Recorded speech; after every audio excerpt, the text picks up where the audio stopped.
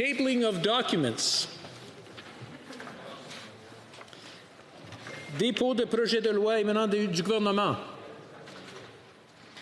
Statements by ministers. Rapport de délégation interparlementaire. Presenting reports from committees. Dépôt de projet de loi émanant des députés. First reading of Senate public bills. Motions. Motion. Présentation de pétitions. Presenting petitions. L'honorable député, the honourable member for Saanich Gulf Islands. Thank you, Mr. Speaker. It's an honour to take the floor from British Columbia, where the sun has not yet risen. Apologize for darkness. It's an honour to rise this morning to present a petition from petitioners concerned about Canada's commitment to the United Nations Declaration on the Rights of Indigenous Peoples. Petitioners point out that Canada has existing obligations under other human rights declarations that apply globally, and specifically point out the need to have a piece of legislation in Canada that brings the United Nations Declaration on the Rights of Indigenous Peoples into legal effect in this country, and to update our legislation to reflect Canada's obligations to enforce the rights of Indigenous peoples in multiple situations. They specify Wet'suwet'en territory and the conduct of the RCMP. Thank you, Mr. Speaker. Presenting petitions, the honourable member for Caribou Prince George. Thank you, Mr. Speaker. I rise today to table a petition of over 58,000 Canadians who would like the Liberals to repeal their order in council. Mr. Speaker, on May 1st of this year, with the stroke of a pen, overnight, the Liberals, with their order in council, made tens of thousands, hundreds of thousands of law-abiding citizens overnight criminals. Mr. Speaker, it had catastrophic impacts on sporting goods owners like KKS Tactical and Cassandra Parker in my riding, who overnight faced catastrophic losses to their business. Because of the inventory that they had, they could no longer sell and had no value. Mr. Speaker, I hope that the Liberals will see it their way to repeal this order in council. If not, a new elected Conservative government will do so. Thank you. I want to remind the honourable members to be as concise as possible and not really go into a discourse. That's for debate. Présentation de pétition, l'honorable député de Montarville. Presenting petitions, the honourable member for Montarville. Understanding Rule 36.6, I am pleased to table a petition signed by 1,745 petitioners from the South Coast, the South Island Montreal, the South Shore, and it's to say that Saint-Bruno has a site that belongs to the Department of Defense, but that one of these sites has not been used for some time. It is locked up and monitored, which means that all recreational activities that previously occurred there cannot occur, including mountain biking, snowshoeing, skiing. These trails used to be maintained by volunteers.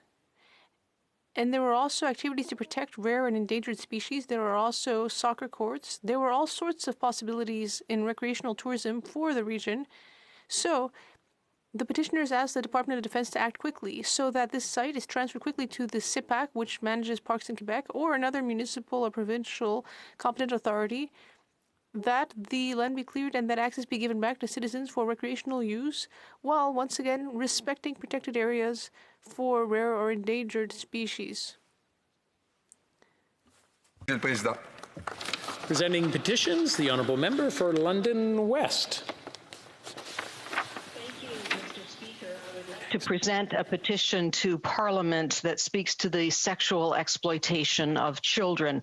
This petition draws attention to this growing threat. It says, whereas our children are being exposed to pornography online, their health can be threatened, some addicted to pornography, some producing and distributing pornography, some performing sexual assaults on other children, and some planning suicides online, some planning violent acts to public safety online. online.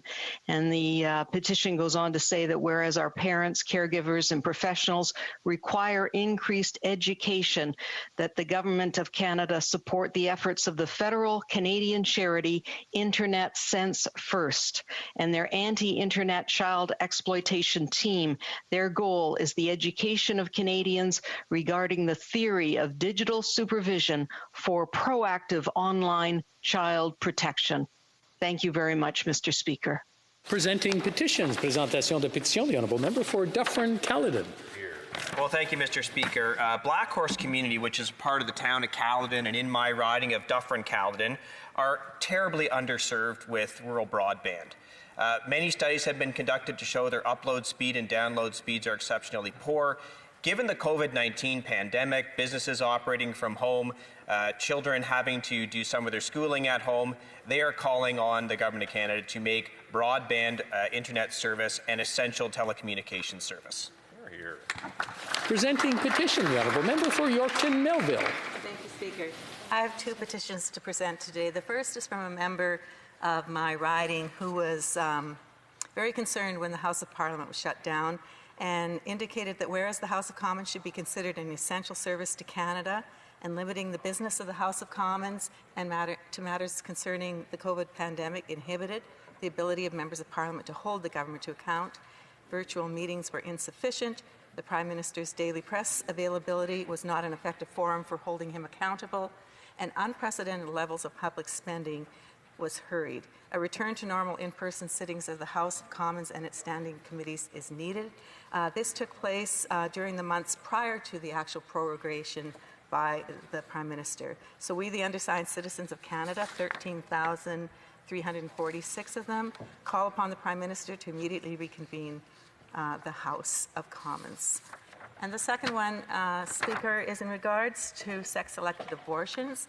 And it indicates that whereas sex-selection abortion is legal in Canada because there are no laws, and sex-selected abortion is antithetical to our equality between men and women that we promote as a nation. And a 2019 Dart and Maru poll indicated 84% of Canadians believe that it should be illegal to have an abortion if the family doesn't want the child simply because of its sex. And international organizations, including the World Health Organization, United Nations Women, and United Nations Children Fund, have all identified unequal sex ratios at birth as a growing problem internationally, and Canada's own healthcare professionals recognize sex selection as a problem here. Therefore, we, the undersigned citizens of Canada, call upon the House of Commons to pass a criminal code prohibition of sex selection abortion. Presenting petitions, présentation de pétition. Questions on the order paper. The Honourable Parliamentary Secretary to the Government House Leader. Yes, Mr. Speaker, I would ask that all questions be allowed to stand at this time, please. Any objections to that? Agreed? Agreed, and so ordered. Orders of the day. Ordre du jour. Government orders, business of supply, consideration of a motion on a special committee on anti-corruption, standing in the name of Mr. O'Toole.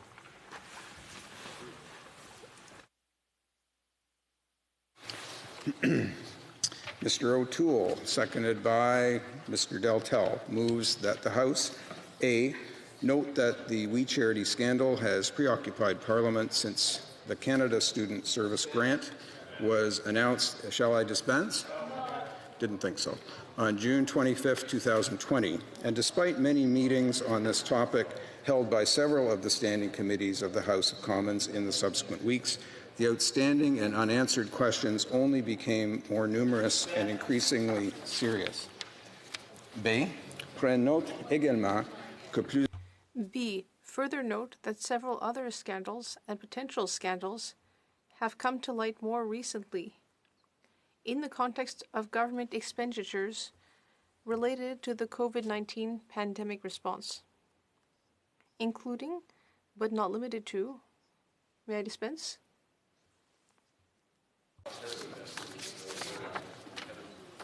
Debate. The Honourable Member for Durham.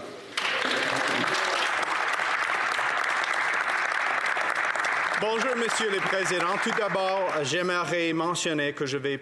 Hello, Mr. Speaker. I would just like to mention that I will be sharing my time with Member for Louis Saint-Laurent. We are here today, Mr. Speaker, for accountability. This morning, Mr. Speaker, for accountability. And as public officials, all parties, including the government, should reevaluate their reason for being in this Parliament. Public service is important to me, deeply important. That service is rooted in respect for all Canadians, love of country, and deep respect for parliamentary democracy. Et j'ai des hautes attentes envers mes collègues parce que And I have high expectations for my colleagues because I have high expectations for myself. I believe in this country. And I believe in the nobility of serving it. much is expected. Ultimately, it boils down to trust. Public officials should garner the trust of Canadians, not erode it. Évidemment, il n'y a aucun doute. There is, of course, no doubt that this government has been incompetent for several years. We can see that in its bad management. A trove of compromising information in this WE scandal affair. A pattern that started to arise involving Liberal insiders and the Prime Minister's family. Un organisme de charité, la WE Charity. WE Charity became an extension of the Liberal Party. Worse still, we quickly learned that the more the WE Charity remunerated members of the Liberal, or the Trudeau family rather, the more the Liberal government would recompense WE Charity, Mr. Speaker. That's a relationship that undermines Canadians' trust. Stand up for Canadians. There's concern about corruption, Mr. Speaker. In some cases, in the highest offices in the land. And with the Prime Minister, who has already been found twice to have violated public ethics rules. The WE Charity, we know, secretly lobbied the Liberal government dozens of times in the past, including during the pandemic, and never registered to do so. That is just further proof that the Canada Student Service Grant program was never truly about the students. The Ethics Commissioner is investigating. The Lobbying Commissioner is investigating. The Official Languages Commissioner is investigating. The Procurement Ombudsman is investigating. Mr. Speaker, we're running out of agencies to investigate their conduct.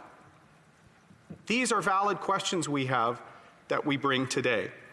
And I want to share for a moment a lesson I learned from my Air Force time. In fact, talking to some of our incredible World War II veterans, Bomber Command veterans, Mr. Speaker, and they had a rule of thumb. They said when you were doing those night bombing missions, navigating, when you started getting lots of fire from below, when you started getting flak, it meant you were over your target, Mr. Speaker.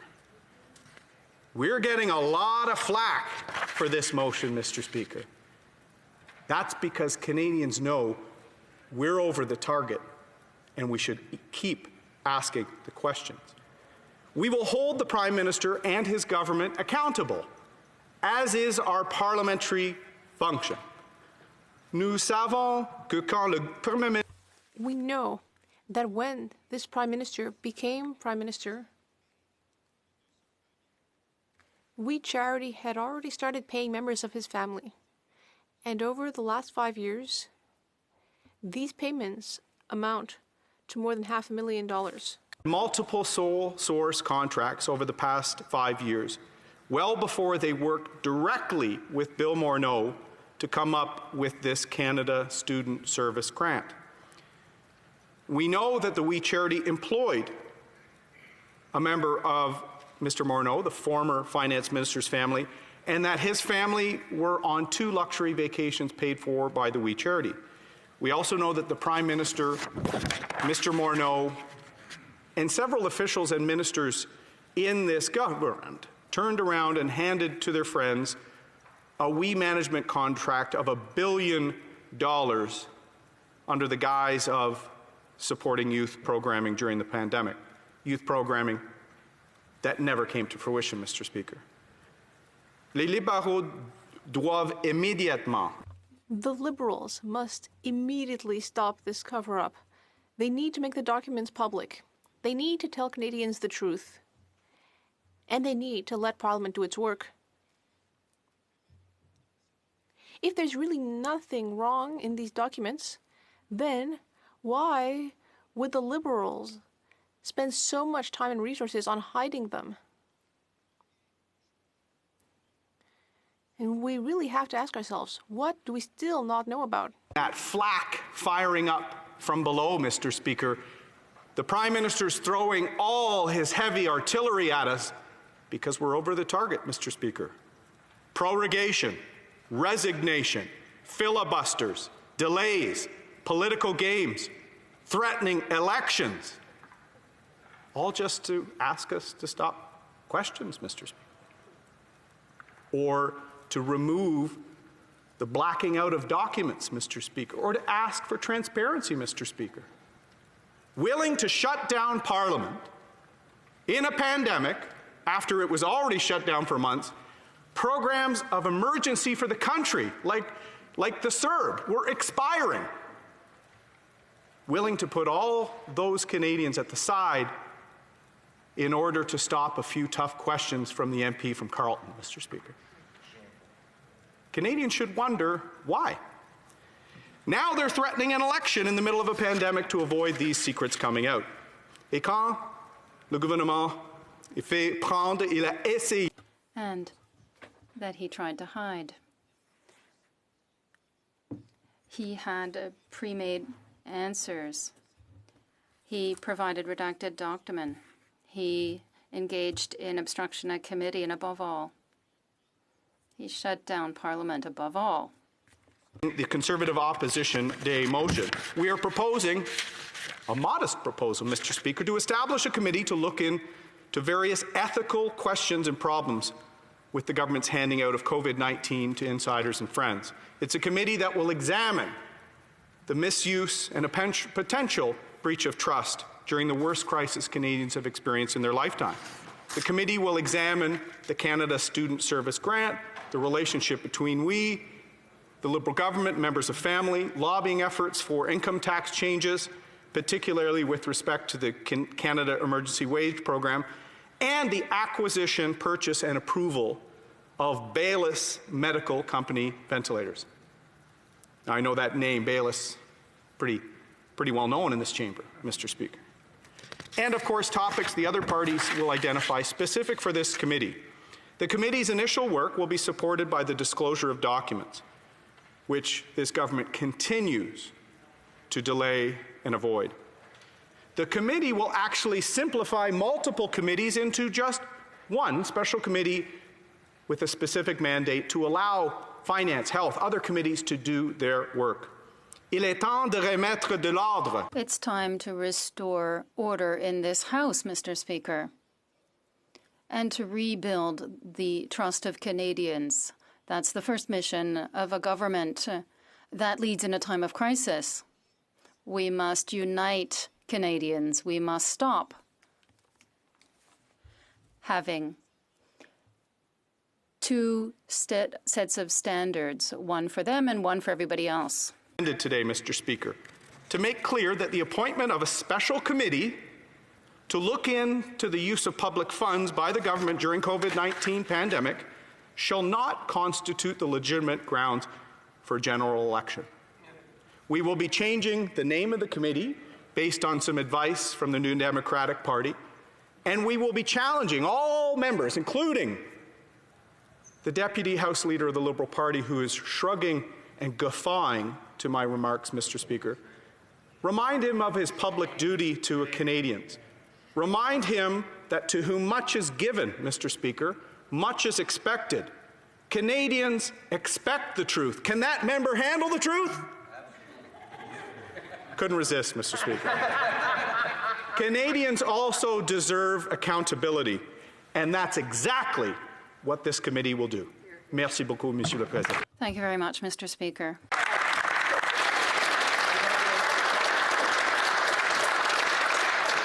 Questions and comments. The Honourable Parliamentary Secretary to the Government House Leader. Yes, thank you, Mr. Speaker. The Leader of the Conservative Party says we need to reevaluate why it is that we're here.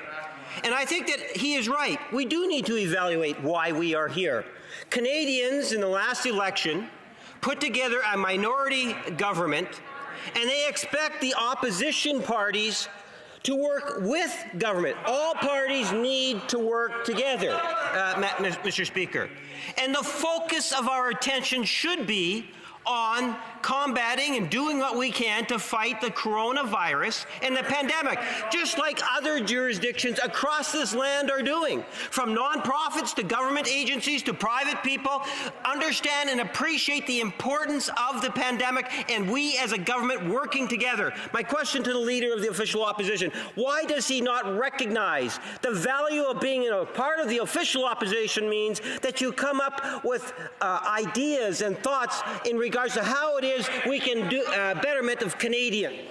The Honourable Leader of the Opposition. Thank you very much, Mr. Speaker. I'd like to thank the Deputy House Leader from the Liberal Party for his indignation this morning and remind him that our party, particularly our health critic, has been asking questions on COVID-19 and our absence of rapid health testing in this country, the only major OECD country without rapid health testing, a failure of this government. We're more than happy to explore the failures of this government. We'd need to extend sitting times in this Parliament, Mr. Speaker. We are going to study and fight the coronavirus, but we're also going to study at committee the Liberal corruption virus. Questions and comments. The Honourable Member for Montarville. Thank you, Mr. Speaker. As we know, the We Charity did not really have a French name, so I will give a literal translation of We Charity. It means we charity, us. And charity starts at home, and this means that it applies to the Liberal government and the organization. Mr. Speaker, the government is telling us that we're in the midst of a pandemic and it's not time to talk about corruption. But in fact, when the government invests billions of dollars, Mr. Speaker, is it not time, on the contrary, to look at this issue and not threaten Parliament to go to an election because they simply want to ensure we simply want to ensure transparency? The Honourable Leader of the Opposition. Thank you, Mr. Speaker, and I thank the colleague for the question. He is correct. There is a concern by the Official Languages Commissioner with regard to this issue, and that's why we need to have an investigation into all issues, the official languages, health, expenditures, ethics. That is why we want to have this debate today, and we will. That's why Canadians need the truth. They need to ensure that responsibility is taken. They need answers to reasonable questions. Questions and comments. The Honourable Member for Timmins, James Bay. Thank you, Mr. Speaker. I think one of the really great concerns that we have had with this situation is that in March we were plunged into an unprecedented crisis and we were all told we could work together. And I think this Parliament did some extraordinary work together. The issue of the Prime Minister making a promise on April 8th to university students who are suffering massive levels of student debt, high tuition costs, and a complete uncertainty. And he promised that he would have a plan in place for university students. That was on April 8th. April 17th, the Minister of Youth and Diversity had a secret meeting with Craig Kielburger and misrepresented those facts to our committees, both at Finance and both at Ethics. And out of that, we are in this scandal, and the Liberals continue to try and block straightforward answers. So I'm asking my honourable colleague, how long does he think the Liberals will carry on with this blockage of answers that the Canadian people deserve? The Honourable Leader of the Opposition. Thank you, Mr. Speaker. I'd like to thank the member from Timmins, James Bay, for that question. He's right. In March, we did work all together. In fact, I had calls with with several ministers recommending solutions. I was in a leadership race that I asked to be suspended. I know that his party and all parties tried to get solutions for Canadians in the midst of a pandemic. We know the Prime Minister promised testing and tracing in March, hasn't delivered. As he said, on April 8th, they promised students something that wasn't delivered and then worked with their friends to create a program that appeared to be quid pro quo in the midst of a pandemic. What is terrible, Mr. Speaker, and I'm sure that member agrees, and I hope the NDP will work with us because we're changing the name of the committee based on their recommendation. We have many of the same questions he have. Even in a pandemic, Mr. Speaker, with no Parliament sitting, there was one line for Liberal insiders and friends of the Prime Minister and one line for students, frontline healthcare workers, and all other Canadians, Mr. Speaker. This motion is not about an election. It's about accountability, and we'd ask the government to stop playing games.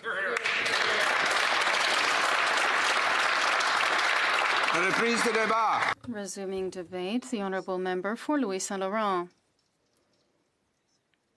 Thank you very much, Mr. Speaker. Very pleased to speak today on this very essential question that is the work of parliamentarians in the House of Commons.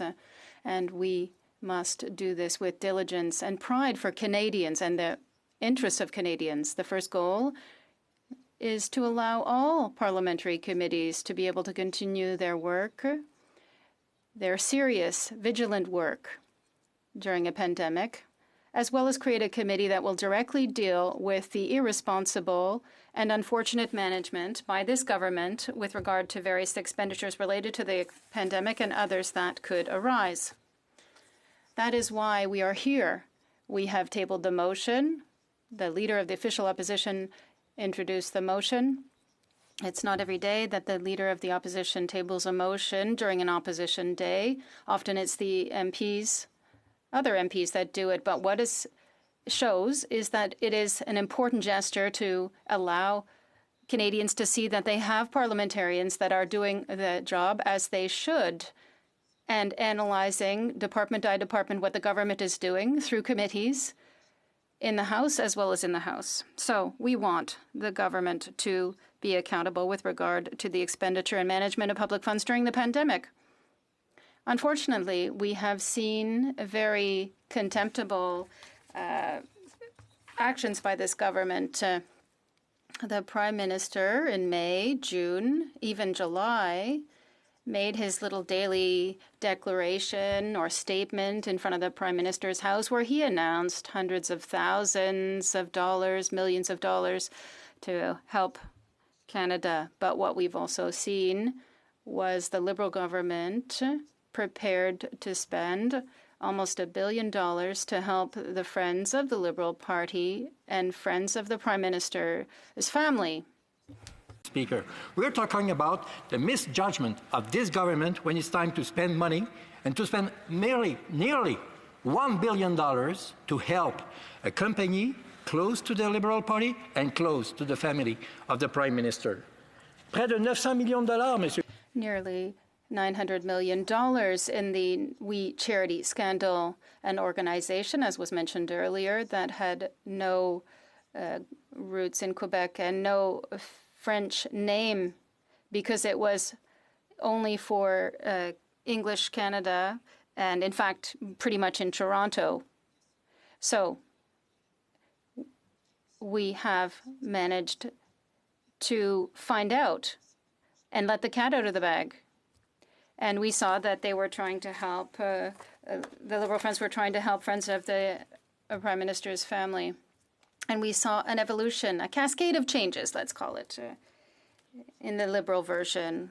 No, first it was there's no tie between We Charity and the Liberal Party. The Prime Minister's family was never hired by that company. Completely false, Mr. Speaker. It was just to pay for the travel expenses. That's false. And even yesterday we learned that some figures that had been given to the committee by the We Charity do not correspond. That's why we want to have a committee specifically address this terrible management by the Liberals of public funds. What we saw with the We Charity, we saw elsewhere. What future will we have under this government? If we think of the future, Mr. Speaker, we must be extremely vigilant, and even more vigilant, because Canadians and Quebecers are paying taxes to the government, and it's our job to do this, Mr. Speaker. It's curious. We're here to ask Parliament to do our job. To as a government, to as a Parliament, we want to do our job. We need to do our job. We have to do our job. This is why we are here today, asking the government to let all the parliamentarians to do their job. And when I'm talking about that, Mr. Speaker, I'm also talking about the Liberals member of Parliament. They have questions to ask to their government, because unfortunately what we have seen this summer, we have seen the government saying something, and after more questions, oh well, sorry, we forgot about that. Let's talk about Bill Morneau, who forgot to pay $41,000. Gee, who could believe it?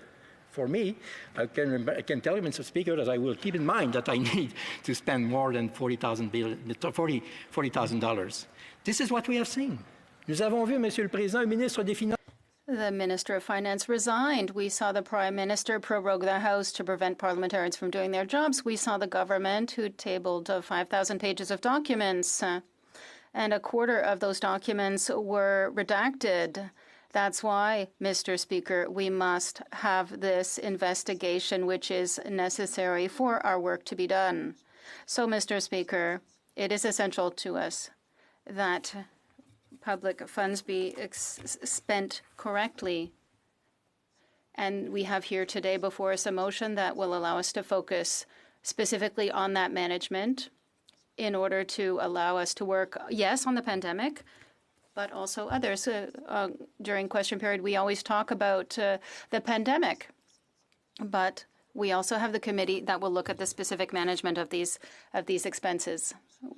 This motion was set out in the order paper last Thursday. So since Thursday, all parliamentarians are aware of what our intention was and what we wanted to do. And the Liberal government came forward with a proposal that was quite curious. That is to create a committee that would do the bare minimum on some things to try to avoid addressing the heart of the problem. So let's look at what the government has proposed. The government wanted this committee to be chaired by a government member. Mr. Speaker, I have a great deal of respect for all my parliamentarian friends, be they Liberal, Bloc, NDP, Green, Independent, of course, Conservative. I have a lot of respect, but we have seen what has happened over the past year, how the Liberals, when they chair, do so for the good of the Liberals and not the good of Canadians. A few weeks ago, we saw that with the House, which was sitting virtually with committees. And the chair of the committee tried to suspend by putting his thumb over his camera on his computer. I have a great deal of respect for the individual in question, and I won't name that individual, but come on. That's what we're seeing happening in committees, and the Liberals filibustering and reading newspaper articles to prevent us to have real committee meetings. And the committee chair who puts his finger over the camera, imagine that I put my finger over this camera to shut down the House. It's ridiculous. And that's what the Liberals did during a parliamentary committee to prevent the member from Carleton from doing his job. Let's be serious. Come on. The Liberal government is proposing, instead of doing a good work, that we just do it over 4 weeks. That's not long enough. 4 weeks is not long enough. Arbitrary suspension, obstruction, that's what we've seen under the Liberals. And what we see, Mr. Speaker, now is that the Liberals, for the past 2 days, have been implying that this motion could, if passed, lead the government to call an election. What a lack of responsibility. It's ridiculous. But when we talk about election, we talk about serious business. It's not the time to play chicken on that issue, even if the House of Commons is the best place to talk about that. Some chicken, some neck, as we have heard on December the 30th, 1941, here in the House of Commons.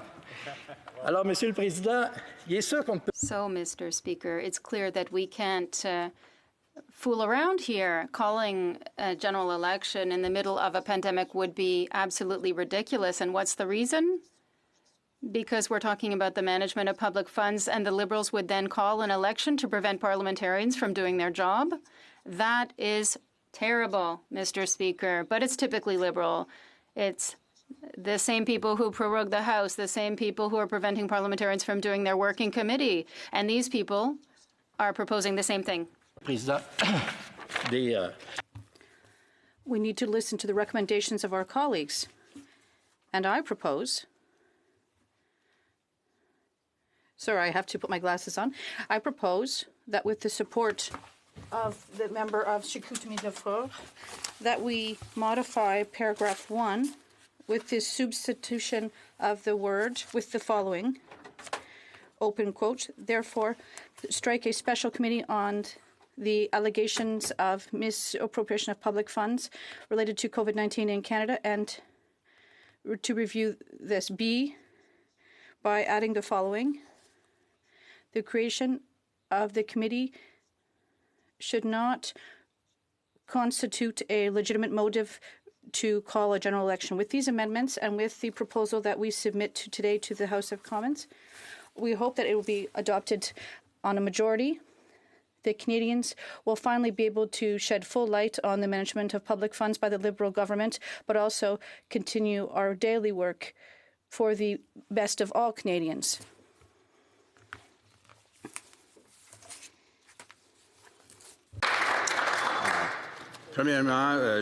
First, I must inform the honourable members that given an opposition motion can only be proposed with the consent of those who are moving the motion. Member for Durham, if he consents to this amendment being moved. Yeah.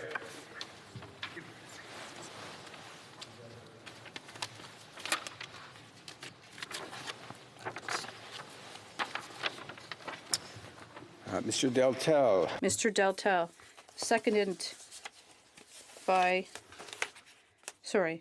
Deltel, seconded by Mr. Martel, moves the following. That the motion be amended. May I dispense? Yes? That's correct. All right. And comments. Questions et commentaires. L'honorable.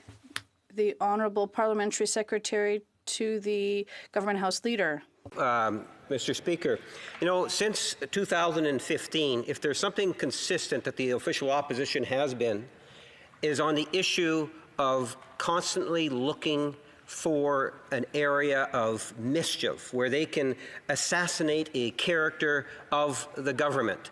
And I've said before, it's a character assassination in which they do well. They will look, search, and then nail down on that, putting that issue ahead of any other issue. And we have seen that. They talk about filibusters. Well, I tell you, no party does more filibuster, and I'll get into some of that, than the official opposition.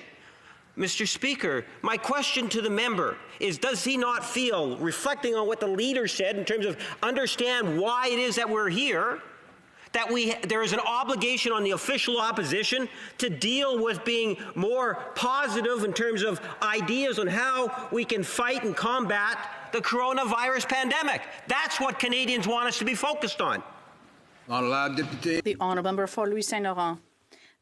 My respect to the honourable member, because, as everybody knows, we are celebrating today the 5th years plus 1 day anniversary of the election of 2015. And since I've been here in the House of Commons, what we have seen, I've never seen a government so corrupt, Mr. Speaker. This is exactly what we're seeing. Have you ever seen a Prime Minister being under investigation by the Ethics Commissioner and found guilty? Not one time, not 2 times, but watch out, Mr. Speaker, he will be accused again for the 3rd time in a few weeks from now. Questions and comments. The Honourable Member for Laurenti-Labelle. Thank you very much, Mr. Speaker. I'd like to take a few seconds to look back a bit. What happened in recent months? We have a special committee to shed light on We Charity and what happened. Things are moving forward well. There was a lot of components, but some things were missing. Everyone agreed, Mr. Speaker, that we had to go to the end of things. And what happened? we weren't able to finish our work. Today, we are proposing a solution to continue to fix the issues of the pandemic while we continue to do our work as responsible parliamentarians in this House. And we have to set the example. And unfortunately, I'd like to ask my honourable colleague a question. How come today we no longer want to shed light on things? The honourable member for Louis Saint Laurent. Thank you very much, Mr. Speaker. I'd like to thank my colleague for her very considerable work in her riding. And we're all working for the best of what's best for Canadians. But we're also here to do our job. And our job as parliamentarians is to hold this government to account. We have to make sure that these people properly manage public funds. And what we've seen in recent weeks and months is that, unfortunately, public funds are going to help friends of the Liberal Party. And what our leader said earlier today here, the honourable member for Durham, the head of the official opposition, he was very clear. Yes, we are here to fight the coronavirus, but we're also here to fight the virus of Liberal corruption. The honourable member for Rosemont-La Petite Patrie. Thank you, Mr. Speaker. I'd like to thank my colleague for his passionate speech. At the NDP, we always agreed to shed light on the weed charity scandal. It's our duty and responsibility as parliamentarians to look at ethics. But the Liberals are so mixed up that during their recent filibuster, there was a Liberal member who said that there was the only ethics commissioner who could define who the mother and brother was of the Prime Minister. They're trying to even hide behind family members and what the definition of them are. And the brother of the Prime Minister even is involved. So how mixed up are the Liberals, and how come they don't want to shed light on this? The honourable member for Louis Saint Laurent. I'd like to thank my colleague from the NDP. I knew that the Liberals were doing everything to filibuster at committee, but I didn't think they would do so ridiculously. Everyone knows who the father, the mother, and the brother are of the Prime Minister. We don't need the ethics commissioner to tell us. The Liberals are absolutely befuddled by the reality that they're facing, and the NDP has the same position as us. We want to shed light on this, and we can do two things at once. The parliamentarians need to do our work. We're doing our work as parliamentarians to study this bill, to ask questions about government spending, and we have to verify the facts. And that is why, Mr. Speaker, the opposition parties are proposing to create a committee that will focus all of its energy on the sad management of this government's funds. Honourable Parliament Secretary to the Government House Leader. Thank you, Mr. Speaker. And I think maybe just to start things off, I wanted to list a number of points that I think are really important as we continue to debate this today. It's important that we recognize that the government does consider this to be a matter of confidence, because you cannot establish a committee looking into government corruption and at the same time claim that you still have the confidence in government. Additionally, the motion is nothing more than a blatant, partisan proposal that seeks to paralyze the government at a time when the entire government should be focused on keeping Canadians safe and healthy during this second wave of the COVID-19 pandemic.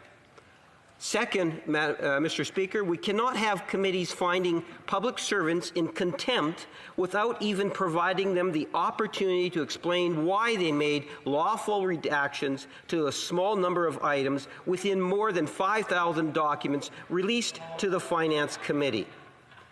Third, we cannot turn our committees into partisan tools to force private citizens to release personal financial information.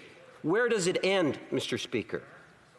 4, we cannot have Conservative drowning the government in document requests with arbitrary deadlines that are designed to be impossible to meet, forcing public servants to drop their work on supporting Canadians during this pandemic.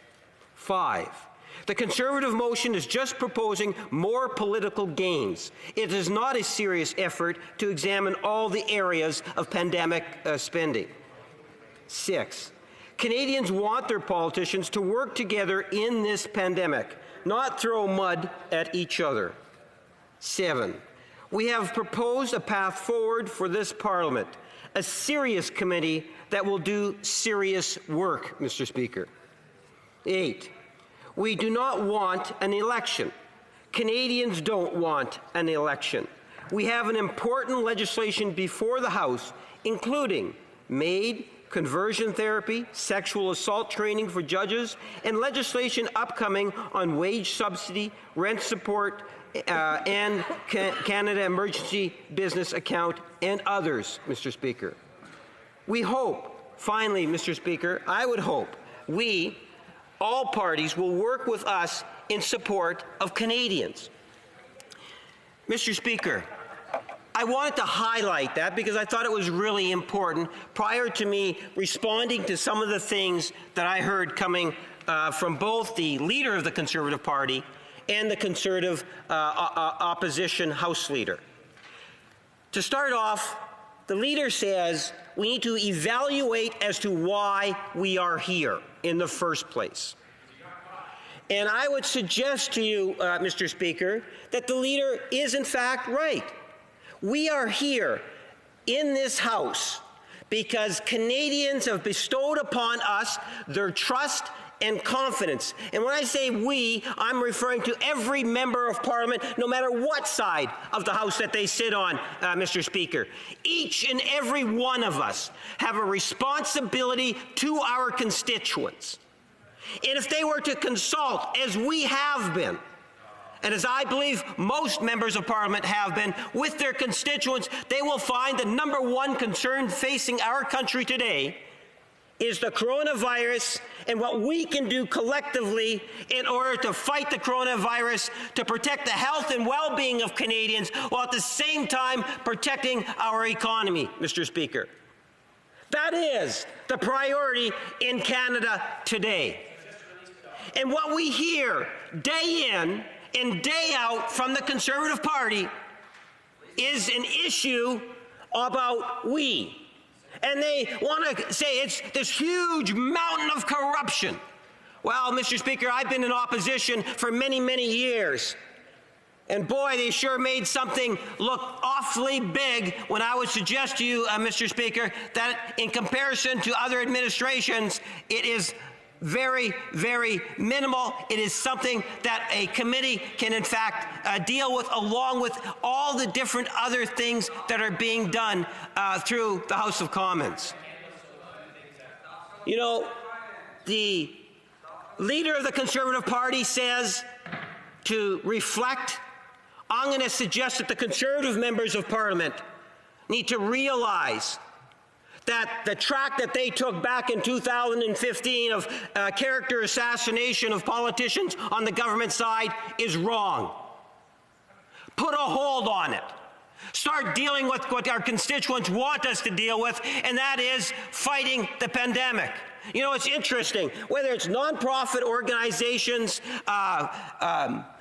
governments of different levels, Indigenous people, private individuals, people across our country not only recognize, but they understand the importance of working together. The only party, the only grouping of people that seem to be so focused on playing a destructive force is the Conservative Party of Canada, Mr. Speaker. You know, they say, for example, well, what about, it's we. And the leader said, well, the we is an extension of the Liberal Party. Well, let me tell the leader of the Conservative Party that the we organization got an annual grant from the Manitoba government. The Manitoba government, last time I looked, is a progressive Conservative government, Mr. Speaker. An annual grant. Annual. Hard to believe based in terms of what it is that the leader of the Conservative Party is saying. But my job is not to defend we, Mr. Speaker. My job is to assure Canadians, as much as the Conservative Party are so bloody focused on this particular issue, that we are going to remain focused on what the priority of Canadians is, and that is combating the pandemic and working with those that want to work with us. And the list is endless, Mr. Speaker, to ensure that we are doing what is absolutely essential to protect the health and well-being of Canadians from coast to coast to coast, while at the same time working on our economy. I've made reference in the past in terms of what it is that this government has been able to do by working with Canadians. And we have come up with some wonderful things from nothing. From the Conservatives, on the other hand, what they'll do is they want to criticize and put a black mark over our civil servants. Yet it was the civil servants that put together and created the CERB program, which literally assisted millions of Canadians in every region of our country. It was the civil servants, yes, many of them the same civil servants that they call into question in terms of their credibility, Mr. Speaker, they being the Conservatives calling into question this credibility of civil servants. They're the same civil servants in part that put together programs such as the wage subsidy program. Or by listening to what members of Parliament from different political parties have said, Mr. Speaker, including many people from opposition parties, the importance of our seniors and developing programs that would assist our seniors. And we've done that in different ways. We've done that through an increase, one-time payments to the GIS, one-time payments for the OAS, which is all retirement programs. I'm especially proud of the GIS because those are the poorest seniors that we have in our country. Yet we are recognizing the importance of the need for additional expenditures. Mr. Speaker, this is the type of thing in which we should be talking about inside the House of Commons. You know, they want to make a change here, maybe make a change of the name. And I hope that they're not going to hoodwink our friends in the New Democratic Party. You know, the New Democratic Party has been very critical of government on many of the different ideas and programs that we have brought forward. And I don't take them away from that. That is a part of what it is that they should be doing as an opposition, as the Conservatives should be doing, Mr. Speaker. At a time of a pandemic, look for ways in which the government can, in fact, improve the system. Take advantage of the opportunity in terms of being able to communicate with ministers. I find it amazing. Just look at the details of this, what I would classify as a confidence motion. Look at the details. Read it thoroughly. It'll take you quite a while to read because it's a very lengthy motion, Mr. Speaker. But it all goes back to what it is that the Conservatives have been up to for the last 5 years. They just as well not have had a change of leadership. It's almost as if Stephen Harper is still here. Mr. Speaker, at the end of the day, the Conservative Party needs to get off track. They need to put less attention on some issues and more attention on this issue, the issue of the pandemic. We are now well into the second wave. You know, I made reference to organizations. I had discussions with an organization that I'm very, very proud of, Folklorama. It is such an economic driver for our city of Winnipeg. It is an organization that really amplifies and embodies Canada's diversity and does so much good for my city and, in fact, our country, I would argue. It is the longest running multicultural ethnic event of this nature in North America, Mr. Speaker. Someone once said to me, of the world, and I suspect that could be the case. It's now been going on for over 50 years. But not this year. This year, we didn't have that 2 weeks of celebration of diversity where we had displays of culture and heritage and all sorts of entertainment in the forms of dance and singing and just groupings, hundreds of thousands people coming together in the city of Winnipeg to appreciate our diversity. And the reason being the pandemic. You know, the Government of Canada, through the wage subsidy program, was able to assist Folklorama as an organization. And Mr. Speaker, this is one organization, and talking to some of the members, the comment in terms of they weren't sure if they were going to be able to survive this year because of the pandemic.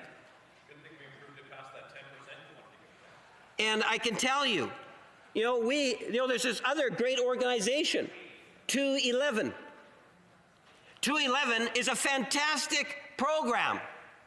We finally have a national 211 program in Canada because of funding that came from Ottawa, in part, Mr. Speaker. Obviously, it's United Way and the wonderful people, and I think of Ms. Walker in particular, who did a fantastic job in advocating for 211.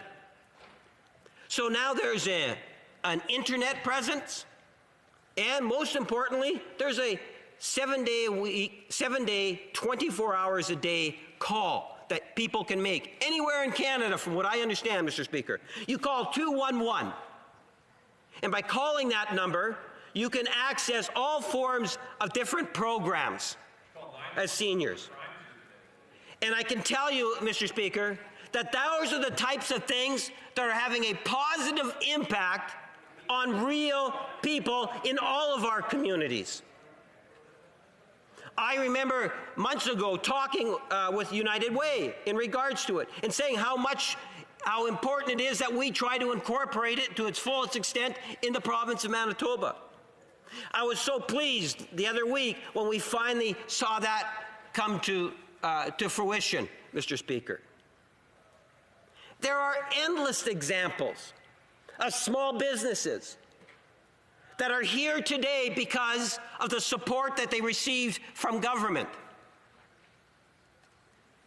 Mr. Speaker, I referenced the CERB program. You know, the disposable income that Canadians rely on day in and day out is absolutely critical. And that particular program that came from nowhere, Mr. Speaker, it's a direct result of the pandemic, was there for over 8 million Canadians. It allowed them to purchase the groceries that they needed. It allowed them to be able to get the things that were important to their lives, Mr. Speaker. And then when it comes right down to it in terms of cooperation, recognizing how important the pandemic is, we have working with provinces, and I believe, Mr. Speaker, it was over $19 billion with a Safe Restart program, where the Government of Canada, working with other provincial jurisdictions and territorial jurisdictions, Mr. Speaker, in order to ensure that we have in place what is important in terms of helping us all get through a second wave. You see, Mr. Speaker, we understand, and I like to think that most members of Parliament in this House understand why we need to be here. You know, we get criticized while we prorogue the session. Let me remind members that there was an agreement by the majority of the House when we had risen earlier this year that we would come back in on, I believe it was September 21, maybe September 23. We had agreed to that. We also agreed that we would sit, albeit in a committee, but on this floor, on the floor of the House, during the summer. Mr. Speaker, you'd have to go back to 1988 was the last time the House of Commons actually sat in July and August. And I can tell you, Mr. Speaker, when we were sitting here, never before have I ever witnessed the opportunity for opposition parties to be able to contribute to policy development for the Government of Canada. Never. They had the opportunity not just to ask one question in a sup. They were in 5-minute slots. We were going for well over 2 hours, Mr. Speaker, where there are literally hundreds of questions that were being afforded to opposition members and government members to ask ministers a question and try to influence policy. There were more days that we sat in the summer than we lost because of prorogation, Mr. Speaker. Prorogation is something that is utilized, even in the province of Manitoba. Here's a little bit of hypocrisy for you, Mr. Speaker. How can a Conservative member of Parliament criticize proroguing a session, especially if you're from Manitoba, when the Manitoba government prorogued their session, Mr. Speaker? Go figure. I understand, yes, there is the pandemic in the province of Manitoba too.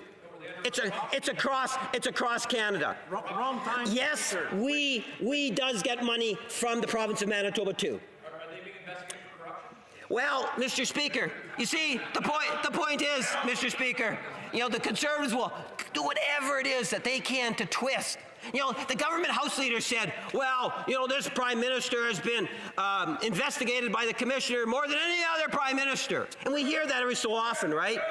It was Stephen Harper that put in the Commissioner, Mr. Speaker. How stupid of a comment coming from the Conservative Party saying that this Prime Minister is the worst.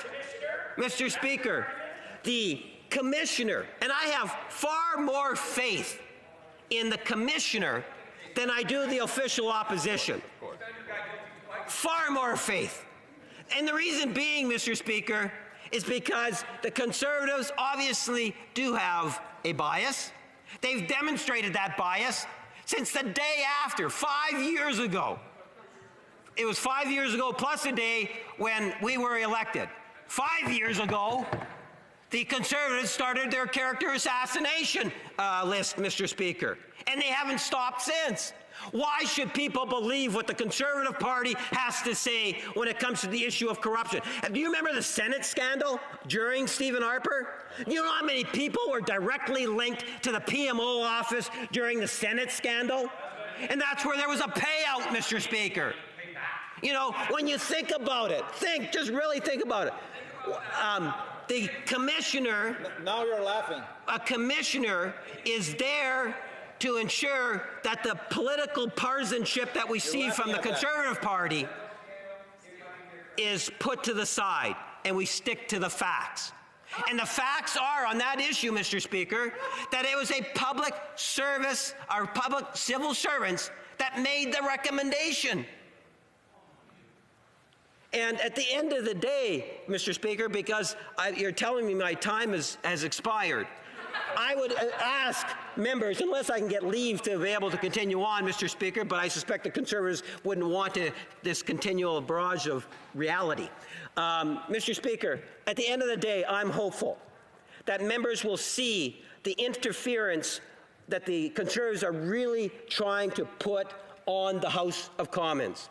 And that is having a negative impact on us being able to do what we need to do in regards to fighting the coronavirus, which is impacting every region of our country. That's what Canadians want us to be focused on, and that's what this government will continue to be focused on. Questions and comments. The Honourable Member for Regina Capel.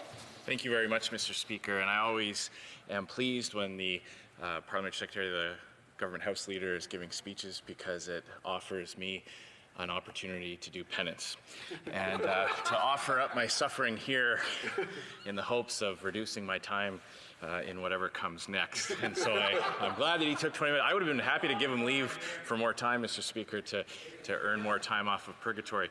But the member has such faulty logic all along. There's too many holes. I know some of my colleagues want to ask questions too, so I won't litigate point for point all his logical fallacies. But this idea that somehow by focusing and asking questions about this corruption scandal is somehow doing Canadians a disservice. He's missing the point.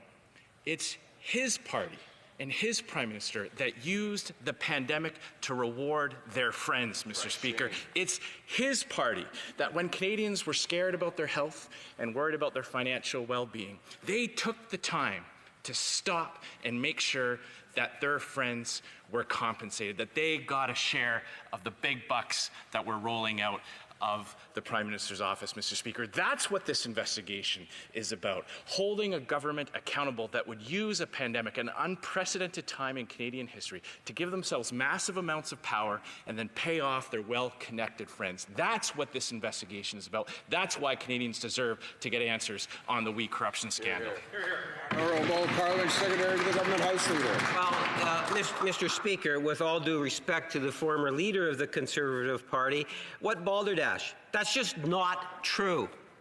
I don't believe for a moment that this was about this pandemic and the billions and billions and billions of dollars that are being spent is about rewarding Liberals. I don't believe that for a moment, Mr. Speaker. What I do believe is the billions and billions and billions of dollars that have been spent in order to be there to support Canadians in all regions of our country in a very real and tangible way.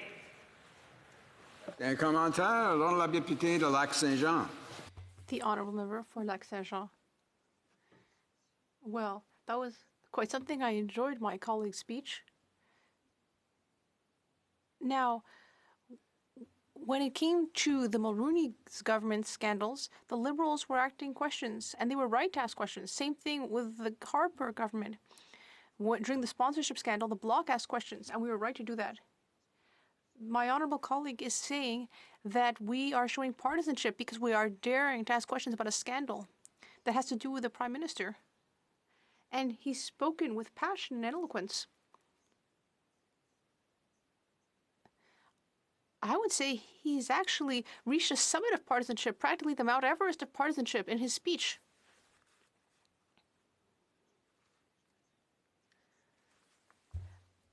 I'm listening to my honourable colleague, and I just don't know how he does it. As the representative of Canadians, how can he defend the undefendable? Commentaire de leader du gouvernement à la Chambre. Well, Mr. Speaker, it might be because, in the last 30 years, I've had the opportunity to be in opposition for a vast majority of those years, over 20 years. And I understand the importance, Mr. Speaker. I'm hoping to do the same number of years on the government side, but you never know. It's Canadians will make that determination. Mr. Speaker, at the end of the day, opposition parties do have a choice. And it's about where you spend your time.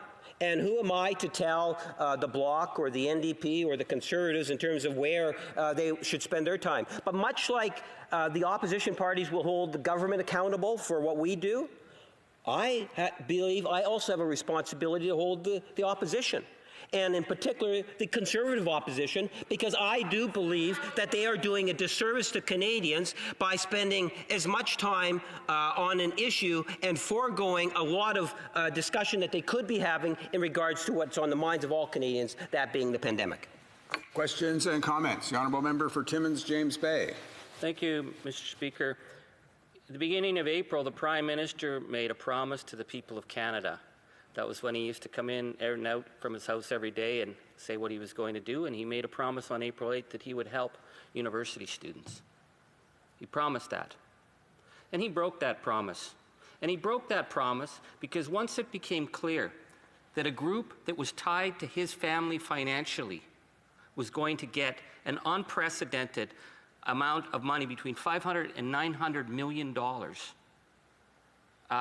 when there was no other options put on the table because they were there from the get-go in writing the plans with key Liberal ministers. What did that Prime Minister do? He pulled that money away from university students, and they still haven't gotten anything. And so to listen to this member today have the gall to stand in this House and talk about how much his government cares about the pandemic when he's threatening members of Parliament with an election. If we don't kowtow to a Prime Minister and his government, that they sent a letter to our committees telling us we don't have the right to talk about what privilege is as members of Parliament, or they will force an election. So don't give me any of this hypocrisy about how the Liberals actually care about people in a pandemic, when to protect the Prime Minister and an investigation, he's willing, and the worst economic and financial medical catastrophe in a century, that he'd rather go to the polls than actually have the decency to answer questions of parliamentarians. Honourable Parliamentary Secretary to the Government House Leader. Well, Mr. Speaker, I think that it's important to recognize that with regards to the specific program, there was a suite of programs that were made available to support students of university and college and students in general. And we've seen enhancement, for example, of the Summer Youth Employment Program. There were many initiatives that were taken. What the member's making reference to is one initiative. And, if time only allowed, Mr. Speaker, I would welcome the opportunity to be able to continue to expand on it. Questions and comments by video conference. The Honourable Parliamentary Secretary to the Minister of Economic Development in official languages. Well, thank you, Mr. Speaker. And Mr. Speaker, I've been listening to the member for Winnipeg North's speeches for some 33 years. He gets more eloquent every year. Of course, we're both from Manitoba. I'm the member for Winnipeg South. And just yesterday, it was announced by our public health officer that our caseload is 122 cases per 100,000 people. That is the nation's hotspot, Mr. Speaker, or certainly one of the hotspots. We're very concerned in our community. The Chief Public Health Officer here is bringing in new measures. I wonder if the member for Winnipeg North could just provide a few reflections on his own community of Winnipeg. What are you hearing from your residents? What are you hearing from small business? I know this is Small Business Week, and many of our small businesses are hanging by their fingernails. Why this motion will paralyze the government and prevent us from serving our citizens, and maybe a final few reflections. The Honourable Parliamentary Secretary. Yes, thank you, Mr. Speaker. And, the member from Parliament from Winnipeg South highlights just how important it is that we recognize that we are, in fact, in a second wave. And the expectations are just as great, if not greater, than what it has been over the last number of months. Our constituents are very much, in certain sectors, very nervous. And one can appreciate that. With the school year, kids going to school, to individuals uncertain about their employment, in the city of Winnipeg, there's a great deal of concern as every day we watch the numbers. And I want to ensure the residents of Winnipeg North, in fact, all Canadians, that no matter what is thrown at us from the Conservative Party, we will remain focused on the people of Canada.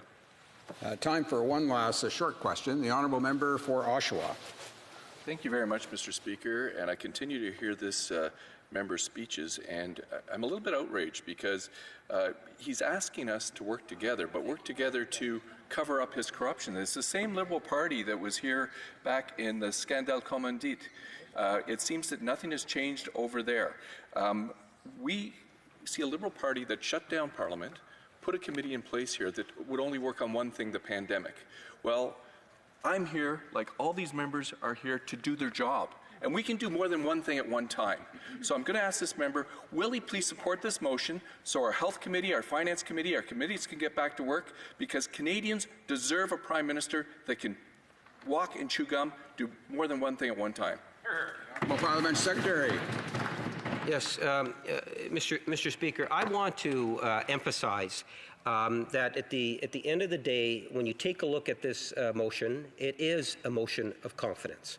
And I would hope that people will take the time to read through the details of the motion, because what we need to be doing is focusing our attention on what is the primary priority of all Canadians, and that is fighting the pandemic and doing what we can to keep Canadians healthy, safe, and our economy in a good position. Thank you, Mr. Speaker.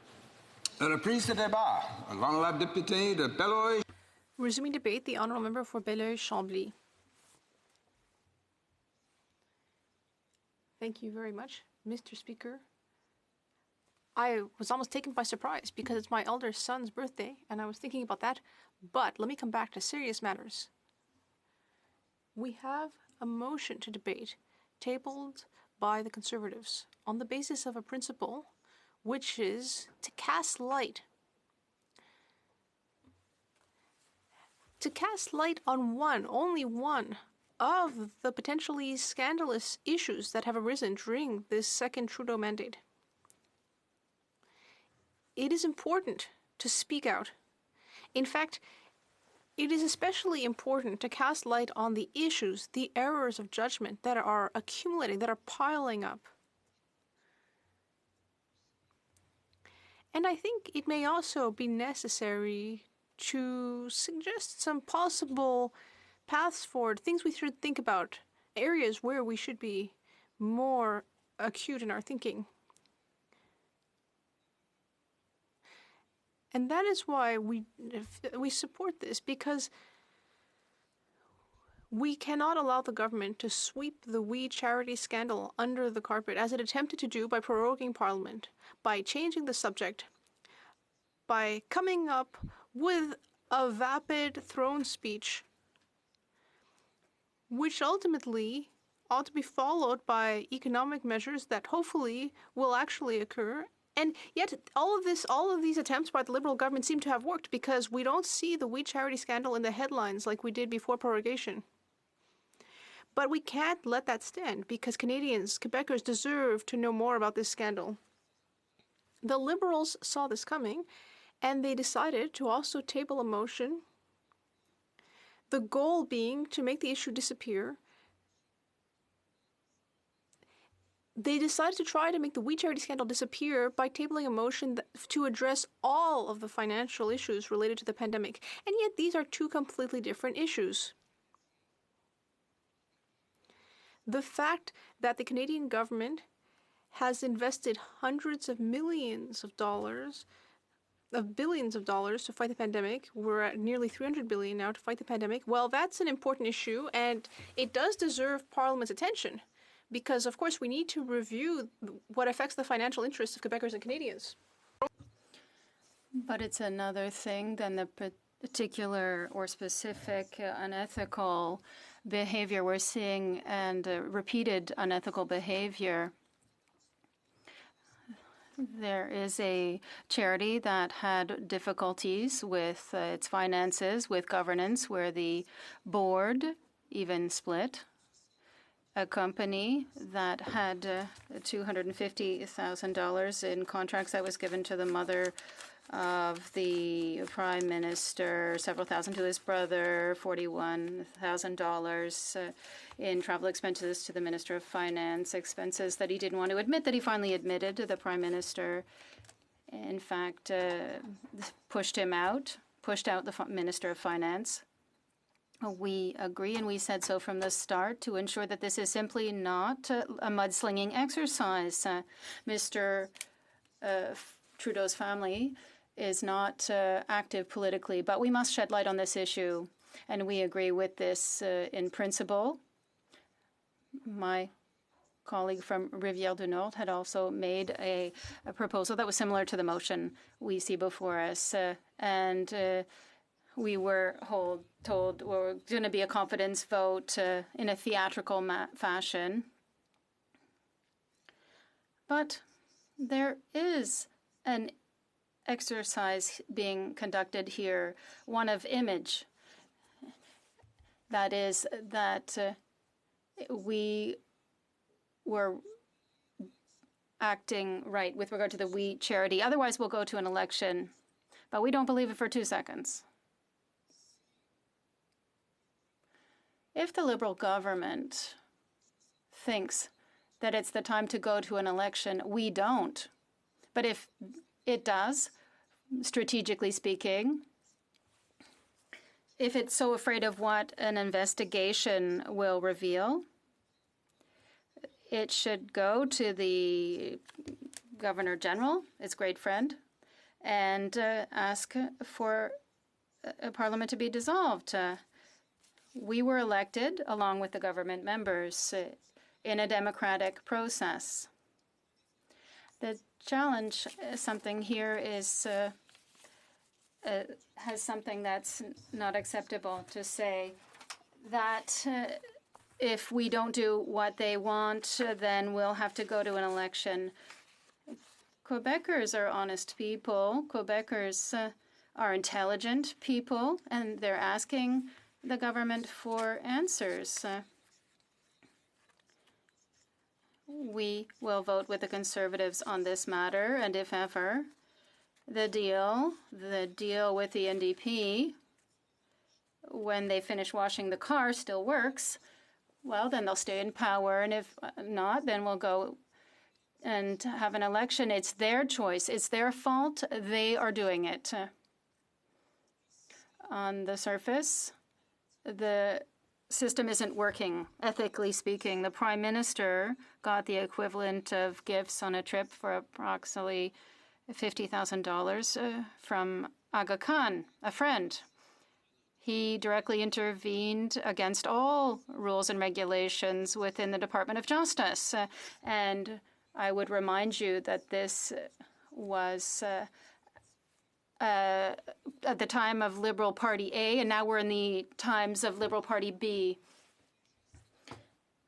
We see that you should put up a Liberal sign and you'll get money rather than becoming a lawyer or something else. We see here what's happening.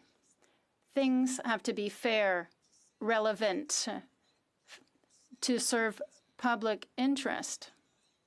Obviously, there's here the weed charity and the wage subsidy that the Liberal Party pocketed. I think we're about 800,000 in funds that were supposed to save companies that were failing. The Liberals still haven't paid back that money. I must say that the Conservatives did pay back what they got. We didn't even ask for it because we are funded by individuals who think that what we're doing is right and legitimate right until the moment of sovereignty. And it's all too often forgotten. That's not the biggest issue, but the spouse of the Chief of Staff of the Prime Minister is vice president in a company that got honorariums of a certain amount as well, thousands of dollars. And so this calls into question what the Prime Minister and his cabinet has done. So the system is not working. It's classic Liberal arrogance. We deserve the power. It's a divine right, almost a monarchy. But it doesn't work like that. Power belongs to the voters. So here we have an issue that is defined as follows. On at least 5 occasions, the Prime Minister or his immediate entourage committed serious ethical violations, and they're using Kleenexes to wipe their eyes, and you wouldn't even find a wet corner of the Kleenex. It makes no sense. So it has to hurt. It has to hurt. It has to make them think. If they don't have a good judgment, they have to do the right thing for the right reasons. Otherwise, they'll be punished. If you don't eat your dinner, you don't get dessert. I'd like to submit to the House the following thoughts. Not legislation. We're not there, but just some thoughts, possible solutions. And I would put it to the good judgment of this House. These following 4 ideas that we can debate, and it can be done very quickly because COVID has shown that when we want to take action, we can do so quickly. The first of these ideas is that if there is fault, when it's quantifiable, it automatically requires a reimbursement to the value of the issue. For example, the Prime Minister was quite happy that the Minister of Finance paid back the $41,000. Well, he owes $50,000. So let's start with that. If there is wrongdoing, a commissioner can impose fines of up to $10,000. Well, or $100,000 rather. Sorry, this would hurt. The ethics commissioner could recommend to the House, to Parliament, which is sovereign, could recommend fines that are higher than the $10,000. It's up to the House to decide if this should be done or not. The ethics commissioner could, in the same vein, recommend to Parliament to temporarily suspend parliamentary privilege of the guilty party or parties. The higher you are up, the more you should not engage in wrongdoing. So this would demonstrate by the leading by example. So if you're a spouse, a relative, brother, sister, it should be considered like the MP themselves or himself or herself. No distinction would be made. So if we were to make this a retrospective, it would hurt a certain number of people. But we have to make the punishments sufficiently severe so that people won't do the wrong thing, but they would think first. If these rules had existed since 2015, I think that the Prime Minister would have thought twice. And if he wants to call an election, I think that he should also think twice. Thank you, Mr. Speaker. Questions and comments. The honourable member for Oshawa. Thank you very much, Mr. Speaker, and I want to thank the leader of the Bloc Québécois for his speech, and I think he's bang on. You know, in Quebec, there's a long memory. We all remember the sponsorship scandal and this whole idea of kickbacks where, you know, favored companies, favored individuals seem to be able to funnel money back to either individual Liberals or their organization. And it's an extremely dangerous situation right now. And it's almost as if history is repeating itself. And I was going to ask my colleague from the Bloc, why is it so important that we move forward with this committee so that the rest of Parliament can actually get on with the business that Canada and Canadians would like to see parliamentarians to do? And does he actually think that this is a reason to go to an election, or is it important that we get our work done? The Honourable Member for Belleuil-Chambly. I thank my esteemed colleague. I'd like to start with the last question. We're in the middle of a pandemic and a second wave that perhaps lead to a third, and so on. It is not the best time. And I heard the leader of the opposition sometimes say that we wanted to go to election. No, we don't. The throne speech was an insult to Quebecers, but it's not the best time. But the question is the same. What's the least bad thing? Is it to let the Prime Minister do what he wants to do at the expense of Quebecers and Canadians, or to say, too bad, we're going to teach a lesson here? That is the fundamental question. If it's the least bad option, well, perhaps they might say, well, we'll pick another leader. Election is not the preferred choice, but what will happen will happen. Parliament Secretary to the Government House Leader. Thank you, Mr. Speaker. And, you know, the Prime Minister, when he was leader of the third party, the position the current leader of the Bloc has, came up with the idea of proactive disclosure. And I can recall sitting right behind where the leader is right now and seeing if we could get the unanimous support in order to be able to get it. Now, we never did get unanimous support, but the leader of the Liberal Party at the time, our current Prime Minister, then instructed that all of our MPs would have to live by proactive disclosure in regards to members' office expenditures. And it took a little while, but eventually the Conservatives came on side. They were shamed in terms of coming on side. My question to the member opposite is that, you know, if there's ideas that he has that he believes that the Parliament would be better off by adopting, there are other forms in which that they could be brought in, whether it's by doing what it is that the leader of the Liberal Party did at the time and imposing it upon his own respective caucus and seeing if it will grow, or raising it at a committee meeting. The Honourable Member for Beloeil-Chambly. Thank you, Mr. Speaker. First, the principle of voluntary disclosure is always preferable, but when a party or a government wants to oppose a motion that is seeking to find the truth, perhaps we're going to say that these people aren't gifted at voluntary disclosure. But if, when it comes to ethics, the government doesn't want to do something, then of course it should be a good idea. Questions and comments? The Honourable Member for Saanich Gulf Islands. Thank you, Mr. Speaker, and thank my honourable colleague for Beloeil-Chambly. My question, as the honourable member mentioned, the number of historical, and they're not that long ago, events of wrongdoing that we would want to investigate. I wonder if he doesn't agree with me that the We Charity scandal fades compared to the allegations of obstruction of justice in the SNC-Lavalin matter. And I wonder if we wouldn't want to investigate the efforts to block RCMP investigation. It was before last year's election, but that's not that long ago. Thank you, Mr. Speaker. The Honourable Member for Beloeil-Chambly.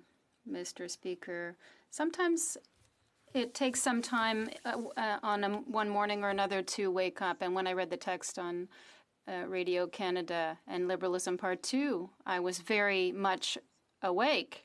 And I thought, my God, it makes no sense. These people are convinced that they can do anything. When the closest comparison you can make to the Liberal Prime Minister of Canada is the former Liberal Premier of Quebec with Post-its and Express Post, there's an ethics problem, a clear ethics problem, and we have to get to the bottom of it. People have to decide for themselves, is it a commission of inquiry in one form or another the right way to do it? This would present a problem because the government opposite is a minority. And probably any report would come out far long after an election, and the response has to be fast. The Honourable Member for Rosemont Petit-Patrie. Thank you very much, Mr. Speaker. I'd like to ask the member for Beloeil-Chambly the following question. Why, quite strangely, his party decided to give the Liberals a break by accepting adjournments in the Ethics Committee? These are tactics that the Bloc uses.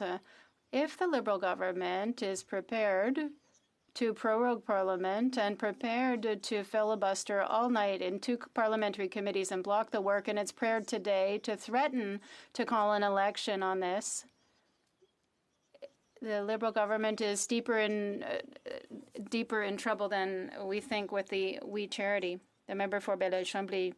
I am not surprised by the NDP's concern for the Liberal government. It's so close. But our tactics, our tactics, and the difference between our tactics and the NDP's is that we do what we want to do. The NDP is told what to do by the other side of the House.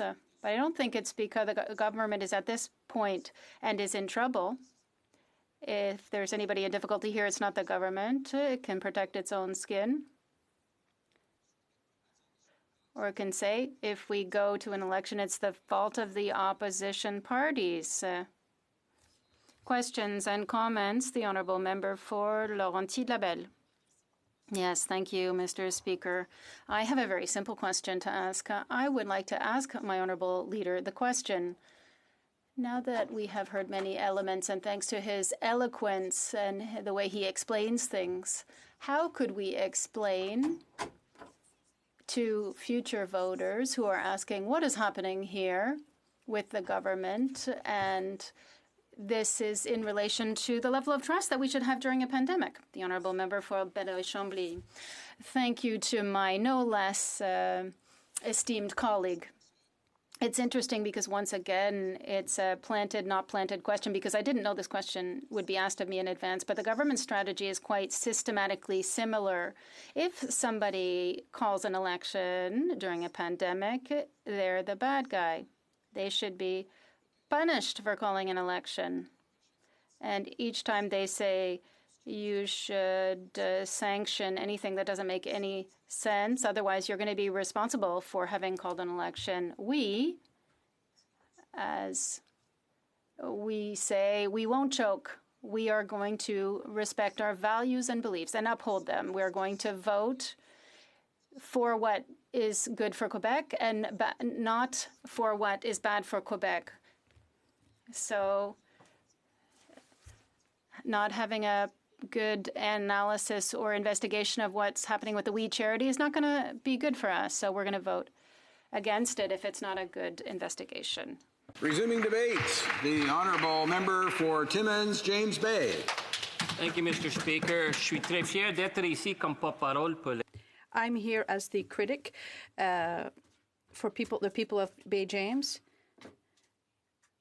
and we're facing an unprecedented economic and health crisis. The pandemic has upset our economy, and this morning the Liberal government has stated their intent to plunge Canada in an election. Why? To skirt questions about the We scandal and the Trudeau family. This is unacceptable. We have to end the blockade at committees and work together with the other parties to explain to Canadians the reasons behind the We scandal, and that is the reason why I'm here. The quote, Mr. Speaker, "It has come to this. In order for members of the House to do our jobs and make informed decisions, we have to pry scraps of relevant information out of the government's clenched fists and drag them out of them as they kick and scream at committee." Who said that? Our present Prime Minister in 2009. Remember that man? The man who was open by default. The man who told the Canadian people that his would be the government of transparency. That was also the same time when the Prime Minister fessed up to the fact that while he was the youth critic for the Liberal Party, he had this side gig of charging massive amounts of money to speak to young people for his own private business. And what was fascinating then was when the Prime Minister had to explain how much money he was making running this side business of acting as a member of Parliament. In his leadership, he listed, I believe, about 28 public speaking events, which I thought was pretty extraordinary to get paid $10,000 to talk to young people when every member of this House does it for free because we believe it's our job. But then we found out yesterday in the release of documents that no, our present Prime Minister didn't speak 28 times and get paid for it. It was more like 128 times. And we just found that yesterday because the government was forced to turn over documents. So we're here, Mr. Speaker, because of a series of decisions that was made at the Cabinet and made by senior Liberal politicians that threw off so much of the good work and the goodwill in the first wave of the pandemic. You know, I remember in those first frightening days in March when we didn't know what was happening and we were all our offices were dealing with Canadians who were trapped all over the world trying to get home and trying to answer questions on COVID. And every morning, our Prime Minister stood out in front of his house and reassured the Canadian people. And every morning in my home, we stopped what we were doing to listen to our Prime Minister speak. And I was so proud that in Canada, we were showing a unity of spirit. And I remember that press conference on April 8th, when the Prime Minister responded to pressure that the New Democrats had been putting on him to deal with the crisis that was facing university students. Because post-secondary students not only are facing massive levels of student debt from years of Liberal and Conservative indifference, they also have huge loads in terms of their fees that they have to pay for university, and they knew that they had no work coming up this summer. And so the ability of post-secondary students to be able to continue their studies was a serious issue. Now, we did hear from some Conservatives, I think certain Conservative media people who talked about, you know, what, we're going to pay students so they can sit in a hammock and smoke pot all summer. You know, what a disrespect for students who are coming out of university with $50,000 or $100,000 worth of debt. So we had pushed the Prime Minister for action. And the Prime Minister on April 8th said very clearly that he would have a plan to help university students. It was a promise. And we're going to get into what happened between April 8th and April 22nd when the Prime Minister decided and his team decided instead of helping university students across Canada, they would actually help their friends, the Kielburgers. And I say this, Mr. Speaker, because when the scandal broke and it became clear that the money that should have gone to help university students was being diverted to a group that had close family financial ties with the Trudeau family, and Canadians from coast to coast to coast balked, what did the Prime Minister do? He pulled that money. None of that money ever flowed. He took that money away from university students who deserve better. So what we're being told today, after they prorogued and shut down our committees, after 2 weeks of blocking our work at ethics and finance, that they're ready to plunge this nation into an election. We are in the worst medical and economic crisis in a century. The second wave of this pandemic is already much more serious than the first. We have much more insecurity economically right now.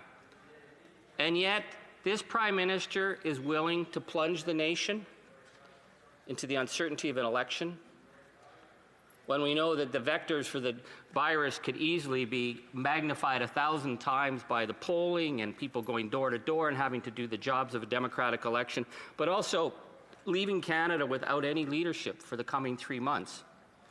And why is that?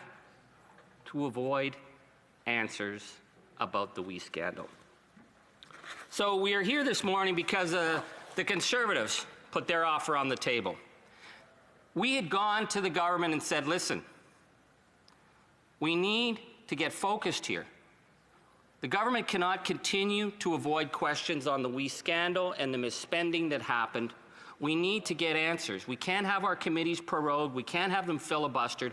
And we said in good faith, why don't we set up a committee where we can deal with this so that finance can do its work, House procedures can do their work, ethics can do their work. And boy, oh boy, I'd love to be sitting at ethics and looking at issues like the importance of getting legislation on facial recognition technology. So we reached out to the Liberals and said, let's get a committee in place.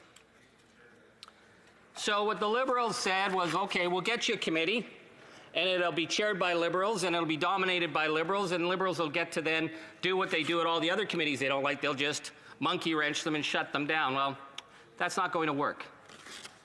Now the Conservatives have come forward with their motion, their anti-corruption motion. And as always with the Conservatives, they can't just come forward with a motion that is something that will pass the nod test with Canadians. Not only was it the anti-corruption motion, now they're having to walk that back, but they had to start naming a bunch of people who've never actually been charged with corruption. Frank Baylis, former member of Parliament, sat on the Ethics Committee with me. I know Frank. I don't know anything about Frank's business, but I don't know if Frank has done anything corrupt. That's something to be found out.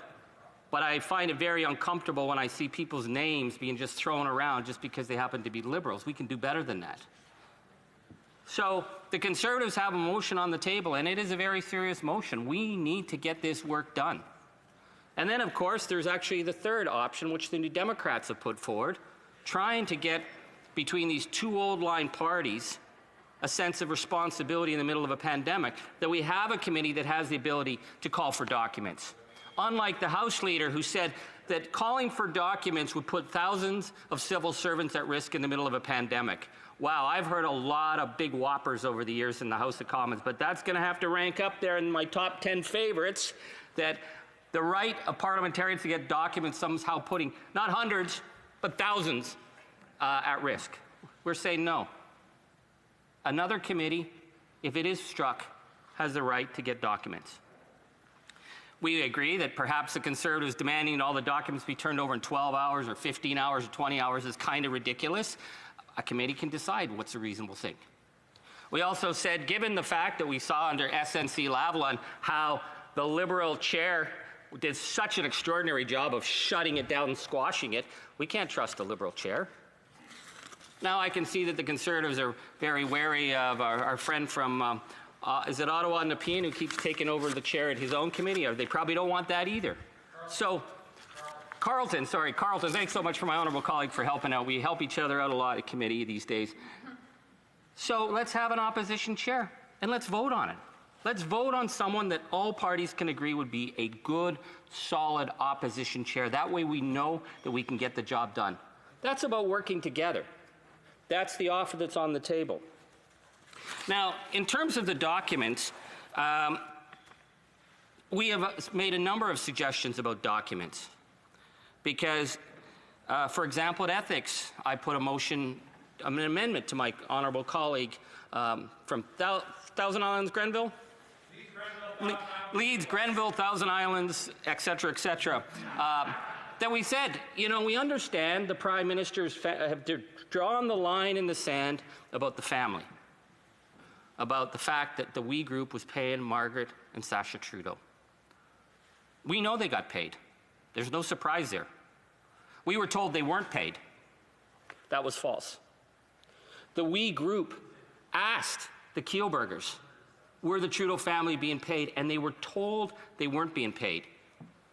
And you have to ask yourself what was going on at We Charity that the board of directors tried to find out whether Margaret and Sacha were being paid and were falsely told they weren't being paid. So we went from being told they weren't paid anything till they were paid an extraordinary amount of money.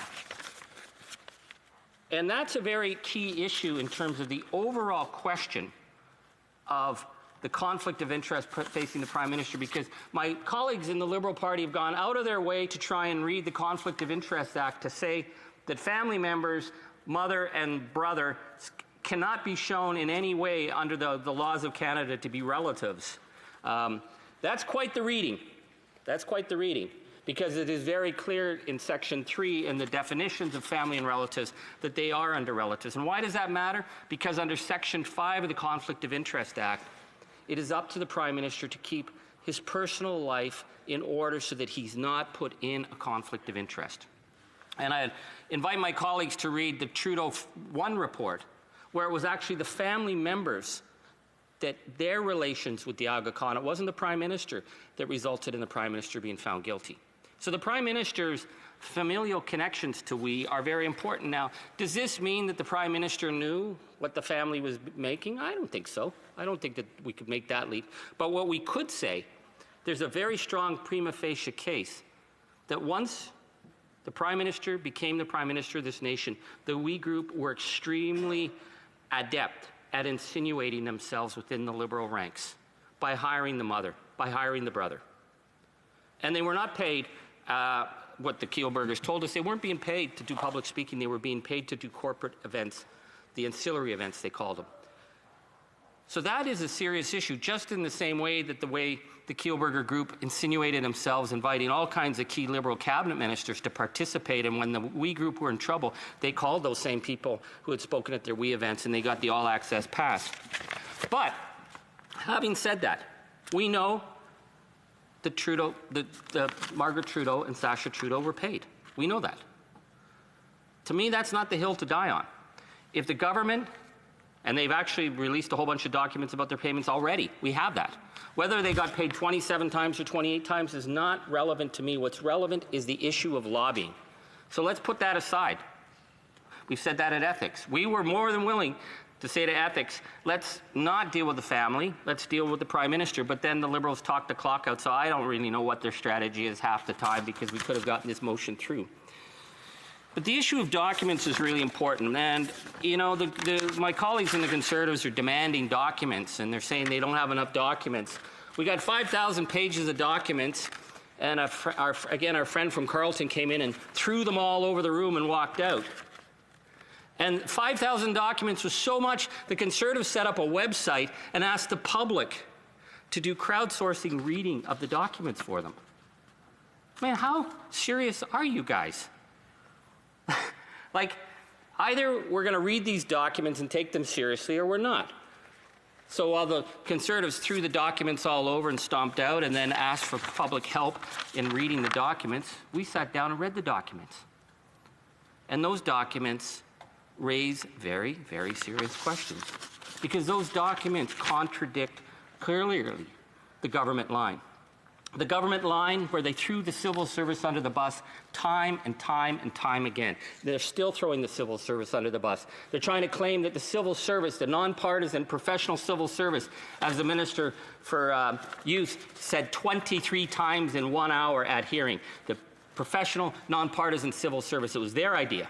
They came up with the WE idea. They've said it was the professional nonpartisan civil service that blacked out these documents. Well, that's not true. This was done in the PMO. So what do the documents show us? Well, the documents show us that it wasn't the civil service that came forward with this idea. This happened at an April 17th meeting with the Minister for Youth and Diversity and Craig Kielburger and their WE's Director of Government Relations, Ms. Sofia Marquez. Now, WE is not registered to lobby, but they have a Director of Government Relations. And in fact, they had more meetings with government officials than General Motors did. That's pretty wild for two guys who present themselves as two young idealists from Thornhill. And not only are they so busy with government relations that on top of their Director of Government Relations, they were going to hire a manager for government relations. And none of that was registered under the Lobbying Act. And why is that important? Because the Lobbying Act allows us to see the key meetings that are being done. It allows us to show where the insiders are moving. But the Kielburger Group were such total insiders that they didn't bother to register to lobby because they had the key ministers on speed dial. So they had the Minister for Youth and Diversity, who they had invited to come to one of their WE events where she got to speak and she got to be treated like royalty. And when they were in financial freefall, they called her and they had a special meeting on April 17th. So my Conservative colleague asked the Minister at the Finance Committee at our very first meeting on the WE scandal. He asked her, did you have any meetings with anyone from WE prior to this decision by the government? And she said that she never discussed the youth engagement proposal with anyone from WE. Naive us, we just thought she was telling the truth.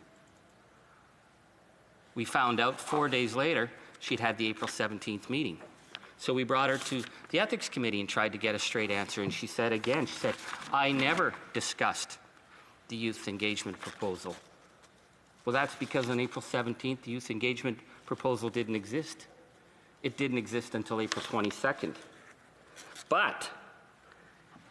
And she said she never talked about any of the issues around it, but that's not what the messages we got from Craig Kielburger from the documents we got. That's not what we got from Sofia Marquez, where Craig Kielburger writes to the Minister and says, we appreciate your thoughtful offer to connect us with the relevant members of your ministry. Over the weekend, our team has been hard at work to adapt your suggestions for a second stream focused on a summer service opportunity. And that minister still has her seat at Cabinet over the misrepresentation she made. On the morning of April 19th, 2 days after that meeting, Rachel Wernick, who's been blamed again and again by the Liberals, she's the civil servant that we've been told came up with this idea. She emails Craig Kielburger for an urgent meeting because she had been told that this was the direction to go. April 20, 2 days after the meeting, senior policy officials in the former Bill Morneau's office. Now, there is a man who had one of the most powerful positions in the country and never bothered to read the Conflict of Interest Act, and he wonders why he doesn't have a job today. I asked him, I said, have you ever read the Conflict of Interest Act? You've been found guilty. And he shrugged his head. He said, well, I was given a lot of documents. It's the failure of the Liberals to take the issue of conflict seriously that has gotten him into trouble. So we are here today as the Liberals have taken yet another step to avoid accountability. We've offered to work with them. We've offered to lay out a committee, but this work will continue. This work will get done. If they obstruct us here, we will continue at the committees that we can control and that we can use our leverage. Because Canadians need an answer. And what Canadians need in terms of an answer is better than the threat of this government to force an election to escape the Prime Minister taking accountability. Questions and comments. Question et commentaire. The Honourable Parliamentary Secretary to the Government House Leader. Yes, thank you, Mr. Speaker. And you know, I do believe that it is actually fairly well established that it was the public service that made the recommendation to go with we. And the member has made a very specific allegation that it was the PMO, not a public civil servant, that actually made the recommendation. I'm wondering if he would do us the favor in indicating to the House who actually in the PMO does he believe gave the recommendation. Does he have a name, or is it purely speculative? The Honourable Member for Timmins, James Bay. Well, if my colleagues weren't so afraid to hold committee meetings, they get those answers. But being that they're not letting us sit, we're not getting to it. But it's actually, I would go back to the minister that I identified who set up those key meetings, the one who then set up the meeting with diversity, who set up the meetings with finance, who drove this all along, because Rachel Wernick in one of the emails says that at the end the decision is political. And if the minister's good with it, we're good with it.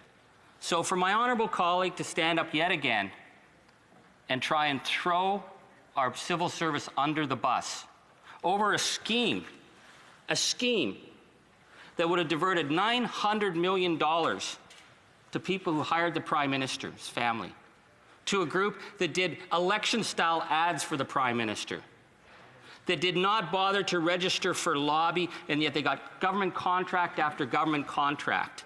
Yes, if the member bothered to read any of the documents or bothered to have his people show up rather than block committee, he would know that we're getting close to the answers. But I think that that's why they're threatening an election now, because they really know that this is coming back again and again. And I'll say finally, in the 5,000 pages of documents, there's not a single person who says, whoa, they've got pictures of Margaret and Sasha in the promotion that they're signing the deal with. They're using the Prime Minister's family to get this $900 million contract, and nobody at Cabinet thought, that's a problem. The commentaire, questions and comments. The Honourable Member for Red Deer Lacombe. Thank you, Madam Speaker. I want to thank my colleague for his speech. My colleague who has been, in the time that I've been here, and he and I have been here a very long time, well over 10 years. 15 for me, I'm assuming it's a little bit north of that. 29. There we go. I think he was here somewhat before me. And in that time, we've had some great exchanges in this House. And in that time, my colleague has actually earned himself a reputation of being a fighter of corruption, of being somebody who would stand up for the little people, somebody who would get to the bottom of issues. And he is, Madam Speaker, the critic for ethics for his political party, and he would have been asked by his leadership team for advice on how the NDP would respond to this motion today. My question for him is, what did he tell his leader, and what did his leader say back to him, and what is the NDP going to do when it comes time to vote on this motion? The Honourable Member for Timmins, James Bay. Thank you, Madam Speaker. I have great respect for my colleague. I always get really nervous when the Conservatives tell me how much they like me. I sort of feel it's like being invited to go down and have a picnic by the riverbank with the crocodiles, and they're saying, come on down, sit with us. You know, we've always thought you are a really decent guy. Yeah, I've been there, done that, and wear the scars. I would say to my friend, there are 3 offers on the table. And one of those offers is coming from us. We're going to see what the Liberals do. Right now, they're taking a dive. So stay tuned. If the Liberals are willing to work and get a committee, we're going to get that committee one way or the other. Questions et commentaires, questions and comments. L'honorable député de Avignon. The honourable member for Avignon, Mrs. Petapédia.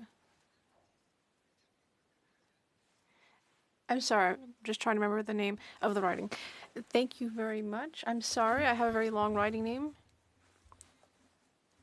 One of the arguments we're hearing from the Liberals about this motion is that a pandemic is not the time to study corruption. And every time there are problems at the borders, immigration, the revenue agency, and other things, every time that there's a problem, we hear about the pandemic, and the Liberals say that's why there are delays. But in this case, to say that a pandemic is not the time to study corruption is ridiculous, especially since the Liberals are the ones who got themselves involved in this We Charity scandal. So I would like to hear from my colleague whether this would be the time for the Liberals to get serious and create a committee to study the issue and leave the other committees to do their normal work, and whether that's not a good solution. Timmins James Bay. Thank you, and I thank my honourable colleague. It's amazing. We come to committee and we sit there and the Liberals tell us how it's terrible we can't get to work, but then they won't let us get to work. And they're doing the same now. They're threatening an actual election over our need to get work. The reason this thing matters is because we are spending an unprecedented amount of money, and we will need to spend that money to get people through this. We have to be able to say to the Canadian people, this money was spent to help you, to help students, to help small business, not to help friends of the Liberal Party. And I'm very surprised my honourable colleagues in the Conservative Party did not mention David McNaughton as part of the study. Now, David McNaughton found guilty, top Liberal insider trying to bring Palantir, one of the creepiest companies on the planet, massive data surveillance company run by an extreme right. Oh, maybe that's why they didn't want to deal with it, because Peter Thiel is an extreme right-wing guy. But he got invited right into the Deputy Prime Minister's office because he was a Liberal. We need to know that decisions about the pandemic are not being done to help Liberal insiders. That's why this work must get done. Questions et commentaires. The honourable member for Edmonton Strathcona. Thank you, Madam Speaker. The member brought forward many comments, the member from Timmins, James Bay, and I really appreciate that. He will know, as well as a colleague of mine, that I have worked in the international development sector for over 20 years prior to being elected to this House.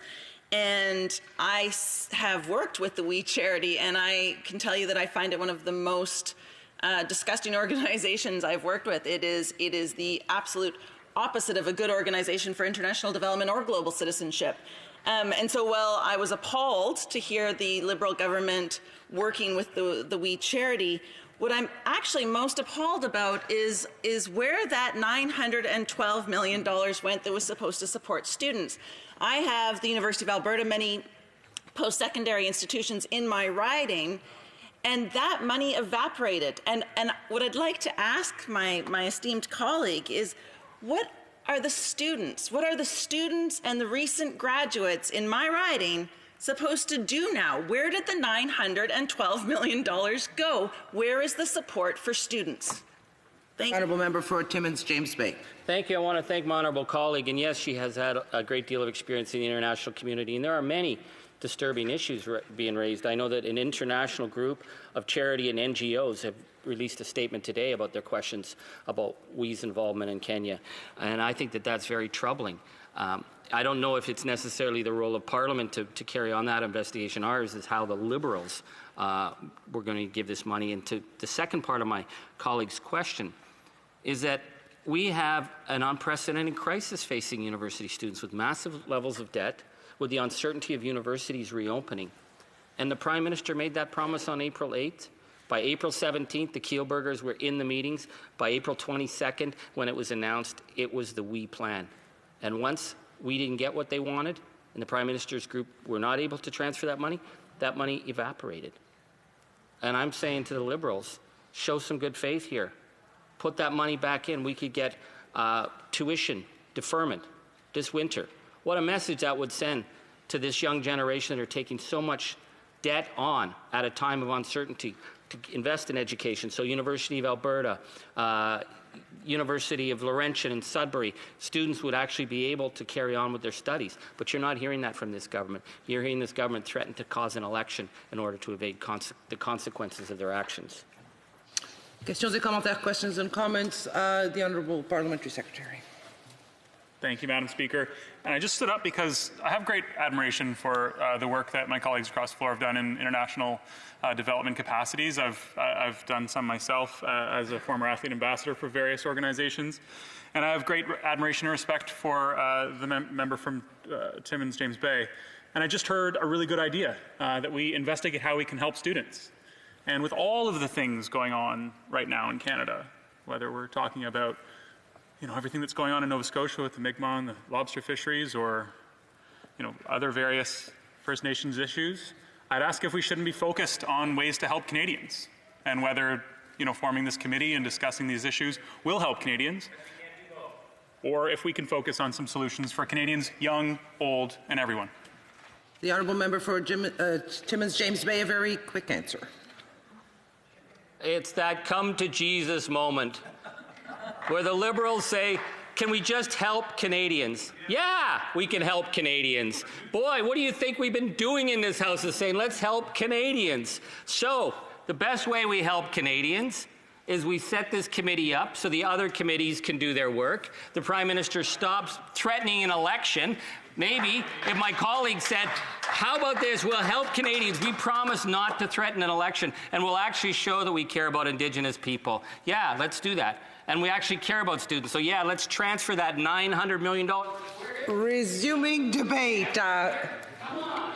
Resuming debate. The honourable member for Leeds, Grenville, Thousand Islands, Rideau Lakes.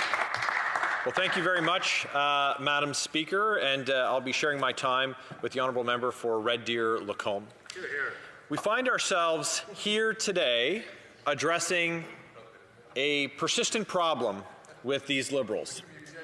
Now, I was elected in 2018, and my first committee assignment was on the Justice Committee.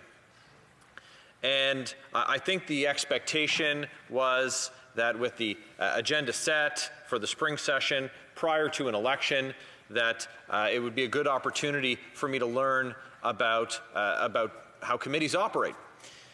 But what we saw 10 days later was a story in the Globe and Mail that detailed how the Prime Minister, this Liberal Prime Minister, had interfered in the criminal prosecution of his friends at SNC Lavalin. And this, of course, led to a real lesson in how Liberals operate at committees and what the Liberals do with their majority at committees. We saw this. They'd send in members to shut the committee down. Well, look, they fired their Attorney General. We heard that because it was 2015, things were going to be done differently. Well, Canada had a female Indigenous Attorney General. She stood up. She spoke truth to power. This Prime Minister kicked her out of caucus. We had Dr. Jane Philpott, Treasury Board President. She stood up, spoke truth to power, saw that what was happening was wrong. What happened? Kicked her out of cabinet, kicked her out of caucus. So accountability isn't the strong suit of this government, to say the least. And we saw that. Because before I was elected, we saw in the Trudeau Report 1 that this Prime Minister he didn't understand ethics laws. That's what we'd be led to believe. First mistake, right? Well, then the second time was the Trudeau Report 2. The second wave, if you will, of ethical violations, ethical law breaking by these Liberals.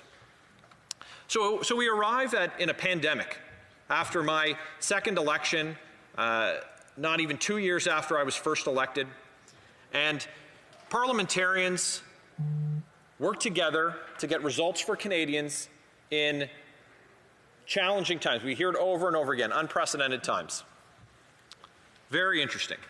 Very interesting to observe that. I've heard from veteran members that it was very unique to see the type of collaboration. What was one of the first things this government did? They tried an unprecedented power grab. They wanted the ability to tax and spend without parliamentary oversight until December of 2021. That was their goodwill. That was them working together. That was their Team Canada approach. It's staggering, the arrogance that these Liberals have demonstrated. So during the summer, we learned that an organization that had paid $500,000 to members of the Trudeau family, that organization was given a $500 million contract to administer by the Prime Minister, whose family members had benefited from that relationship. This is during the same summer when we have the Prime Minister's Chief of Staff with questionable connections in the awarding of the Emergency Commercial Rent Assistance Program. We have the awarding of a contract to build ventilators. Ventilators that had no regulatory approval, but their manufacturer, the person that owned the company, was in the caucus room with these Liberals last year. It's a former Liberal MP. So when parliamentarians started to look at the awarding of this $500 million contract, now, to be fair, originally it was announced that it was $912 million. But it seemed like a bit of scattershot, what happened, because as we learned in the investigation that followed, the Prime Minister was announcing programs initially that had just been put on his desk. The details hadn't been completely worked out. That was on the 22nd of April. But on the 21st of April, the program had been written. Who wrote it out? Well, that's the WE organization. They wrote it. And so we're going to hear that it could only be administered by the WE organization. That's what we're going to be told. Well, they could only administer it because they were the ones who wrote it. They wrote a proposal that only their company could complete. And in their proposal to Cabinet, when it went there for its presentation, what did they include? Because it did ultimately need to be approved. And it had to be approved by the Cabinet. They're accountable. They're responsible for the decision. So those decision makers, they made their decision complete with a picture book. And the picture book contained pictures of the Prime Minister's family. That was the compelling argument on why this it wasn't based on their merits. It was based on who they knew. And that's what we're seeing with these programs that are being awarded, is it's the connections between these individuals and people in the halls of power. It's not what you know, it's who you know with these Liberals. So when the questions started getting too intense and documents had been ordered, and then they were set to be released, we were on the eve of their release. Well, the Prime Minister prorogued Parliament. It was a cover-up prorogation, but he said, and let me quote the Prime Minister,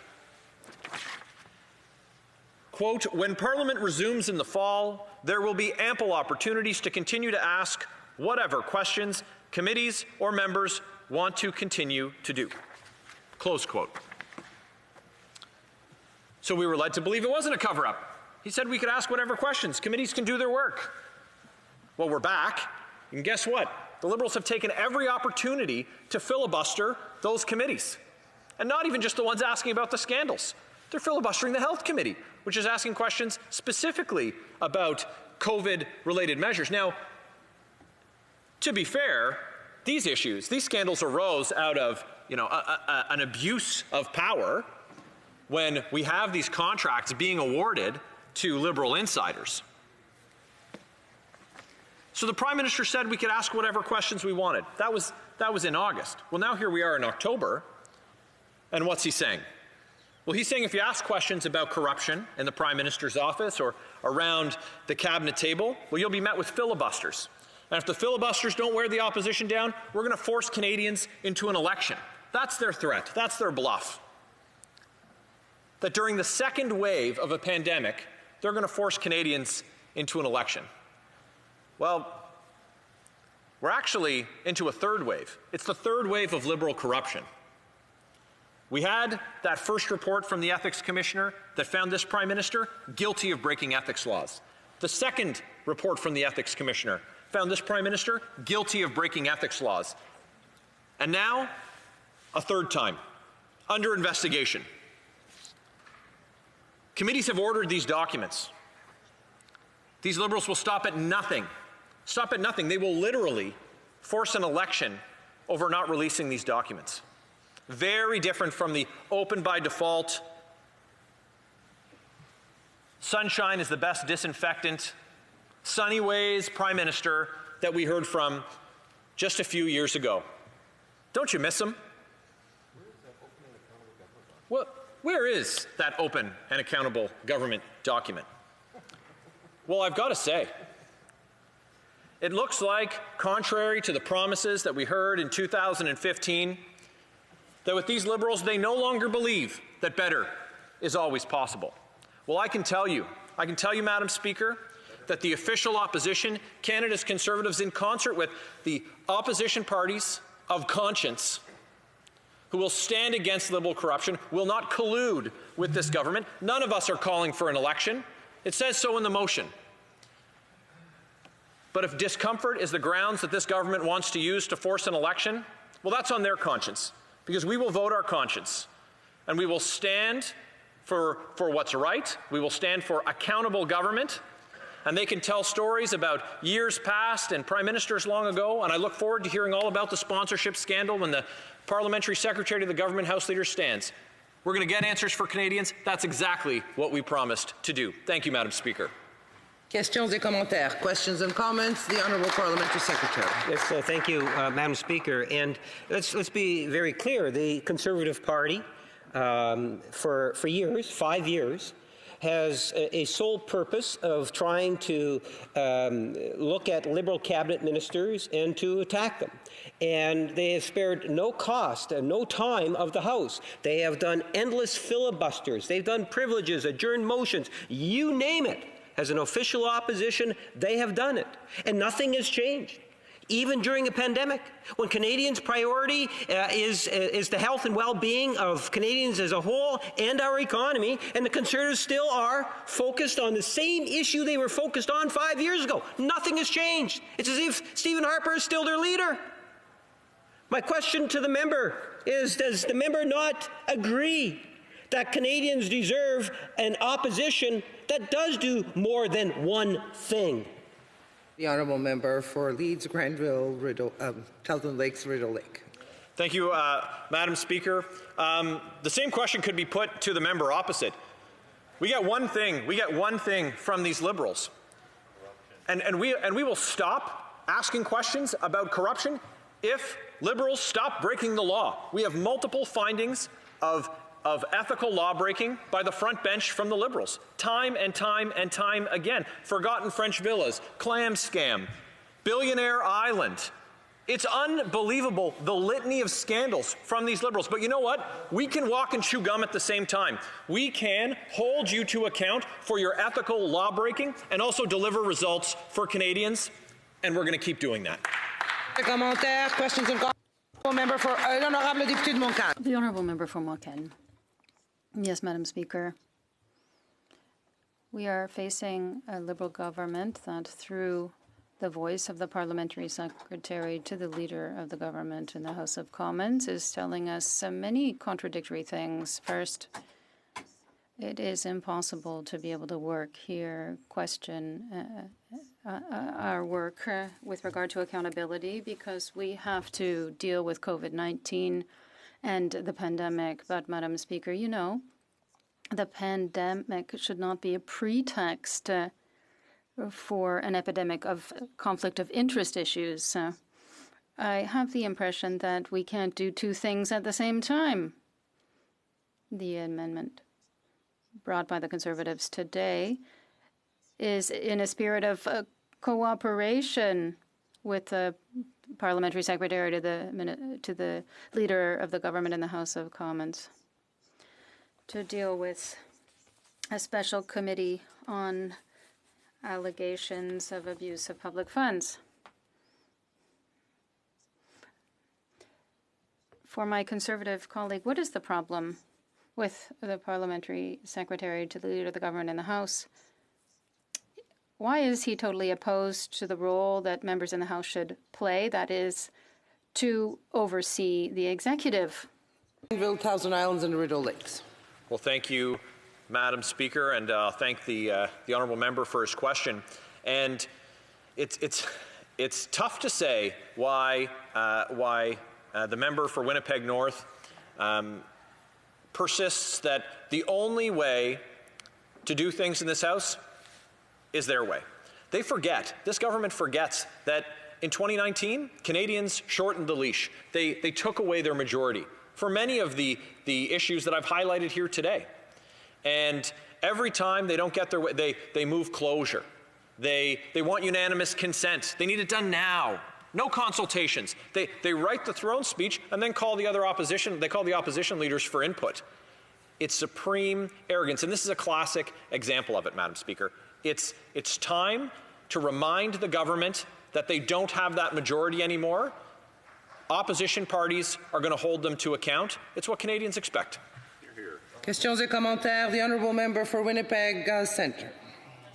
Yes, thank you, Madam Speaker, and I'd like to thank my honourable colleague for his comments. You know, the people who are suffering the most, students during the WE scandal, it's abhorrent and a real slap in the face to students that are struggling. My question to the honourable colleague, like the Liberal government when they were in power, they found themselves in with many issues of conflict. Some examples include, for example, a refusal to share budget information. The former Harper government refused to share 170 times reasons and impacts for cuts with Canada's independent budget. They were found, falsifying documents and reports with former Minister Beverly Oda. And the list goes on and on and on and on. Liberals, Tories, same. Interruption. Give the member for Leeds, Granville, Thousand Islands, Rideau Lakes the chance to answer a very brief answer, please. Well, thank you, Madam Speaker. I'll thank the member for Winnipeg Centre for her intervention. She offered a very important example, a contrast point, if you will. You'll recall the member that she referenced. I believe there was a massive scandal over a glass of $16 orange juice. Massive. And what happened? Well, we don't see that member here anymore. And I believe the Prime Minister at the time took some pretty decisive action. Now we have a situation, not about a $16 glass of orange juice, a $500 million contract given to an organization that paid the Prime Minister's family $500,000. Talk about contrast. Resuming debate, the honourable member for Red Deer Lacombe. Thank you, Madam Speaker, and I can say what a pleasure it is to be back in this place. This is the first time I've been in the House for a regular sitting since, I believe, March 12th, so I'm glad to be back here speaking on behalf of my constituents in Central Alberta in the riding of Red Deer Lacombe, and I want to thank my colleague who just spoke before me and the excellent work that he is doing holding this Liberal government to account. This is a very busy job. He is the ethics critic for a Liberal government, which means he is the busiest man in Canada. And I want to thank him very much for the fine work that he's doing, and I know my colleagues will join me in showing him some appreciation. But Madam Speaker, my constituents are very, very frustrated. They're very frustrated on a number of fronts. They're frustrated with this Liberal government's policies when it comes to energy. My riding is much like that of Sarnia, Ontario. There is a large petrochemical installation in my riding, which is now one of the last holdouts of good-paying jobs in Central Alberta that's now under attack by this Liberal government, and those jobs now seem to be in jeopardy.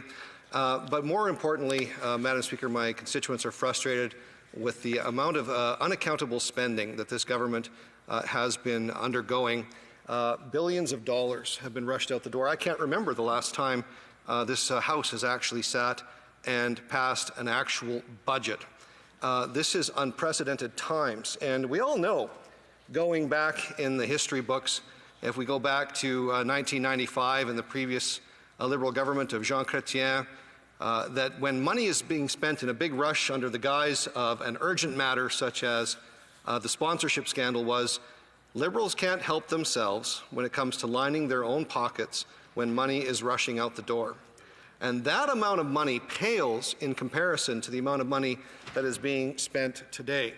One only has to look at the reason for this motion that we have today to have an anti-corruption committee. So as to the amount of money that's gone out and with virtually no accountability. At first, because we needed to shut down this House because of the pandemic, but now keeping Canadians in the dark and keeping parliamentarians in the dark, not because it suits the healthcare interests of this country, but because it suits the Liberals' design of holding on to power desperately, so desperate, in fact, that they're willing to cause an election that nobody actually wants. They're willing to throw down that gauntlet, force an election on the Canadian public during a pandemic just to cover up the fact that they don't want to talk anymore and have any more information uncovered about this WE scandal. And why is this important? Well, it's important on a number of fronts, Madam Speaker. One is that we have to have trust and confidence in our institutions, and that primary institution that Canadians need to have trust in is Parliament. If parliamentarians are not able to do their job, if we're not able to get the information that we need at committee, if we're not able to have the correct information to make decisions on and to make recommendations on, then we're not able to do our jobs. We have to have that confidence and that ability to get that information. And what have we seen so far? Well, we've seen a government, and my colleague who just spoke before me said that we're in the third wave of Liberal corruption. Well, I would suggest to you that we're in a wave pool. The waves just keep coming. I remember the first one was cash for access. That was a very big deal. If you wanted to have influence with this government, all you simply had to do was go to a fundraiser, or perhaps if you were a foreign government, to put a whole bunch of money inside a foundation that happened to share the same last name as the Prime Minister, and you could get what you wanted. So much so that the government actually had to change the rules because the Prime Minister was unable to follow his own rules. So we had to change the rules so that political entities could continue to do their business without the issue of having cash for access or the perception of being able to buy your way into this Liberal government's inner circle. They had to do that. That was one of the first major issues that this government actually had. And then we had the trip to Billionaire Island. Remember? Friends of the family. And I remember this very, very well as the former chair of the Ethics Committee at the time.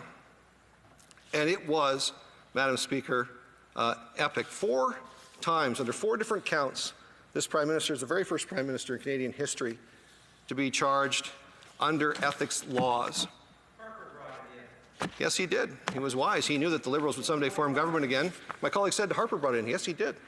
He knew that the Liberals would be government again, and they couldn't help themselves, which is why we know about this. Thank you, Stephen Harper. You're here. So that was the start. That's the beginning of the erosion of trust that Canadians have in this government. The Prime Minister broke the rules in 4 different places. First time in Canadian history. But that alone wasn't enough, Madam Speaker. Then we moved to the SNC-Lavalin affair. Now, this is very, very disturbing. This is absolutely disturbing. I remember the low point, one of the low points in the last Parliament, the feeling of complete and utter disgust that the former Attorney General, now an independent member of Parliament in this place, an Aboriginal woman who with a good reputation, wanting to do the right thing, resisting at all measures, in all counts, the pressure that she was put under by the public service doing the Prime Minister's bidding, by the Prime Minister himself and from several of the Prime Minister's cabinet and their senior officials, suggesting that the Prime Minister is going to get his way one way or another. Well, I guess that's pretty indicative of how this Prime Minister runs things, which is why we find ourselves today. He's going to get his way on this motion one way or another. Madam Speaker, how you do one thing is usually how you do all things. And we've seen this behavior before. So he is, the Prime Minister is throwing down that gauntlet because he was going to get his way in SNC-Lavalin, and he knows he's pretty sure he's going to get his way this time as well. I'll be curious to see what the NDP does when it comes time to vote. They say that there's 3 options before the House, but last time I checked, you can vote yea or nay for a motion. Those are only 2 options. I suppose you can abstain and run away, but we'll see what the NDP does. But SNC-Lavalin, first time in history that we had a eminently qualified woman with Aboriginal descent absolutely treated like rubbish, cast out of not only her cabinet portfolio, cast out of caucus, but her reward, Madam Speaker, were her voters in the last election, sending a clear message not only to this Liberal government, but to all parliamentarians that the way we conduct ourselves and the way that we comport ourselves matters, and ethics and integrity matter. Which brings us to the present day, which is the we scandal. We know, because of the little bits of information that we've been able to extract so far, that the government's message and narrative on this issue does not match the evidence that we have. It does not match it at all. Madam Speaker, it is no coincidence whatsoever that the prorogation was timed immediately prior to the release of documents, which, by the way, Madam Speaker, the parliamentary law clerk of this place was supposed to oversee the redaction, and according to the committee's request. But because Parliament was prorogued, then the government got to decide what was redacted in those documents. That's not a coincidence, Madam Speaker. That has cover-up written all over it. And the saying is, it's not the crime, it's the cover-up that causes all of the issues. So, instead of talking about the things that we ought to be talking about today, we find ourselves as the official opposition doing the work that's necessary for Canadians to expose this corruption, to get to the bottom of it, to send a message to Canadians that your tax dollars are going to be spent on the interests that you have, not on the interests of the Liberal Party or the Liberal Prime Minister or well-connected Liberal insiders.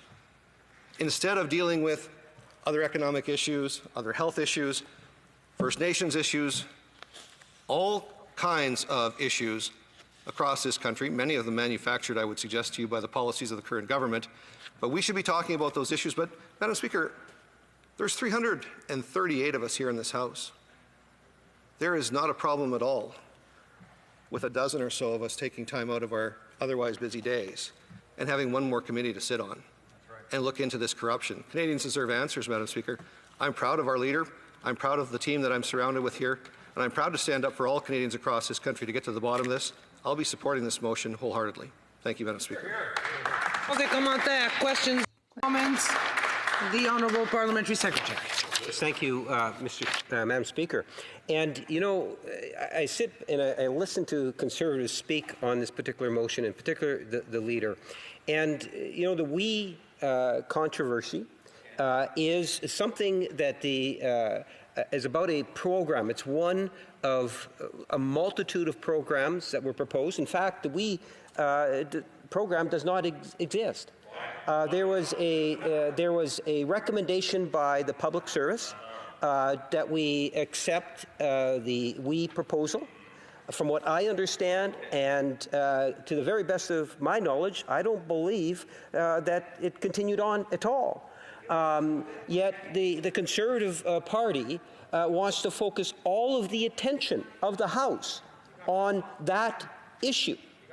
And, Madam Speaker, I'm wondering if the member can justify that. I know I would find it very difficult to justify the amount of energy and time that the official opposition wants to put on this issue. I would suggest to you it's about motives. And their motives has nothing to do with what they're trying to say. The Honourable Member for Red Deer Lacombe. Well, thank you, Madam Speaker. It'd be nice if somebody else on the Liberal bench would get up and ask me a question after I do a speech once in a while, but that's okay. I appreciate the member's intervention, such as it was. I remember a movie that Leslie Nielsen was in. I think it was called The Naked Gun. And he was trying to do crowd control after there was an explosion at a fireworks factory, and his words to the camera and everybody facing him was, "Look away, folks, nothing to see here." Meanwhile, fireworks are going off everywhere in the background. This is exactly the problem that we have here from this Liberal government. If there's nothing to see here, what is there to fear from passing the motion? Questions and comments? The Honourable Member for Beauport-Limoilou. Thank you, Madam Speaker. You know, for almost a year now, I've been here along with my colleagues, and we've been making proposals. The committee will look at issues during a pandemic, situations that have been experienced and that we're still experiencing. But we can all learn and suggest solutions that will help all of us, all parties, all politicians can help. My colleague said the Conservatives will be able to draw a lesson and learn from the committee. And we want this all for the good of Quebecers and Canadians. So, Madam Speaker, I thank my colleague, and I thank the interpreters, but I actually didn't hear a question there, but I would trust that, and it seems to me from the comments that her leader has made and so on, that the Bloc Québécois will be supporting this this motion because it is important. And I know that all parties in this House ought to be supporting this motion because, you know, we are parliamentarians. We are sent here to do this work. My job is to represent the people of central Alberta. Her job is to represent people in her riding in Quebec. But all Canadians pay taxes. All Canadians deserve answers to where their tax dollars are being spent. And we deserve to be able to ask these questions. But more importantly, we deserve to have some answers. And if the answers are not going to be found in the Health Committee, they're not going to be found in the Finance Committee, if they're not going to be found in the Ethics Committee, then we need to strike our own committee with a specific mandate to do this, to order documents, have the powers and authorities necessary to do so, so that we can get to the bottom of it once and for all, and actually find out if there is nothing to see here. Questions and comments? The Honourable Member for Edmonton Strathcona. Thank you, Madam Speaker, and I would like to thank the member from Alberta, from my province, for his comments today. I do want to clarify just a few things. It is not the same thing to say that what happened under the Conservatives with Bevoda was just a $16 orange juice. That was very clearly that she lied. The Prime Minister prorogued Parliament. That orange juice was a symbol of privilege that we see, whether it's the Liberals or the Conservatives. Now, the question I have for today is why do the Conservatives believe that this committee needs to be chaired by an opposition member? You know, we see the Liberals that don't want a Conservative chairing it. We see the Conservatives not wanting the Liberals. Could I propose that perhaps the member for Timmins James Bay could chair the committee, and we could actually get to work? Honourable Member for Red Deer Lacombe. Well, unfortunately, if the member was here when I actually asked a question of the member for Timmins James Bay as to whether or not he would even support this motion, the member of member of Parliament for Timmins James Bay was unequivocal, or he was equivocating on this and wasn't even sure whether he'd support the motion. Pretty hard for me to stand up here and say that I'm going to support the member for Timmins James Bay to be the chair of a committee when he hasn't even committed to voting in favour of this motion. Resuming debate. Reprise du débat. The Honourable Member for London North Centre. Thank you, Madam Chair. I'll be splitting my time with the member for Lac Saint-Louis. We see a debate take place here today that necessitates some comments at the outset on the importance of democracy and the role of the official opposition, Madam Chair, Madam Speaker, within that democracy. There is no democracy without a vibrant opposition. That much is true, particularly in the Westminster parliamentary tradition, where the opposition, and especially the leader of the opposition, has an opportunity to engage directly with the government each day on matters of importance to the country. This differs, for example, from a presidential system where that direct engagement is less visible. It's one of the hallmarks of the parliamentary tradition that we have here in Canada, of course in Britain, where we borrowed the system from. And so I don't discount the importance of an official opposition. I don't discount the importance, Madam, it is refreshing perhaps, but if you canvass the opinion of colleagues on this House, on this side of the House, you will find, to my honourable colleague across the way, that all of us feel the same way. Oppositions play a very important role, and within that, opposition day motions play a very important role. This is especially the case during times of crisis. It's an opportunity for the opposition on an entire day to raise matters that are meaningful, to put forward ideas that actually matter, that have an impact on the direction of the country. We are seized now as a country with COVID-19, Madam Speaker. It's important for us to think about the way forward, to engage in debate on that very important issue, challenge, and crisis of our time. It is indeed, Madam Chair, the biggest crisis of our time, without question, certainly the most important one that we have faced as Canadians since World War II. Sacrifices have been made by Canadians throughout the country. I'm thinking about the first wave in the spring. We all saw constituents. We all had those conversations.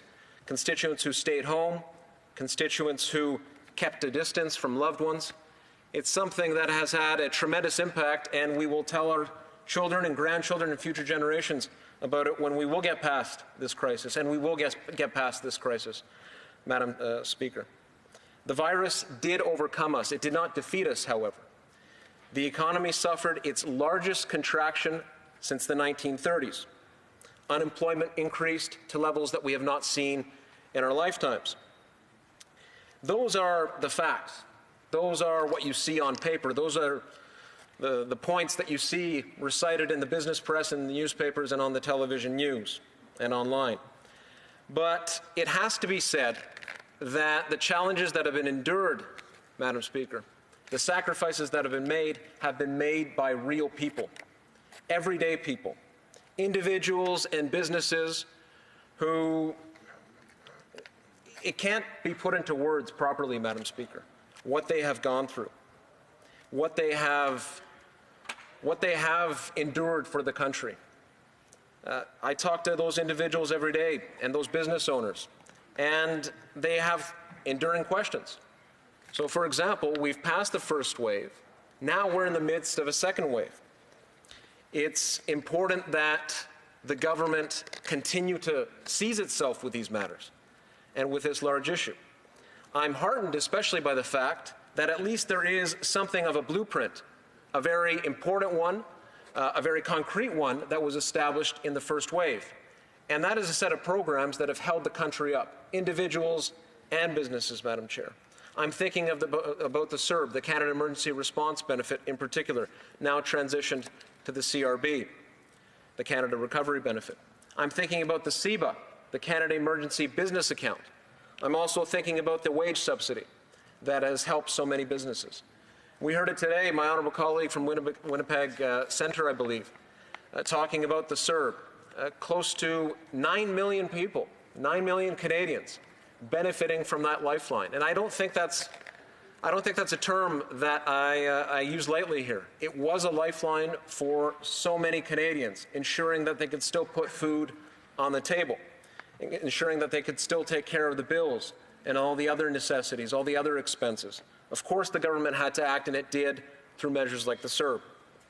CEBA, I've talked to countless business owners in my community who benefited from the Canada Emergency Business Account, which, of course, a portion of which, as we all know, is forgivable. This was extremely important and an idea that came in part from the work done at committees that have an important role, and I'll discuss the role and potential of committees in a moment. But serving on the Finance Committee, Madam Chair, as I do, it's a tremendous honor. We had in the spring an opportunity to raise ideas directly to the Finance Minister, or the then Finance Minister, the Prime Minister, and members of Cabinet on what was needed. And CEBA was an idea that came out of that engagement. I say at least in part. Certainly the bureaucracy played an important role and has advised on this, has helped to design programs, and their role cannot be understated. The wage subsidy, a successful program, a very successful program. I was thrilled to see in the throne speech that the government has decided to continue this well into 2021. Of course, we await more details on that. We could be debating such matters, but unfortunately the opposition is seized with other issues. I mentioned the public service, extraordinary work, particularly on the CERB, getting that out to Canadians in record speed. That needs to be underlined along with all the other work that they have done. And I would be remiss especially, and I know all members, regardless of their party affiliation, will agree that the work done in constituency offices by our incredible office staff, in my case, it's Ryan Goss, it's Josh Chadwick, it's Asiya Baraksai, it is Jagar Hassan, who helped me in ways that I will never forget during the crisis in the spring and now in the second wave. And I know that we all value our staff very much, engaging with constituents, picking up those phone calls, record numbers of cases coming up in our offices. In fact, in my office, Madam Chair, we have seen 350% or thereabouts % of an increase in terms of the email and call volume coming into the office, and I know other MPs will have similar stories to tell you and to tell this House. It is something that we have seen and something that we continue to rely on. Our staff has been truly tremendous in this experience. Madam Chair, have mistakes been made during the experience of COVID-19? Has the federal government made mistakes? It has made mistakes, Madam Chair. How can you not make mistakes as a government when you are in the midst of an unprecedented crisis, flying the plane and building it at the same time, so to speak? The programs that the government has put in place we've never seen them before. They are true. If you take the CERB, if you take all the other programs that I mentioned, we have not seen them before. And certainly as you're moving at record speed, you are going to make a mistake. Is the We Charity issue one of those? It is. I've put that on record before at Finance Committee. Other Liberal members have as well. The government has done well, but can the government do better? What we see today, Madam Chair, is an Opposition Day motion that completely ignores the issues of the day. The Conservatives have presented a motion intended to paralyze the government at this most critical time. They proposed a committee that would serve their partisan interests, not the interests of Canadians. There is nothing wrong with reviewing spending. The government has proposed a motion, not a motion, but an idea that would lead to the creation of a committee that does just that, that reviews all COVID-19 spending in a nonpartisan way. That is necessary. We do need that. But what the Conservatives are pointing to is something quite different. They use the word corruption. And I would caution my colleagues to be careful with the words that you used. The word corruption implies something quite specific. It implies that members of the government are on the take, that there is some sort of agreement between members of the government and those who have been mentioned, whether it's the We Charity organizations and others, where payments are being received and something along those lines. Very nefarious actions pointed to that don't exist, that do not exist. And so let's be careful with the words that we use. I wonder if members would use that word corruption out of this chamber. Of course, the government is right to see this as a matter of confidence. We have seen the hypocrisy of the Conservatives when at Finance Committee we could have looked at redacted documents. They turned down the idea of having public servants come and testify as to why documents were redacted. They didn't want to hear from public servants. It's time to return to the real work of Parliament. Let's have committees engage on matters of COVID-19, not some political effort of political theatre carried out by the Conservatives. We have so much work to do. We have legislation before this House on MAID, on conversion therapy, on sexual... Questions and comments. Questions et commentaires. The Honourable Member for Chilliwack Hope. Well, thank you, Madam Speaker. And that was an interesting avoidance of the issue altogether from that member. He talked about healthcare workers and small business owners as if they should be used as political cover for Liberal corruption. And when we use the word, we know exactly what it means.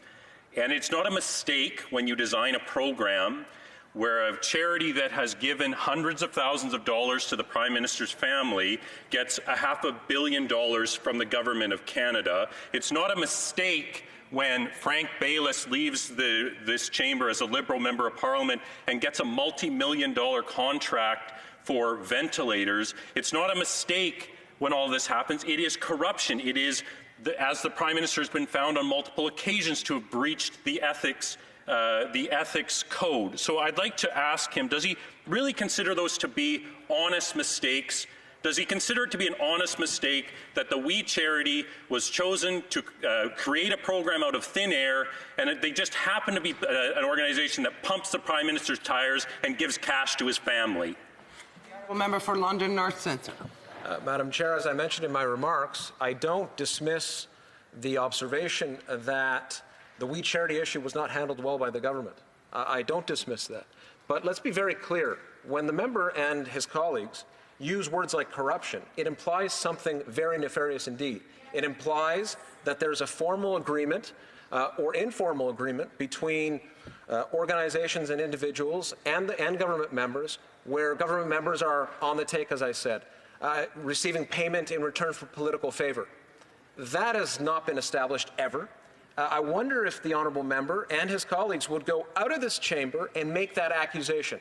When they use words like corruption, they really have to consider what it is they are doing in this House. There is no substance to that accusation whatsoever. Have mistakes been made? Yes. Corruption has not happened. The honourable member for Lac Saint Jean. Thank you very much, Madam Speaker.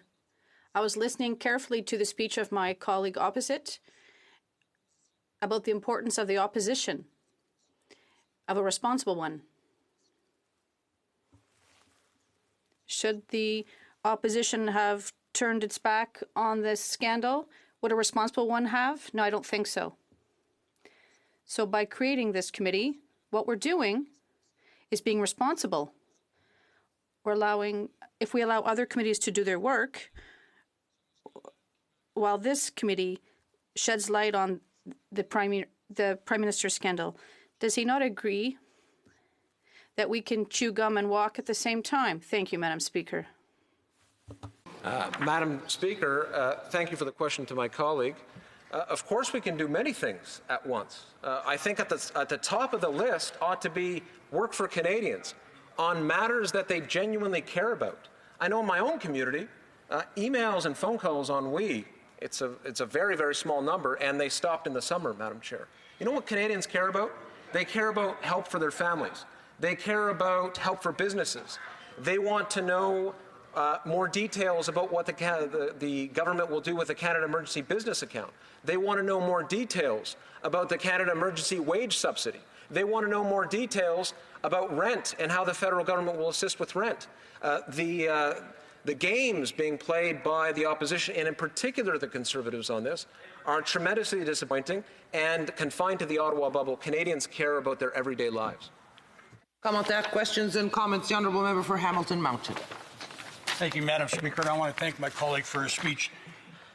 And I really have to say, Madam Speaker, that I find this shameful of what the Liberals are trying to do, excuse me, to cover up such a mess and using COVID-19 as an excuse to make sure that they don't get caught with their hands in the cookie jar or misuse of funds. So my honourable member has stated that the motion today does not deal with the issues of the day. They might feel that, but on this side of the House, we feel it is an issue.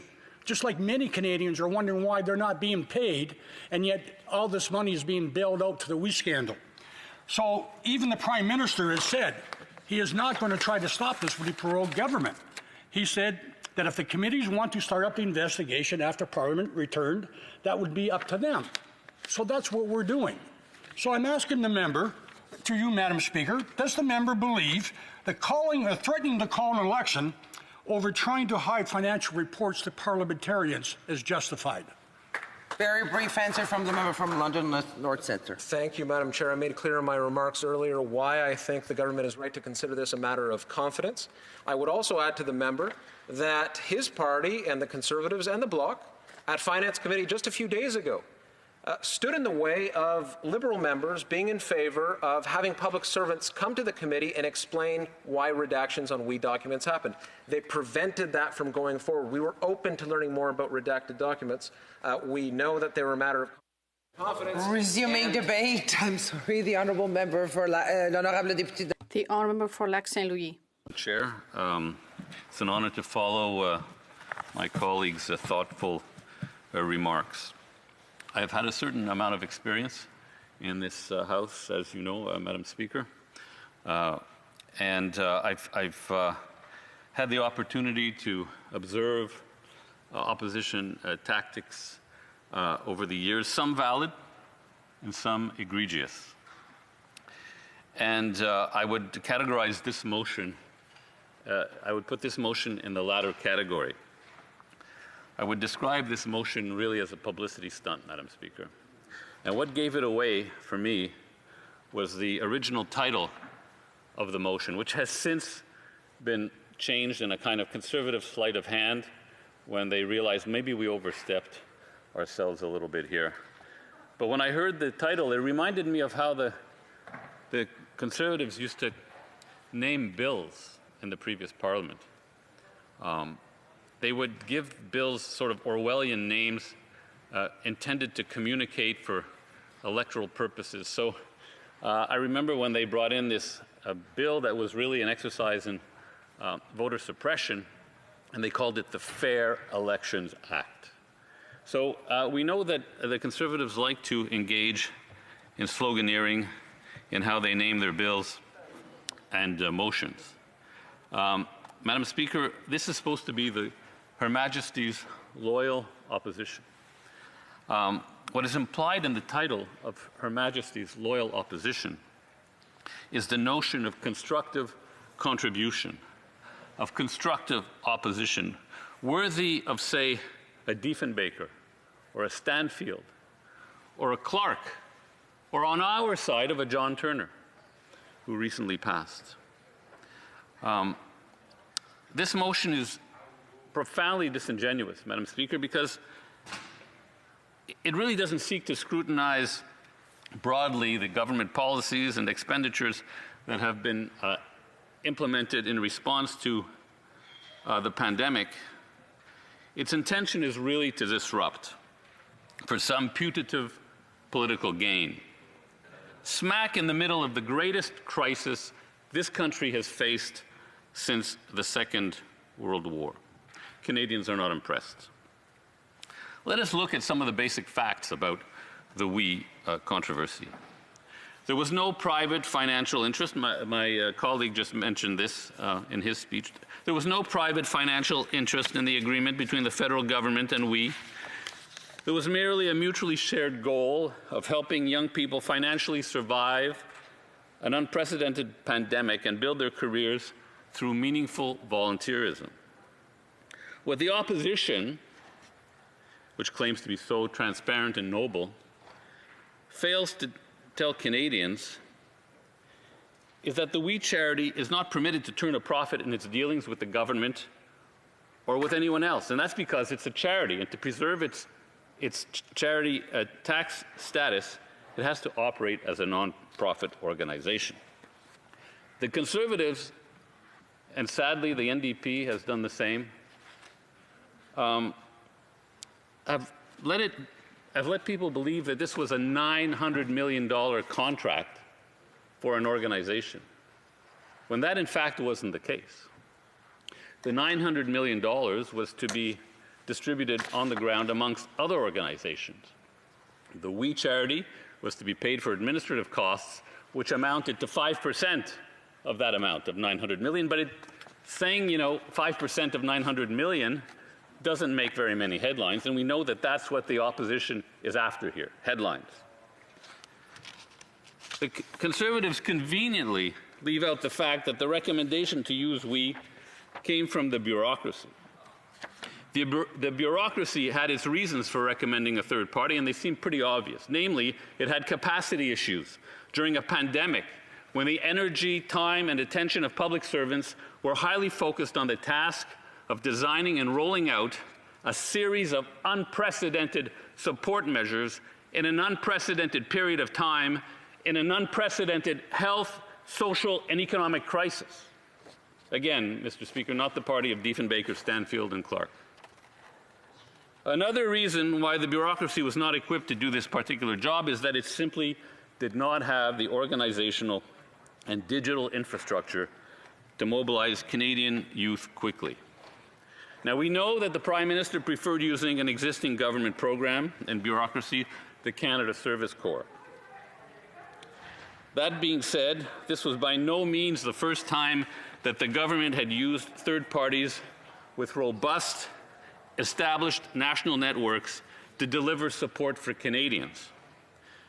The United Way is one example. The Red Cross is another example. Food Banks Canada is a third example. And besides, one would think that the Conservatives, for ideological reasons, would welcome using third parties because their refrain is, governments can't do everything. Mr. Speaker, the government has proposed a constructive alternative to this misguided Conservative motion. We have proposed that the House appoint a special committee with the mandate to conduct hearings to examine and review all aspects of the government's spending in response to the pandemic. The committee would mirror the balance in committees now, which reflects the relative distribution of seats that Canadians voted for a year ago. The Conservative motion would single-handedly change the standard makeup of committees in this Parliament. Rather than have 6 members out of 12 for the government, it would reduce the government's representation to 1/3 of the members of the committee. How did the Conservatives come up with this number? It boggles the mind. Why not 2? Why not 1? Why not leave government members off the committee altogether? The committee the government is proposing would conform to current party proportions because that is what Canadians voted. The committee the government is proposing would have all the powers of standing committees and would free up all the other committees that the Conservatives are currently paralyzing in the midst of a pandemic. The government has also proactively suggested that the Deputy Prime Minister, Minister of Health, and other ministers and senior officials would appear as witnesses from time to time as the committee sees fit. The committee would also be given the mandate to take over the responsibility for the issue of document redactions related to the July 7th motion currently before the Finance Committee. The committee would allow public servants the opportunity to explain their decisions before trying to hold them in contempt. A true fiscal conservative, Madam Speaker, would jump at the opportunity to create such a committee with such a wide-ranging mandate. But the Conservatives just want to let the opportunity go by and indulge in sloganeering, the lazy politician's pastime. Why are the Conservatives choosing this facile and empty road so often traveled by their party these days? It's because they don't have anything else to talk about. Right. It's because Conservatives don't have a credible climate plan that can serve at the same time to build a more resilient and sustainable economy. It's because the Conservatives don't have a childcare plan to allow families, women in particular, to enter and stay in the workforce and contribute economically to this country.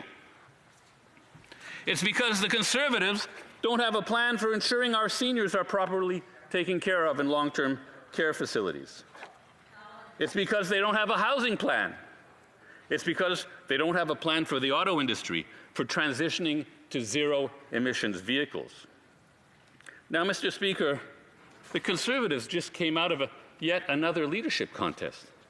You would think they would have some ideas. Nope.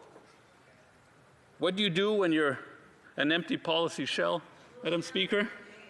What do you do when you're an empty policy shell? You play a shell game. That is what we have here, Madam Speaker, unfortunately. But this is not the time for games, for sleight of hand. People are suffering, businesses are hanging on, people are getting sick. The official opposition needs to start contributing something meaningful. Here, here. Questions et commentaires. Questions. The honourable member for Dufferin-Caledon. Well, Madam Speaker, once upon a time, there was a member who introduced a private member's bill in 2014 called the Transparency Act, which, among other things, called government documents are public property. This same member in 2015 wrote an open letter to all Canadians, which said, amongst other things, you expect us to be honest, the story in the Globe and Mail is false, open and sincere in our efforts to serve the public interest. Who was this radical with these radical ideas of transparency? The Member of Parliament for Papineau, the current Prime Minister, and these gentlemen's leader. Madam Speaker, how can they justify this embarrassing metamorphosis, the stunning hypocrisy of refusing to deliver documents and threatening an election when their leader was so in favor of transparency a mere few years ago? The honourable member for Lac-Saint-Louis. Thank you, Madam Speaker. The whole point of the committee the government is proposing is not only to have a wider mandate to allow the opposition to look into more issues if they want to do the work. It also would provide the opportunity to question public servants on how documents requested as a result of the motion of July 7th are delivered. So it would be a prime opportunity, and I wish the honourable member would jump on it. Questions et commentaires. L'honorable député de Montcalm. The honourable member for Montcalm. Madam Speaker, if we were to be a bit more rational,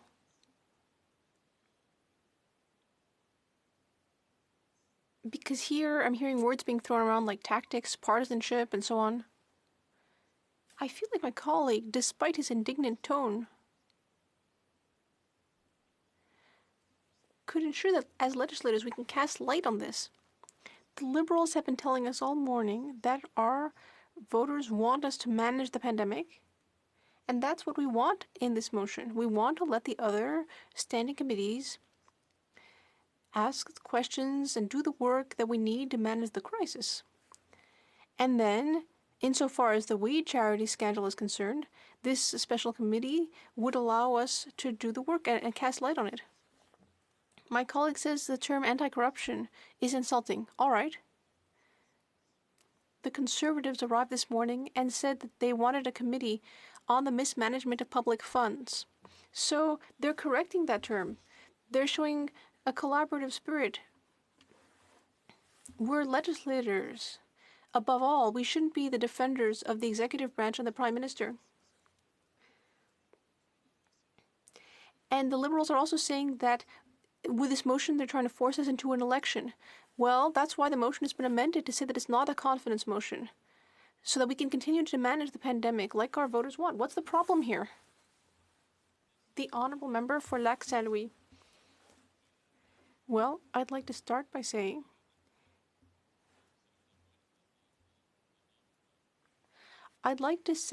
that I find my honourable colleague to be one of the least partisan among us. We were on the Electoral Reform Committee together.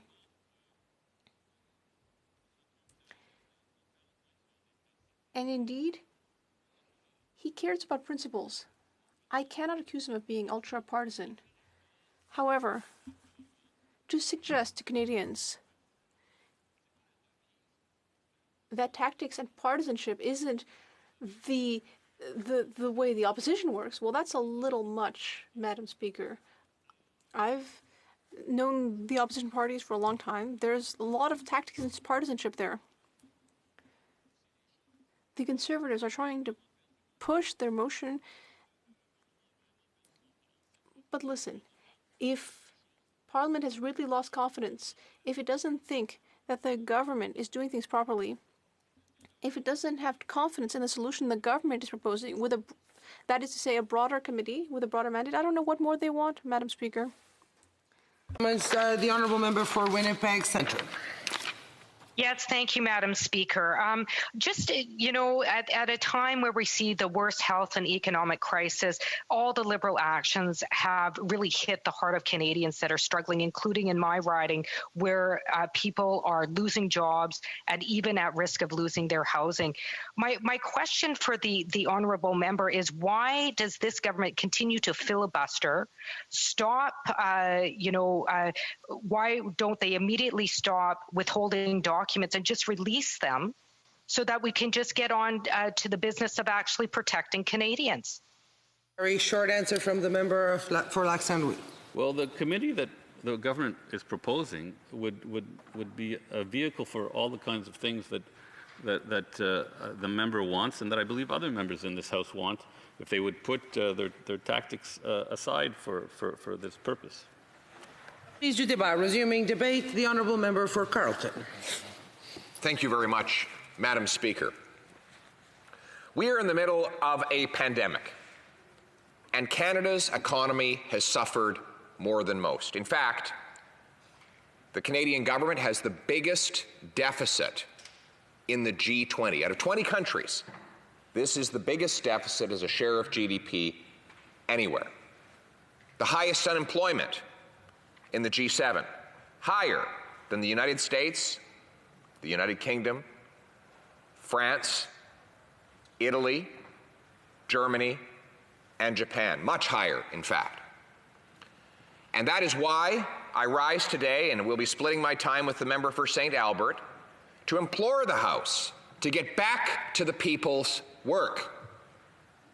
This government has basically shut down the Finance Committee, which is necessary to respond to this economic calamity and to Canada's poor economic performance, in order to cover up the release of blacked-out WE scandal documents and to prevent questioning of government and other officials about that same scandal. Not only did the Prime Minister shut down this place in August for over 6 weeks, Parliament was unable to do its work to fight for the Canadian economy, to defend the lives and livelihoods of Canadians. When they got back here, they decided to cripple at least 3 parliamentary committees, Health, Ethics, and Finance, to prevent them from working on our pandemic response and repairing the enormous economic disadvantage that we face here in Canada. Concerned with the destruction of small businesses and the loss of jobs and Canada's poor performance, bottom of the pack, Conservatives came forward with a nonpartisan proposal which would take the WE scandal out of the Finance Committee and put it in a special standalone investigative committee. Let Finance do Finance. Let Health do Health. And let this special committee examine this file. Let's get back to work for Canadians. We expected that this would be a unanimous proposition, given that the Prime Minister claims to be so concerned about the well-being of Canadians in this pandemic and this economic shutdown. But instead, the Prime Minister has said the opposite. He said, if you investigate the WE scandal any further, I will bring down my own government and force an election in the middle of the second wave of a pandemic. Wow. And by the way, he says he's got nothing to hide. In other words, there is no secret, but we are prepared to cause an election to prevent it from coming out. Right? Nobody believes that. Thou doth protest too much, Prime Minister. If you had nothing to hide, you would not have shut down, through the Speaker, Parliament in the first place. If there was nothing to hide, he would not be threatening to bring his government down today. And if he did, we can only imagine what his campaign slogan will be. Give me a majority so that no one can investigate me. That is effectively what he's asking for. In fact, what is ironic about his election threat is that he admits it has nothing to do with any policy agenda. He doesn't claim that there's some policy action for Canadians he'd like to take but can't because he's in a minority parliament. He admits that he's able to do everything from a public policy point of view that he wants to do. It's just that he can't tolerate the thought that one little committee might ask some inconvenient little questions about that affair that saw him and his family receive over $500,000 from a group and then have him intervene to give that same group $500 million. All we want to do is ask a few little questions about that. We don't want to stand in the way of the government's policy responses. If they are meritorious, they will pass through the House of Commons.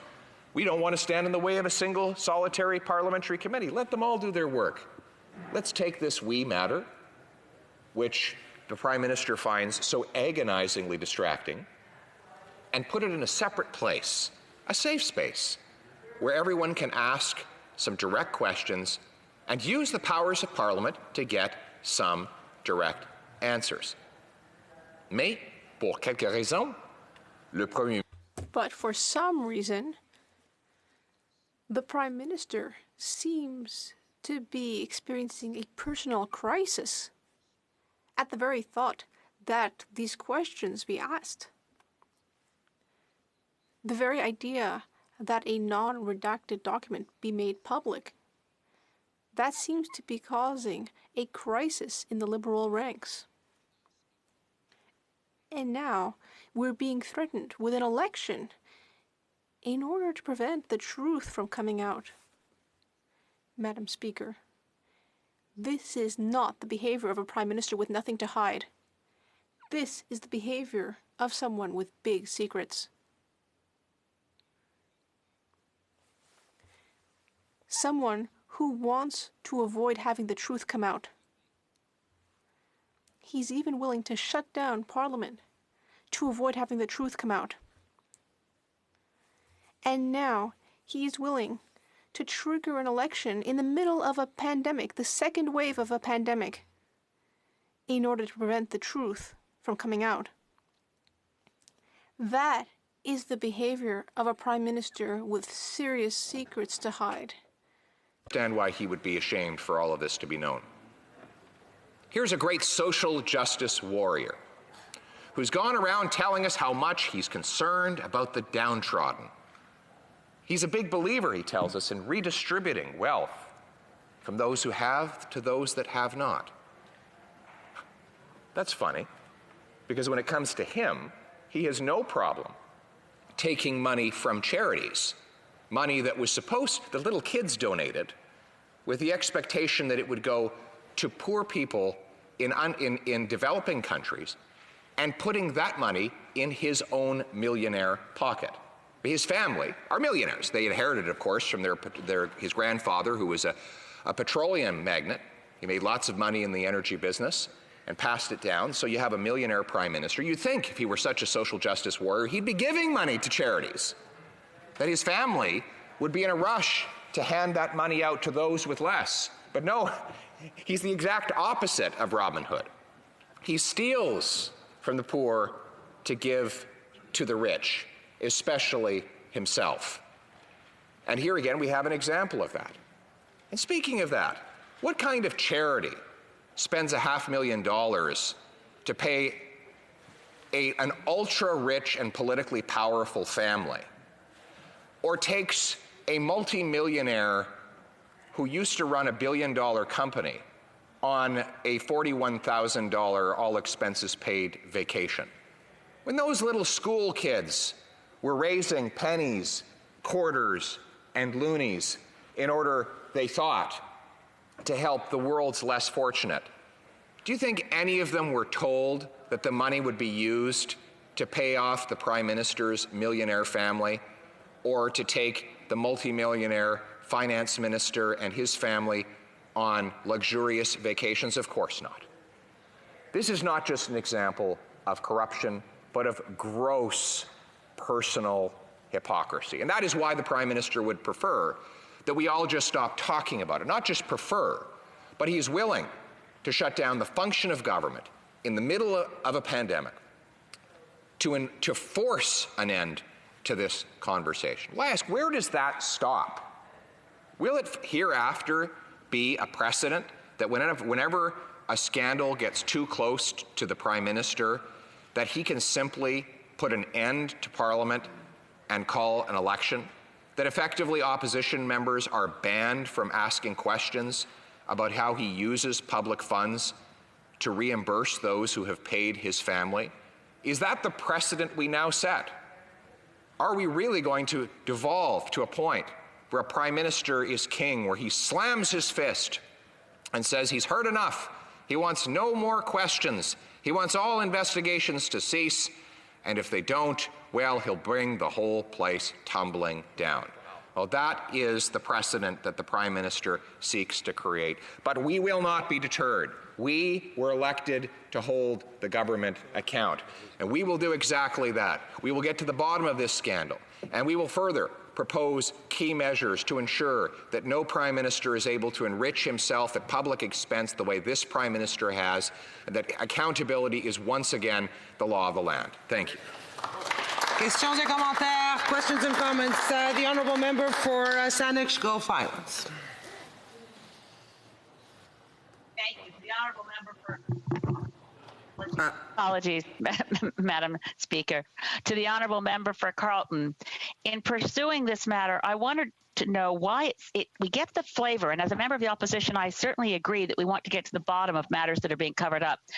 But this motion smacks of flavor of the day in the We Charity scandal. I'm much more concerned with obstruction of justice in the matter of the SNC-Lavalin question, in which our former Minister of Justice was pushed to do things that were potentially obstruction of justice. That does require a deeper investigation.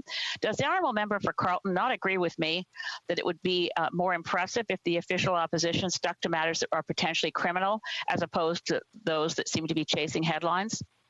Honourable member for Carleton. Well, I think the member puts me in a very difficult dilemma. Which scandal do you choose from? right? You had an obstruction of justice case where they threw the Attorney General out because she wouldn't help a corporate criminal get off charges. And she had the courage to stand her ground and take that political demotion in order to preserve her principles. And yes, I do believe, to the member's question, that is a legitimate matter. And I ask other Liberal members to have the courage of the former Attorney General. You know, in the world's broad field of battle, in the bivouac of life, be not like dumb-driven cattle. Be a hero in the strife. Questions and comments. The Honourable Member for Lac-Saint-Jean. Thank you, Madam Speaker, and I appreciated the speech given by my honourable colleague, and all the more so because of being here in the House. My question is quite simple. The Liberals are accusing us of being partisan, but what I see right now is an opposition that is cooperating to ensure that a motion be acceptable to all, and for us to shed light on something that needs light shed on. Without knowing, without having done an investigation, we never would have gotten to the bottom of the sponsorship scandal. Same thing for Harper, and under all other governments in the House of Commons. Now, my question to the honourable colleague is this: does he ultimately believe that all opposition parties will vote yes or in favour of the motion? The honourable member for Carleton. I thank the honourable member. First of all, I must recognise that the poem that I quoted was by Henry Longfellow. I had not written that poem myself. I want to share the name of the poet. In response to the question, I think that all members of the opposition who are interested in government accountability will vote in favour of the motion. But if there are members of the opposition who are for corruption and want to enter into a kind of coalition, they will vote against. I think it's interesting that the member for Timmins, who is still in the House of Commons and who beats his chest and he talks about government accountability, but now I'm hearing rumors, at least, that this new Democrat member from Timmins, will vote for corruption, for cover-up, and I think this is quite ironic. Questions and comments. Comments, the Honourable Parliamentary Secretary. Well, at the request of my friendly colleague, who I'm constantly inspired by in this House, because honestly, your humor and the theatrics are truly inspiring. And if I'm here as long as you are and have been, I hope that I can emulate your theatrics in this House effectively. Since we're walking down the path of history, I also have some poetry or some prose in mind. He who has no sin should cast the first stone. And I wasn't here, I wasn't in the House, and frankly I wasn't paying attention to politics, but I do recall a time where there was a certain vanity video published by public servants, some misuse of public funds. And, actually, one of the reasons I got involved in politics was because the former administration here had a slew of allegations with regards to that, including being the only PM to be found in contempt of Parliament. So I don't want to be found in contempt of Parliament. I won't go on much longer. But I would ask my friendly colleague opposite from Carleton if he thinks we spent too much on helping Canadians over the last 8 or 9 months out of the most difficult time in the history of the world. The honourable member for Carleton. Well, the member was cut off before he could ask his question. He said, where could we have spent less money? Well, I wouldn't have given $200 million to a casino chain. So there's an obvious answer. I thank him for his kind words about theatrics. The whole world is a stage, as Shakespeare said. And his role in this stage is to defend the Crown in its crimes against the people. And here he is. Resuming debate. The honourable member for St. Albert, Edmonton. I know. But Thank you, Madam Speaker. Should have ended there anyway. I rise to speak in strong support of a motion put forward by the official opposition to establish a special committee to look into questionable COVID spending on the part of this government. In a lot of ways, this really should be a routine matter. This is hardly unprecedented in terms of establishing a special committee. There was, after all, the Accountability Act Committee. There is, in this Parliament, the Canada-China Committee. I served in the last Parliament as the Vice Chair of the Special Joint Committee on Physician-Assisted Dying. These are all committees that were established to look specifically at certain issues.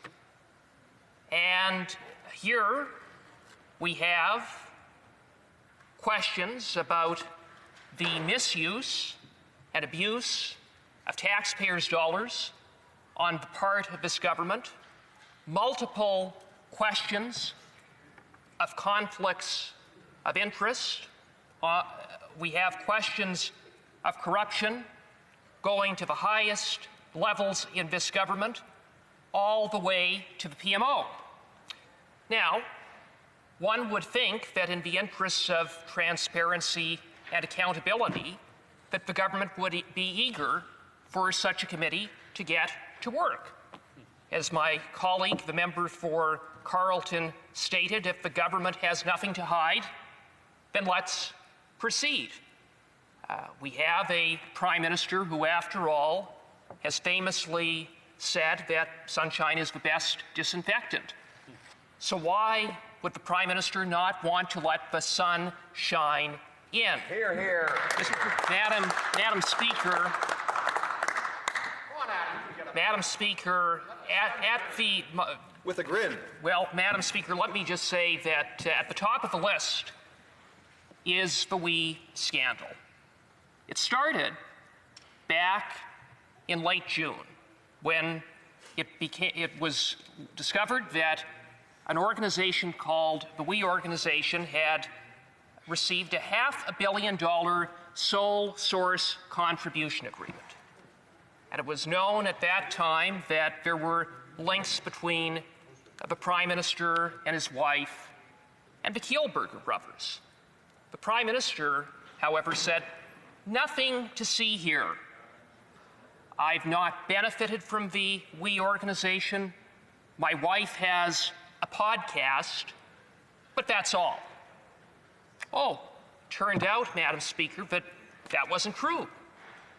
About 2 weeks later, it was revealed that the Prime Minister's brother, his mother, and his spouse had received more than $500,000 in fees and expenses from none other than the WE organization. The Prime Minister said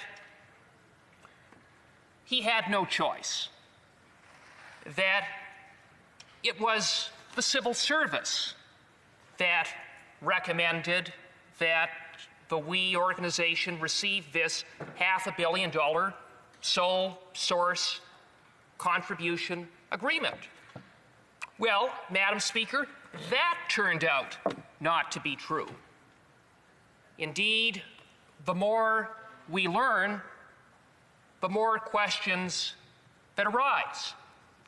For a Prime Minister who said there was no political interference and no political direction, we learned that in addition to the Kielburgers, just by coincidence, enriching the Prime Minister's family, that there had been multiple communications between the Kielburgers and the former Minister of Finance in the way of 3 emails, in the way of a telephone conversation. We learned that there were multiple communications with officials within the PMO, including the Prime Minister's Chief of Staff and a senior advisor, Ben Chin, among others. We learned that there were multiple communications between the Kielburgers and officials in former Finance Minister Bill Morneau's office. Indeed, Michelle Krivokovic, senior finance official noted that the PMO was weighing in and that the Kielburgers and the finance minister were besties. But the Prime Minister said no political interference. He knew nothing. But, Madam Speaker, as the evidence mounted up, the more and more it became clear that the Prime Minister's words weren't worth the paper they were written on. The fact is, Madam Speaker, is that there was political direction. We know that. And then we ask, why? Why would there be political direction to an organization that had never administered such a program before, didn't have the capacity to administer such a program before, was in chaos at the time in terms of firing staff, firing the chair of its board, being in breach of its banking covenants, for an organization that seemingly was the only organization that could possibly administer this program. It's rather interesting that an organization with that kind of a record, that should have been at the bottom of the list, went to the top of the list. But of course, the simple explanation is that there was a quid pro quo. You see, the WE organization benefited the Prime Minister's family, and in return, they received sole source contracts with the federal government. There were at least 5 such sole source contracts prior to the big enchilada of the $500 million contribution agreement. And, Madam Speaker, that alarmed Canadians, and rightfully so. It raised a lot of questions, and I happened to serve on the Finance Committee with my colleague, the member for Carleton, who ably led our committee for the official opposition, as we sought answers. And in the course of those hearings, the government agreed to produce relevant documents. And then guess what happened, Madam Speaker? On the very day that 5,000 pages of documents were produced, the Prime Minister prorogued Parliament. And the day that the Prime Minister prorogued Parliament was none other than the day prior to which all of the speaking fee documents were to be provided to the Ethics Committee. And so for a government that talks so much about caring for Canadians, about being so preoccupied about addressing the pandemic, the record of this government has been to obstruct and filibuster and shut down Parliament, and now even to threaten an election to cover up their own corruption, and they are prepared to do so even at the expense of the health, safety, and economic vitality of Canadians during this unprecedented crisis. It is an absolute disgrace. Canadians deserve answers. We need to follow the evidence, and that begins by passing this motion. Thank you. Questions and comments. Thank you, Madam Speaker. Thank you. And I'd just like to recall that the honourable member opposite served on the Assisted Dying Joint Committee. He mentioned that, and I had the honour of serving on that committee as well. And it was a an example, I think, of the kind of collaborative work that we were able to do, certainly in that Parliament. And now we find ourselves, of course, having to deal with the issue of medical assistance in dying, in making sure that it is constitutionally in conformity with the recent court decisions. The question that I have, Madam Speaker, I've heard my honourable colleague go on at length about how disappointed and how disturbed he is about the actions of this government. If the member opposite and his party, I want to know, do they have confidence in this government? And if not, why don't they want an election? The honourable member for St. Albert Edmonton. Thank you, Madam Speaker. I first of all want to acknowledge my friend, the member for Shadowgate, Lacole, and I certainly did appreciate working with her in the last Parliament on the Special Joint Committee. I don't think it could be said better than the way it was put by the honourable member for Carleton. Let the Finance Committee do its work, let the Health Committee do its work, let the Justice Committee do its work. We're about to undertake hearings with respect to the physician-assisted dying bill, which is expected to be passed by this Parliament, but let the Special Joint Committee follow the evidence to get answers for Canadians, answers that Canadians deserve with respect to hundreds of millions of dollars that have gone out the door that raise serious questions about conflicts of interest, corruption, and the general incompetence of this government. The honourable member from Montcalm. Madam Speaker, my Conservative colleague is absolutely right. All members in this House have the duty of questioning governance and not defending the Prime Minister at all costs. Their role as parliamentarians is to hold the government to account. So I agree with him.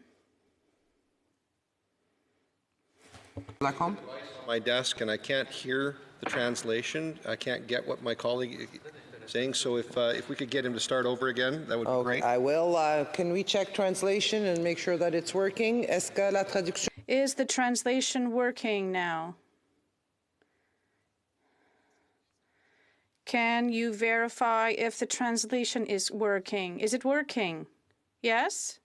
Okay. Please begin again, the member from Montcalm. I will try to be brief. My colleague is right. Our role as parliamentarians is not to defend the Prime Minister, but to hold them to account. It's our duty as parliamentarians, regardless of our political stripes.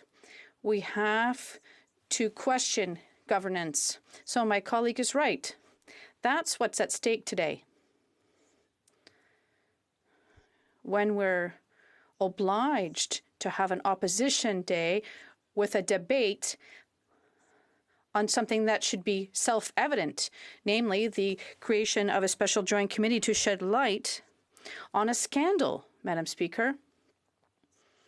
We have to spend time here, whereas we have a pandemic to deal with, and committees should be dealing with that.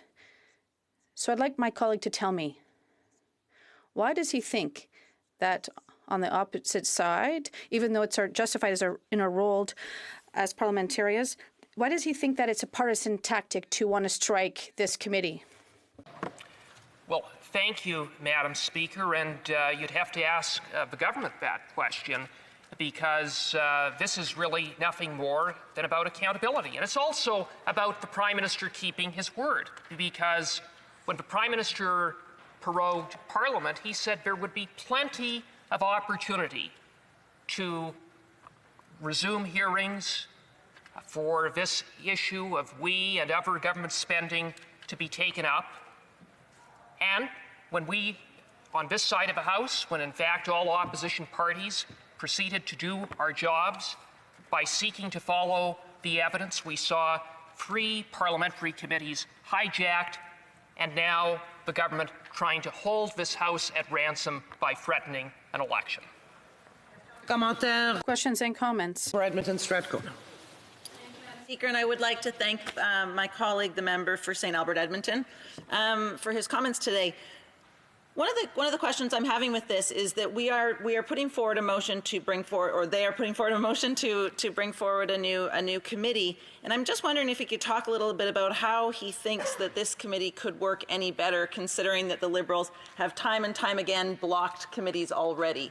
How will this committee be any different? How will we have answers and not get blocked by the Liberals again? For St. Albert Edmonton, a brief answer, please. Well, I guess very simply, it would start with the cooperation of the NDP, which we have not always seen, and look, it's important that we proceed to get answers, and if this government wants to continue to block that committee, then it certainly reflects upon them, and Canadians can judge for themselves. Hear, hear.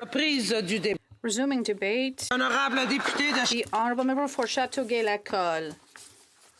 Before I begin, I will just note that I am sharing my time with the Honourable Member from Vaughan Woodbridge. Madam Speaker, I join the debate today with a certain amount of disappointment that the official opposition is choosing to use today's motion not to discuss the issues that matter to Canadians during this pandemic, but instead to continue a partisan and unnecessary attack on the government. They could be using today's debate to promote an issue that would have a real impact on Canadians, but instead they have chosen an unfortunate and confrontational approach that is out of touch with the needs of Canadians. Unlike the Conservative Party, our government remains focused on the issues that are affecting Canadians across the country, irrespective of their political leanings, just as we have since the beginning of this pandemic.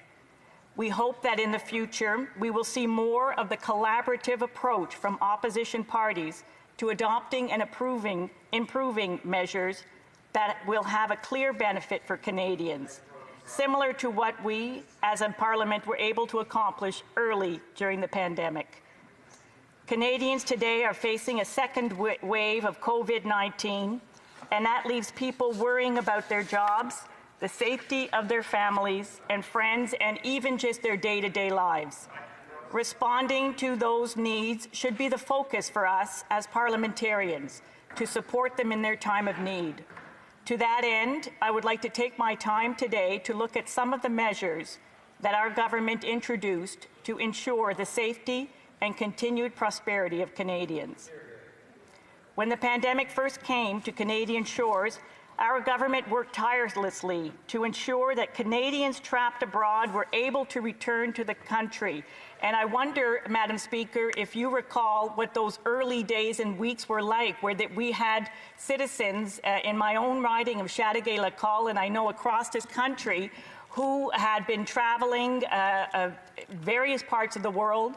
In our case, we had a group of school children that were in Honduras.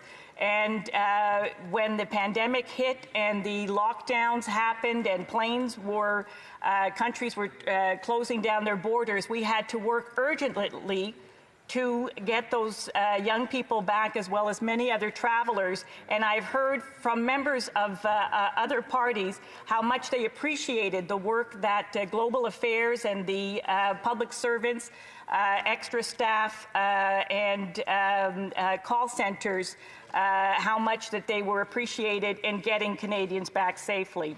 We worked with airlines and foreign governments to find ways to get Canadians home from far-flung regions around the world. It was a challenging and difficult process, but we were able to get the job done with the support of commercial airlines and partners. In doing so, we had to ensure the safety of Canadians at home and required that those entering Canada had to self-isolate for 14 days upon their return, which in the early days of this pandemic, people were wondering if that was necessary. Well, it absolutely was, and today it's a matter of course. It is well accepted for Canadians in the interest of public health. This is a policy that remains important to this day as we attempt to flatten the curve of the second wave. Along these same lines, we have continued to follow the best guidance of our doctors and scientists to protect Canadians. And I repeat that, our doctors and our scientists, not a political or partisan point of view.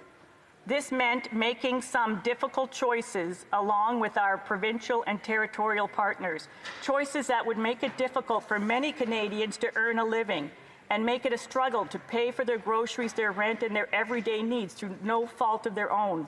I say these were choices, but in a sense, they were the right things to do. So having made the difficult but clearly necessary decisions to protect Canadians, we had to implement quick, agile policies to support those that would be most affected. As we knew very well that the health of Canadians was at stake, our government had to find innovative ways to help those that were affected. In March, we launched the Canadian Emergency Response Benefit, or the CERB. This benefit was something that was unprecedented. Canadians needed to replace the income they lost, as I said earlier. And thanks to this benefit, Canadians who had lost their income because of the pandemic could receive up to $2,000 per month. And this was greatly appreciated. It allowed Canadians to keep their purchasing power, and this allowed them also to keep the economy running, at least to its very essential basics. A government has never acted so rapidly to deal with this type of program to guarantee all Canadians in need will receive the assistance that they dearly require. This benefit was essential for those who had lost their jobs, for those who had to isolate themselves or take care of someone who had COVID-19. And I know that in my writing office, we received calls every day and emails from Canadians who were affected, not only because they lost their jobs, but also because they had to take care of their kids or keep them at home or take care of someone who was ill. So that was essential financial support we provided. Also, we had to recognize the uneven impact that this pandemic has had on vulnerable groups in our society. We announced several measures that help the most vulnerable Canadians to deal with the impact of the medical, social, and economic impacts of this pandemic. This included support for homeless individuals and women and children who were fleeing violence. Kids Help Phone observed a sharp increase in demand for their services, so we increased our support to this organization. We also invested millions of dollars to improve access to food for Canadians in need through organizations and food banks. And in my writing, this was once again very appreciated. And in Mercier. So thanks to this investment, community organizations were able to receive the support they needed to offer essential services to Canadians in need and who were vulnerable. Another thing that we did was to help low-income essential workers. These people every morning continued to go to work to give their neighbors, their neighborhoods, and their communities everything they needed. They were there every day, despite the COVID risk, and Canadians were able to count on them. And that is why we announced assistance of up to $3 billion to boost their income in cooperation with the provinces and territories. Madam Speaker, I could speak another 10 minutes on all the various programs we've established, but now I would like to mention a few of them. The wage subsidy that has allowed companies to keep their employees on the payroll, the GST deferral that was offered tax-free, and we also allowed banking institutions to offer several billions in loans to small businesses who were in need. And we launched a loan guarantee program as well to help them.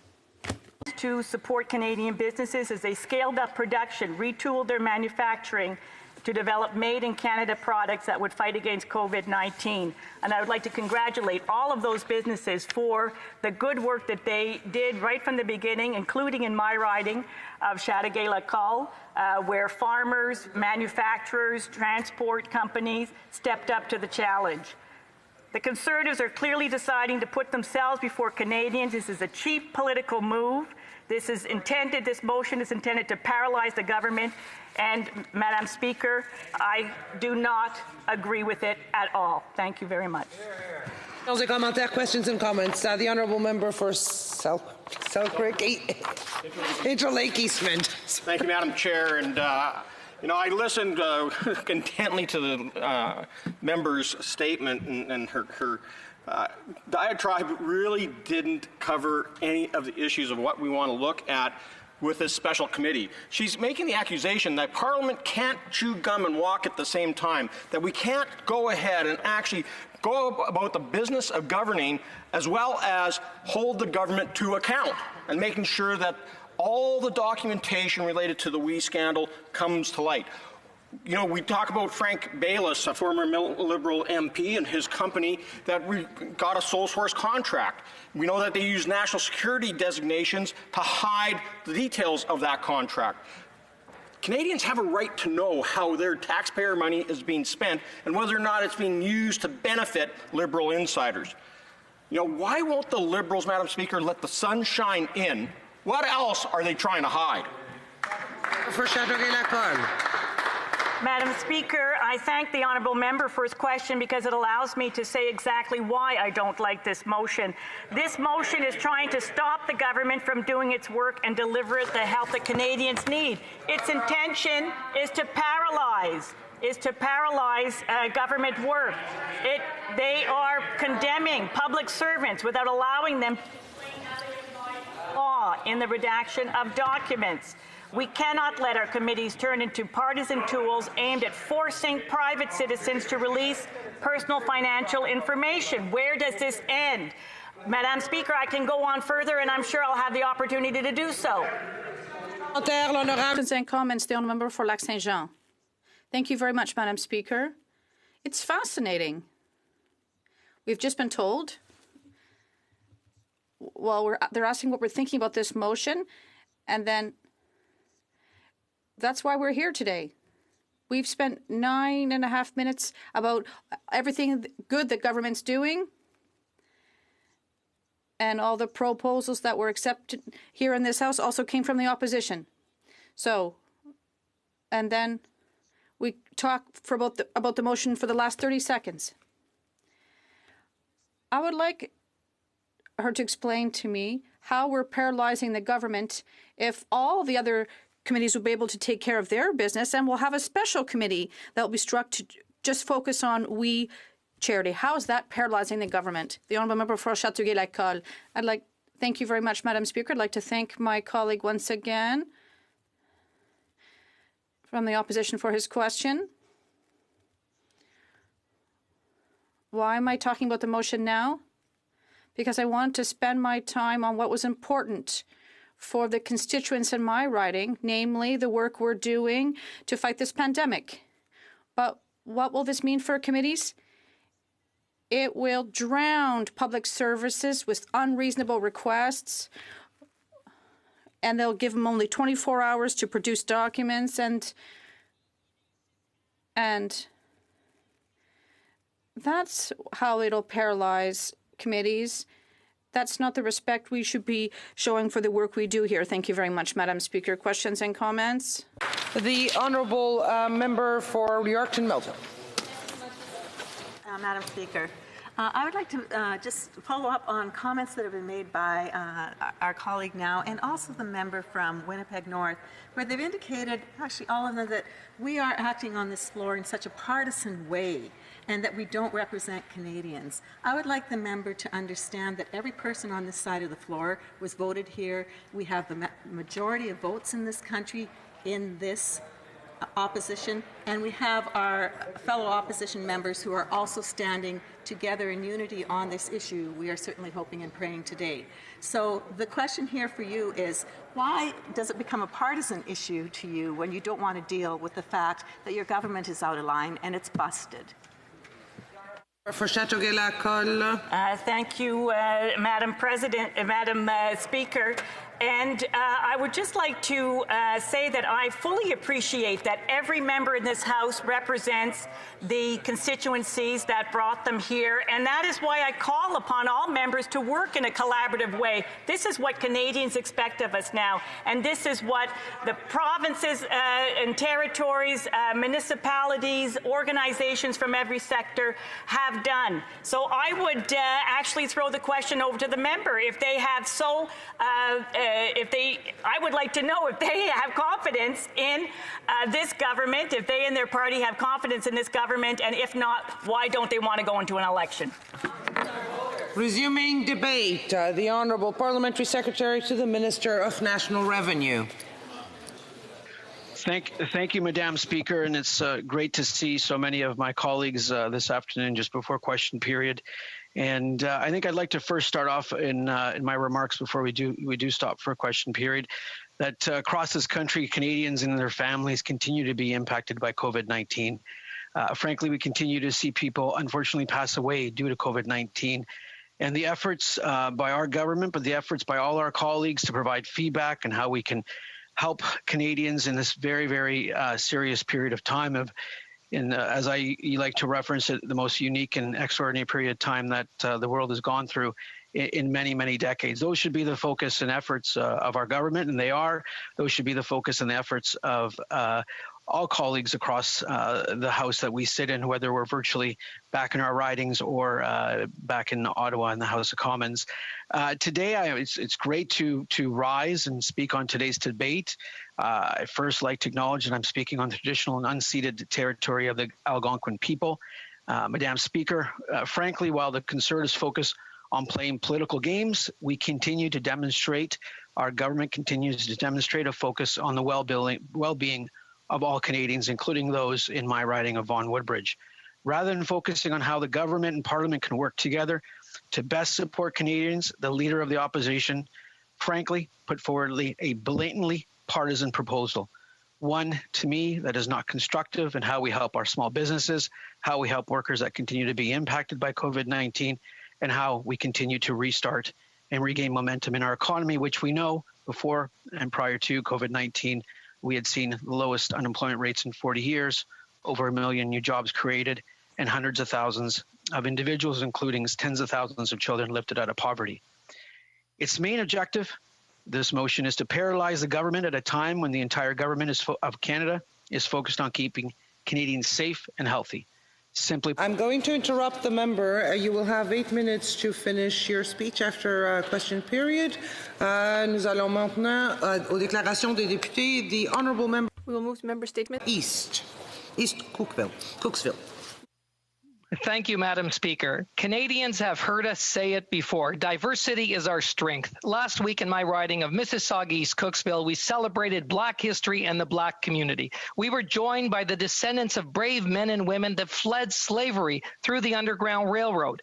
I'm proud to represent passionate and tireless advocates who have worked to preserve these stories and valuable parts of our history. People like Dr. Brian Walls and Anna Davis Walls, curators of the Underground Railroad Museum. Abby Watkins, a lawyer and professor, Dave Watkins, youth counselor, teacher, and artist, their good friend and fellow educator, John Solarski. Together, they founded and coordinated the African Diaspora Youth Conference. Peel Region's Police Chief Nish Duriapa and Constable Carissa Williams, City of Mississauga Community Development Coordinator Orville Edwards, and Councillor Chris Fonseca, all leaders and positive change agents. Speaker, our government has taken measures to eliminate systemic discrimination in Canada because we know better is always possible. The honourable member for Brandon Surrey. This summer, Westmans residents lost one of our finest residents with the passing of Grant Moffat. I knew Grant almost my entire life. We both attended the University of Manitoba together as young farmers. He was a mentor to many and a friend to all. Grant loved his family and his community. There is so much you could say about the man, but the one thing that stands out was his passion for his beloved Southwest Cougars hockey team based in Souris. For nearly 30 years, he'd been involved with the club and was the team's president and general manager. For many, they've only known the Cougars with Grant at the helm, and countless young hockey players and their families have benefited from his leadership. I want to thank his wife, Connie, and their two children, Todd and Pam, for sharing him with the rest of us. May he rest in peace.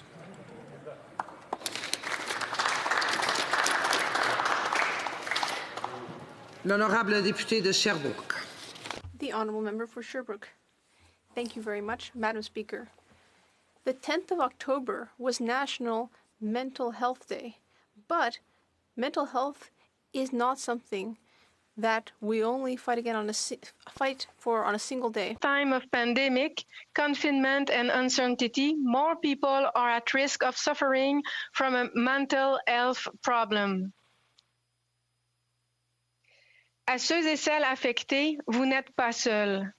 To all those affected, you are not alone. Talk about it with your loved ones and call upon the assistance offered by your community. For example, the government created Wellness Together, which up till now has helped more than 463,000 Canadians. In Sherbrooke, we have remarkable organizations like L'Accordé or GV, which are there to help anyone who needs it. We also have the APAM organization. I've been involved in that organization. Day after day, it offers support to people with a mental illness. The help is there. Speak up and don't wait. Thank you. The Honourable Member for Berthier-Masquinongé. Mr. Speaker, dairy producers called upon the government for an umpteenth time today. They're asking for something very simple, that the government keep its promises. We're asking these producers to feed us. The very least we could do would be to support them. We need to show a modicum of respect. They were sacrificed in recent free trade agreements. We need to show a bit of respect, Mr. Speaker. The least we could do would be to keep the promises from the throne speech.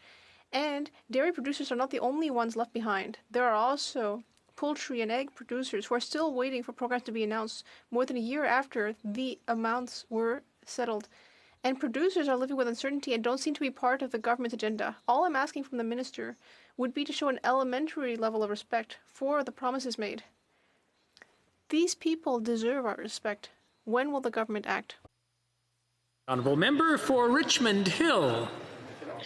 Mr. Speaker, I'm pleased to rise in the House today to acknowledge Small Business Week and recognize the incredible small business owners in my riding of Richmond Hill. The pandemic has hurt our small businesses the hardest, and owners have shown incredible resilience by continuing to serve their community. I want to highlight the effort of Anil Singh, the owner of Anil's Taste of Islands, a local Caribbean restaurant in the heart of Richmond Hill.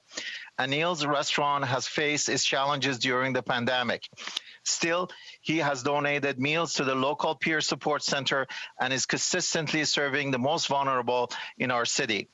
Through programs like Canada Emergency Wage Subsidy, the Canada Emergency Business Account, and the New Black Entrepreneurship Fund, we will continue to support our local small business owners who are doing great work for their community. I want to encourage the residents of Richmond Hill and all Canadians to support their local small businesses this week and especially during the holiday season. Small business owners like Anil make our nation strong.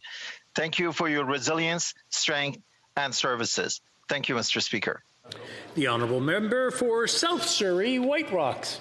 Thank you, Mr. Speaker. Most long-term care and seniors' homes in my riding of South Surrey, White Rock, and across the country have done a great job keeping our seniors healthy and safe throughout the COVID-19 pandemic. But many others have been overwhelmed and severely understaffed. Shortages that existed long before the pandemic have been worsened by fatigue, infections, and childcare obligations. Under the Postgraduate Workers Permit Program, trained care workers can qualify for a path to permanent residency. But this program isn't available to those educated at accredited private institutions whose programs are shorter than 900 hours, learning the exact same curriculum in less time. We need these qualified workers, and they go to other countries. I'm calling on the Liberal government to show more compassion and practicality. Make the simple policy change. Allow all Canadian certified care workers to apply for this program and get the trained staff we need. Thousands want to apply. We must do better by our seniors. Thank you, Mr. Speaker. The Honourable Member for Oakville North Burlington. Thank you, Mr. Speaker. October is Breast Cancer Awareness Month. While more people are surviving a breast cancer diagnosis than ever before, it's still the most common cancer and second leading cause of cancer death among Canadian women. It's also a time to celebrate survivors. Strong women like my friends Sue Sliman and Val Waldron, who kicked cancer's butt, and my sister Jill, who was diagnosed with breast cancer a year ago and has successfully gone through her treatment with grace, humor, and the love of her family and friends. She's the strongest, most incredible person that I know. My sister found the lump through a breast self-exam, so I encourage all women to do regular self-exams. Research is critically important for prevention and treatment, and also the impact that the treatment has on our bodies and minds. To Jilly, you did it. I love you, and I'm so proud of you. The Honourable Member for Niagara Centre. Mr. Speaker, the Great Lakes are a binational treasure that annually pumps billions of dollars into our economy, creates thousands of jobs, and provides clean water to millions and supports an ecosystem that is vital for thousands of unique plants, animals, and aquatic species. But they are a resource that Canada has not always fully supported. That is, until now. Aside from the throne speech commitments to bolster the blue economy, our government's promise to establish a Canada Water Agency will turn the tide in favor of the Great Lakes' health and sustainability. I'm also pleased to share that the Canada-U.S. Interparliamentary Group recently established the Great Lakes St. Lawrence Group with a mandate to focus on triple bottom line, economic, environmental, and social issues attached to the Great Lakes St. Lawrence. Canada is at the table, Mr. Speaker, and as co-chair of this group, I can confirm that we are eager to work with all colleagues here in the Senate and with our U.S. counterparts. I look forward to working to help keep the Great Lakes great, and I thank this government and the IPG for helping to lead the charge in this positive direction. The Honourable Member for Renfrew, Nipissing, Pembroke. Mr. Speaker, autumn is a favorite time of year in the Upper Ottawa Valley. It's hunting season. It's a time with friends and family we look forward to. Sadly, the traditional fall hunt for many Canadians may be drawing to an end. We're under attack by our own government. The latest plan to seize firearms is just another example of the federal government targeting the wrong people. Now we learned that Liberal Party's next gun ban will target the best-selling semi-automatic rifles in Canada. This will be done to federally licensed, daily RCMP-vetted firearms owners. Millions of responsible, law-abiding firearms owners don't understand why the Liberal Party hates rural people in general, and anyone who owns a firearm in particular. We've done nothing wrong, unlike the scandal-ridden Liberals. To all the hunters out there, enjoy this year's hunt, and may it not be your last. L'Honourable Député d'Hochelaga. The Honourable Member for Hochelaga. Thank you, Mr. Speaker. Today, I would like to discuss the impact of this pandemic on the most vulnerable in our society. Every day, I see people in Hochelaga overcome these challenges. They are innovative, resilient, and determined. For example, the twin Yambo brothers. In order to continue studying at Maisonneuve College, they braved cold mornings to use the internet connection outside the public library, which was closed because of the second wave. They are a wonderful example of resilience and perseverance in their studies. I am proud to represent them. And that is why our government must ensure to maintain the social safety net for all Quebecers and Canadians during this difficult time. We must also continue to invest in infrastructure to connect families and small businesses to high-speed internet. To all the residents of Hochelaga, I know that we're currently undergoing the second wave. Please keep on following public health guidelines and Don't hesitate to contact me. I'm here to help you. Thank you. For Red Deer Lacombe. Mr. Speaker, it's a pleasure to rise in the House today and highlight Fraser Way RV, particularly the Lacombe location in my riding. Mr. Speaker, I, like many Canadians, enjoy nothing more than getting in my RV and going camping next to a lake or in the woods to enjoy all the natural beauty our country has to offer. However, I rise today to highlight the good corporate citizenship of Fraser Way RV. Recognizing that many Canadians are struggling to make ends meet this year, and with Thanksgiving quickly approaching, Fraser Way RV decided to donate $270,000 to food banks across Canada. This included a $20,000 donation to the Lacombe Food Bank. Over the past several months, we have seen businesses, community groups, and individuals step up, stand out, and really embody the saying that we're all in this together. And this is another great example. I want to thank Fraser Way RV in Lacombe and all the locations across Canada for this generous contribution to their local food banks. This charitable action ensured many Canadians had a much better Thanksgiving than they otherwise may have. Well done, Fraser Way. Hear, hear. The honourable member for Wellington Halton Hills.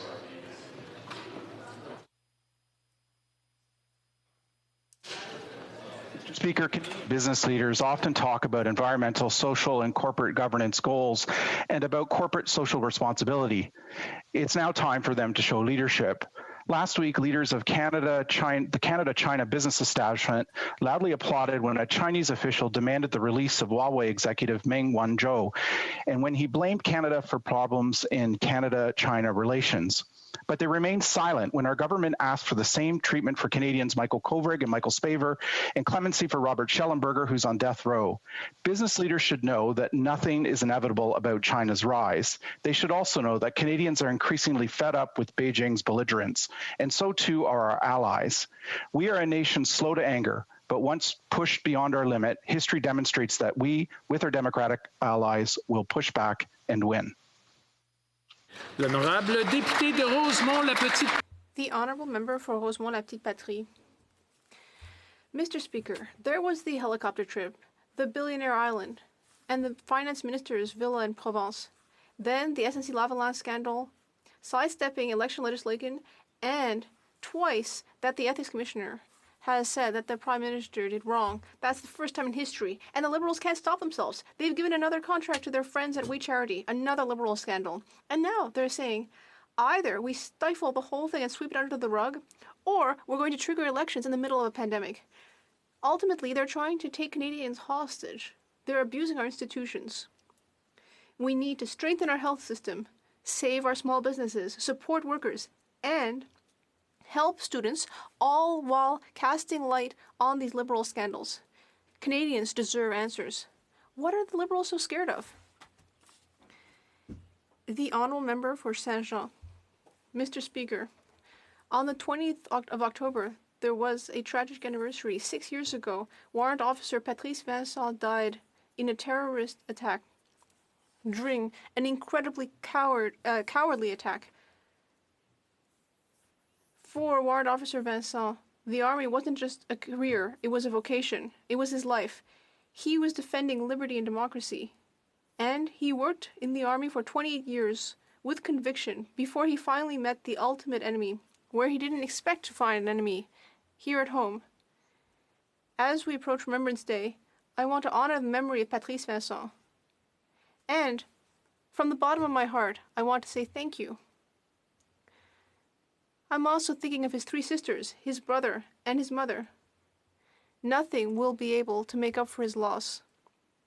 He is one of the heroes that we will never forget, and that is why I will say today that we will always remember.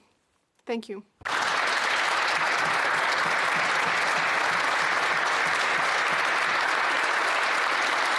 The honourable member for Lakeland. Mr. Speaker, 6 months ago, the worst mass shooting in Canada's history tragically ended the lives of 22 Canadians in Nova Scotia. Victims' families rightly had questions and asked for a public inquiry. It was shocking when the public safety minister, backed by Liberal MPs from Nova Scotia, told them their losses were only worth an internal review.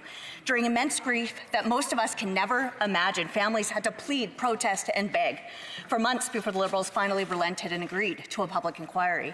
In the rampage, Nick Beaton lost his pregnant wife, Kristen, about the Liberals' delays, he wrote, quote, "Can they show a little bit of humility and just say we were wrong instead of trying to take credit for doing something someone else did?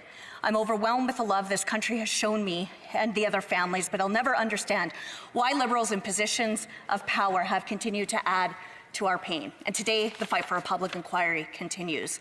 Nothing can bring their loved ones back, but finally getting answers can help the families, their friends, and their communities on their lifetime road to healing. It's long past due to respect the victims and their families, to show some compassion, and to get on with the public inquiry." L'honorable député de Saint-Léonard, Saint-Michel. The honourable member for Saint-Léonard, Saint-Michel. In recognition of the countless lives that have been lost to gun violence. In my own province of Quebec, no one will ever forget the horrors of École Polytechnique massacre, whereby the victims were targeted solely because they were women. And we were tragically reminded again at the Quebec City Mosque, whereby 6 innocent lives were taken solely because they were Muslim. I am proud to be part of a government that has taken action by prohibiting assault-style firearms. But we need to do more. We need to introduce red flag laws to empower communities, police, medical professionals, and survivors of domestic violence to enable to signal an individual or an identifiable group that poses a threat. We need to keep investing in our border agencies to keep guns out of the hands of criminals by stopping the illegal smuggling of firearms into Canada. Let us recognize and thank the participants of today's Day of Action to Prevent Gun Violence, namely Nathalie Provost, who continues her campaign to advocate for enhanced gun control. Thank you, Mr. Speaker. Oral questions, question orale, the Honourable Leader of the Opposition. Mr. Speaker, the Prime Minister has a pay-to-play problem. It's because the Prime Minister has expensive taste and powerful friends. First, it was vacation on Billionaire Island. Then it was the special legal deal for SNC-Lavalin. Then it was speaking fees and taxpayer dollars for we. Now it's Liberal donations for judicial appointments. Mr. Speaker, we now know that the Prime Minister's top Liberal Alberta advisor has more say on who becomes a judge than the Attorney General. Mr. Speaker, how many more well-connected Liberals is the Prime Minister going to make taxpayers pay for? Right Honourable Prime Minister. Mr. Speaker, we reformed the judicial appointments process, making it merit-based, creating independent committees to make recommendations on judicial appointments.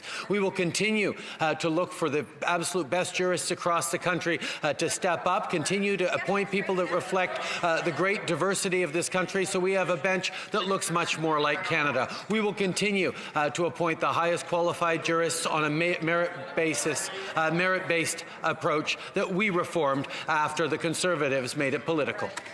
The Honourable Leader of the Opposition. Monsieur le Président, Mr. Speaker, our justice system must be impartial, yet this government is picking judges based on ideological requirements and partisan ones. They have one way of doing things for Liberal candidates, another way for other people. A political staffer of the Minister of Justice sounded the alarm, but he was silenced.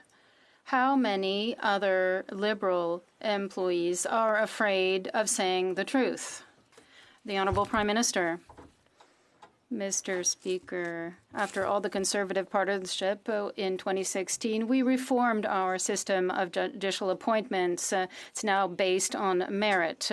We work with an independent committee.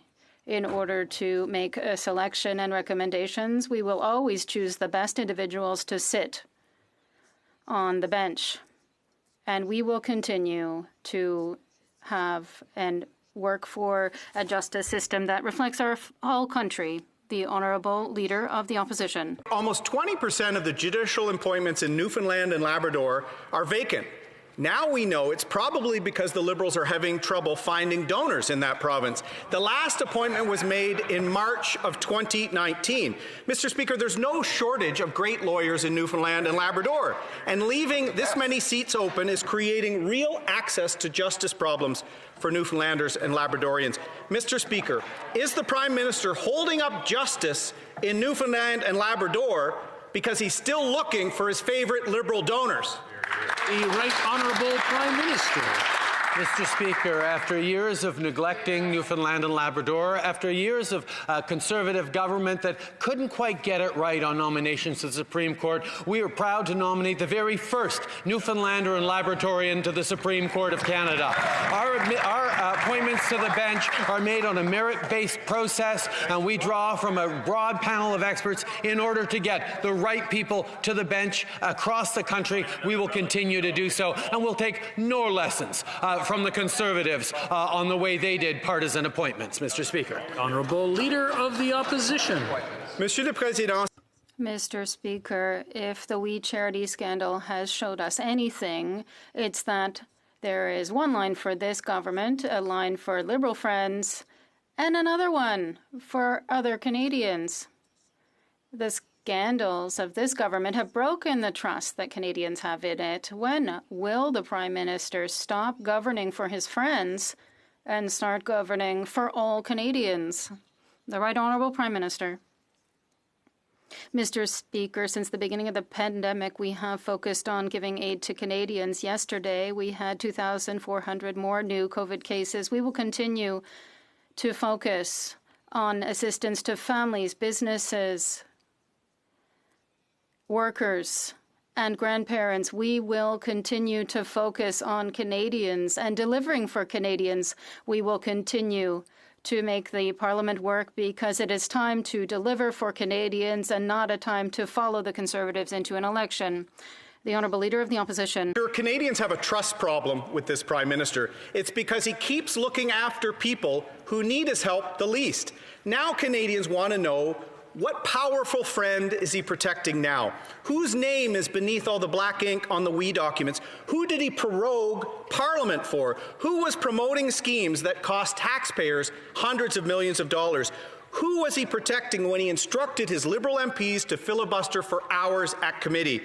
Who and what are the Prime Minister covering up with these latest threats of an election? The Right Honourable Prime Minister. Mr. Speaker, with what the Leader of the Opposition said this morning, with the motion he put forward in his own name, and even with the question he's asking, he is demonstrating clearly that he has lost confidence in the government's ability to manage this pandemic. The question he has put before the House, which will be voted on tomorrow, is whether or not Parliament has lost the confidence of, the government has lost the confidence of Parliament. We believe that we need to continue to work together in Parliament to deliver, which is why we're proposing a special committee to look into government spending, why we will continue to focus on Canadians while Conservatives focus on politics. The Honourable Member for Belleuil-Chambly. Thank you, Mr. Speaker. You know, stress and suspense is unbearable. Will we be going into an election? That's the big question. But the government itself says that it's a vote of confidence. So I would challenge you, either there's a problem or they think that it won't happen. But they don't want it to be its fault. But let's stop playing games. Do you or do you not want to go to an election? I ask the Prime Minister, the Right Honourable Prime Minister. In fact, Mr. Speaker, we have other things to do here in the House, so we have to work on a daily basis to deliver for Canadians, for small businesses that are suffering because of COVID-19, for seniors who are concerned and living in the long-term care homes, for Canadians across the country who are worried about the healthcare system and the health crisis, as well as the future of their children. That is why we on this side of the House, we are working hard to deliver for Canadians, and we will continue to do so in the hopes that the opposition parties will continue to work in order to make this Parliament, this minority Parliament, work. The Honourable Member for Belleuil-Chambly. It's more beautiful than credible. So if you don't want a bicycle, don't buy a bicycle, especially if you don't want to pedal. The Prime Minister doesn't want to go into an election. Can he tell his neighbour on the left that it's not a confidence motion? We're going to have a committee and that we're going to look into the We Charity issue because proroguing the Parliament in order to try to avoid that has happened. And we're going to do our job instead. The Right Honourable Prime Minister. Mr. Speaker, for months, the Bloc has been talking about election, not us. We are focusing on the work that we need to do for Canadians. We will continue to deliver on a daily basis through the subsidy for businesses, through assistance, through the Canadian Emergency Response Benefit, which has been transformed into EI. We will focus on Canadians, and we hope that the opposition parties will continue to work with us to deliver for Canadians. But it's a choice. It's their choice to go into election or not. The honourable member for Rosemont Petite Patrie. The Liberals are trying to hide behind the opposition in justifying a call of an election in the midst of a health crisis. Instead of getting to the bottom of their WE scandal and their WE friends, they prefer instead to take people hostage and abusing democratic institutions. It's irresponsible. Let's be clear. If the Prime Minister wants to call an election, he can go and visit the Governor General. Otherwise, he can work with the opposition, put in place a committee in order to find answers for the people. People deserve the truth. What are the Liberals afraid of? The Right Honourable Prime Minister. Mr. Speaker, we proposed a special committee that will be able to look at the expenses, the expenditures by government. We're very happy to continue working in Parliament because during this crisis, we are working for Canadians. There were 2,400 new COVID cases announced yesterday, 22,000 active cases throughout the country. We will continue to focus on this health crisis and the economic crisis. We will be there to protect Canadians and deliver for them. We hope the opposition will do the same. For Timmins, James Bay. We are in the worst medical and economic catastrophe in a century, and yet this Prime Minister has stated his willingness to plunge the nation into a pandemic election all over the procedural wrangling of a committee. Seriously. Now, this is the same Prime Minister who prorogued Parliament and monkey-wrenched the work of our committees. So if he wants to take advantage of the pandemic, he can go to the Governor General anytime. He doesn't need to hide behind the opposition. Or he can show some maturity and let Parliament do the work that we are here for. So what's it going to be? Is he going to be keep the cover-up, or is he going to let Parliament do the work, or is he just going to go to the Governor General? Right Honourable Prime Minister. Mr. Speaker, we want Parliament to work, which is why we've proposed a special committee to look into government spending in the exceptional circumstances of this pandemic. But the Conservative opposition put forward a motion that very clearly outlines the fact that the Leader of the Opposition himself admitted earlier today that he does not have confidence in this government to manage the pandemic. And now the opposition parties have a choice. Do they want to make Parliament work and work for Canadians, or do they want to vote non-confidence and trigger election? The choice, Mr. Speaker, is theirs. On this side of the House, we're going to keep working for Canadians. Right Honourable Member, or the Honourable Member for Portage-Lister. Mr. Speaker, there's a troubling pattern with this Prime Minister when he's backed into a corner or doesn't get his way.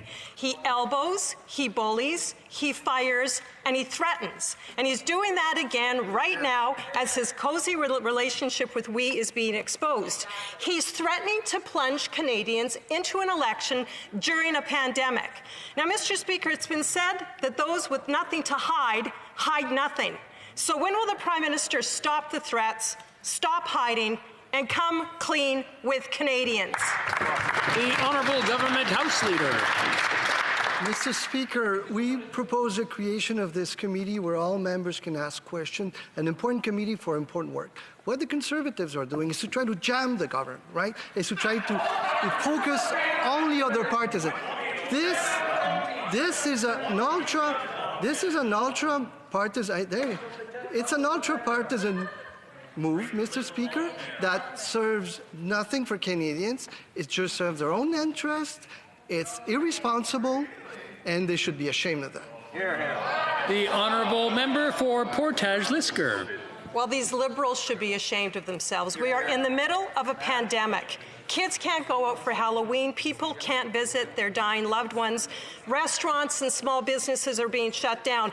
But the Prime Minister must have his way, and if he doesn't, he's going to force everyone into an election.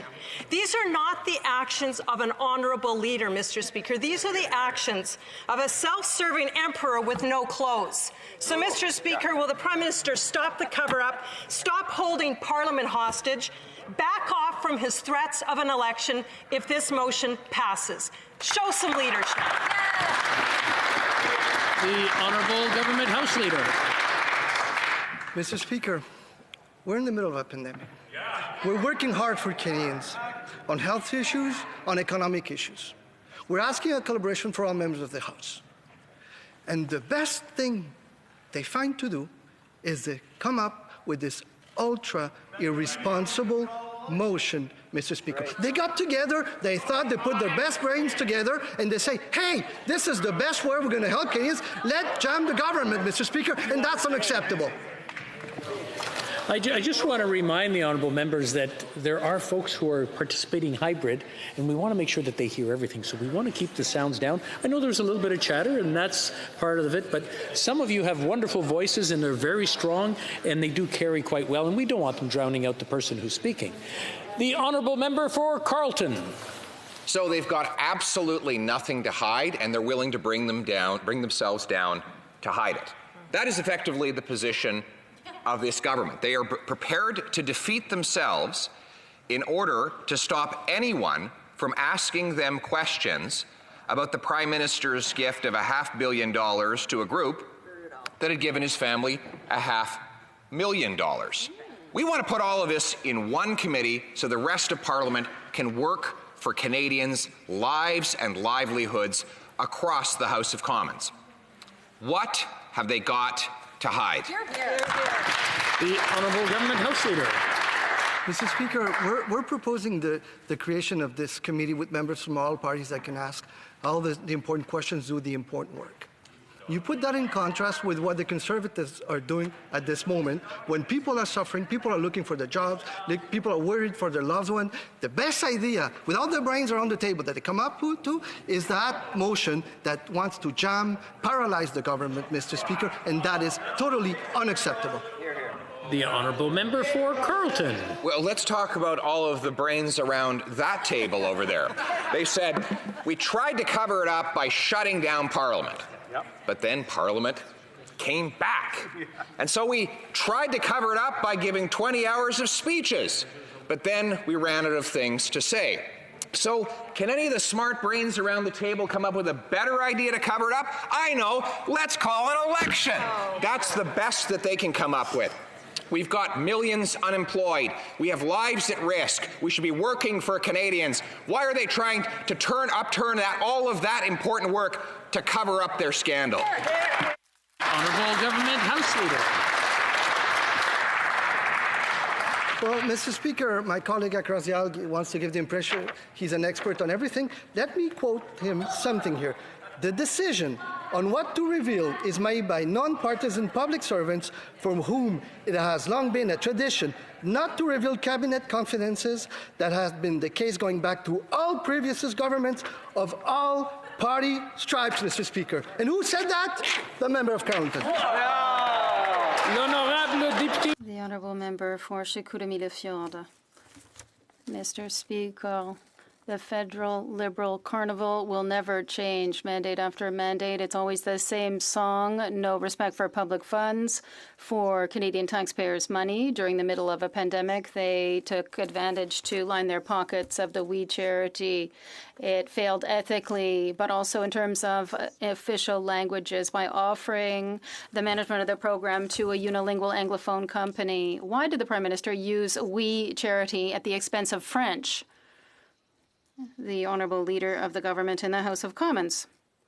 Why is the opposition giving priority to a partisan, irresponsible motion instead of working with the government on the health of Canadians, on the health of our seniors, on the health of our businesses, Mr. Speaker? Why did the opposition to play partisan politics in an unacceptable way instead of working with us? It's holding its hand out. It's still holding its hand. Our hand is still held out. Let's work together instead of partisan politics. The honourable member for Chicoutimi-Le-Fjord. Mr. Speaker, what I understand is that the Prime Minister was going to give money quickly, but not so quick when it came time to helping the aeronautics industry in Quebec, the green aluminum plants, shipping strategy. The Liberals were quick to help their friends and no one else. How can the Prime Minister, who's from Quebec, deliberately ignore the Francophones in Quebec and across the country? The Honourable Leader of the Government in the House of Commons. Mr. Speaker, our government stands up on a daily basis for Francophones. We stand up every day for Quebec and Quebec industries, for our seniors, for the healthcare system. Mr. Speaker, on a daily basis, we defend Quebecers and Quebec. We will be there for them, be it in a pandemic or any other time. When the Conservatives have to make the good choice for Quebec, all they do is come up with a partisan committee. The honourable member for Beloeil-Chambly. If the Liberals stand up for Quebec as they stand up for Davy, we're in trouble.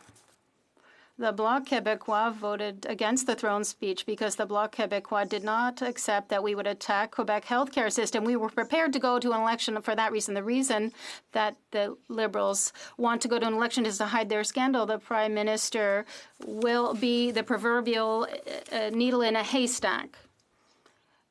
I believe I understand that the NDP is hearing reason, and I presume that the Conservatives will vote for their own motion. Is the Prime Minister losing his bluff because he wants to hide behind this serious ethics violation?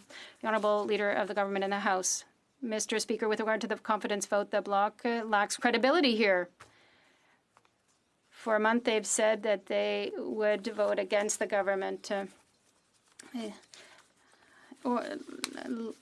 The leader of the Bloc said, we'll go to an election. We'll go to an election. And now they say that we're not responsible because we're talking about confidence in the House. The system is working here, Mr. Speaker. If they have confidence, they should say it. And if they don't, they should say that. The honourable member for Beloeil-Chambly. I don't have confidence in this government, Mr. Speaker. And I don't imagine that they can say that. No one buys that argument. The government is trying to either force an election or to hide its ethics issues. But the same leader is going to stand up and say, you're right, life goes on, and let's go back to work. The Honourable Government House Leader. Mr. Speaker, there is not anybody who is unemployed who wants to go and vote in an election. The Bloc is being irresponsible. It's joining the Conservatives in order to try to force the fall of the government. They should take responsibility for their choices and the consequences of those choices. They should have the courage to do that.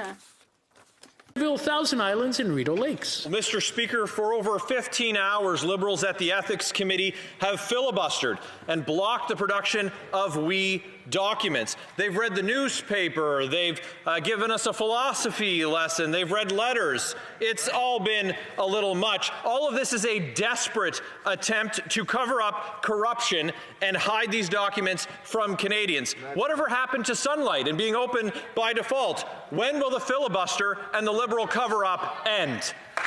The Honourable House Leader. Mr. Speaker, in case I read too fast earlier, I'm going to read again what I read before to my colleague.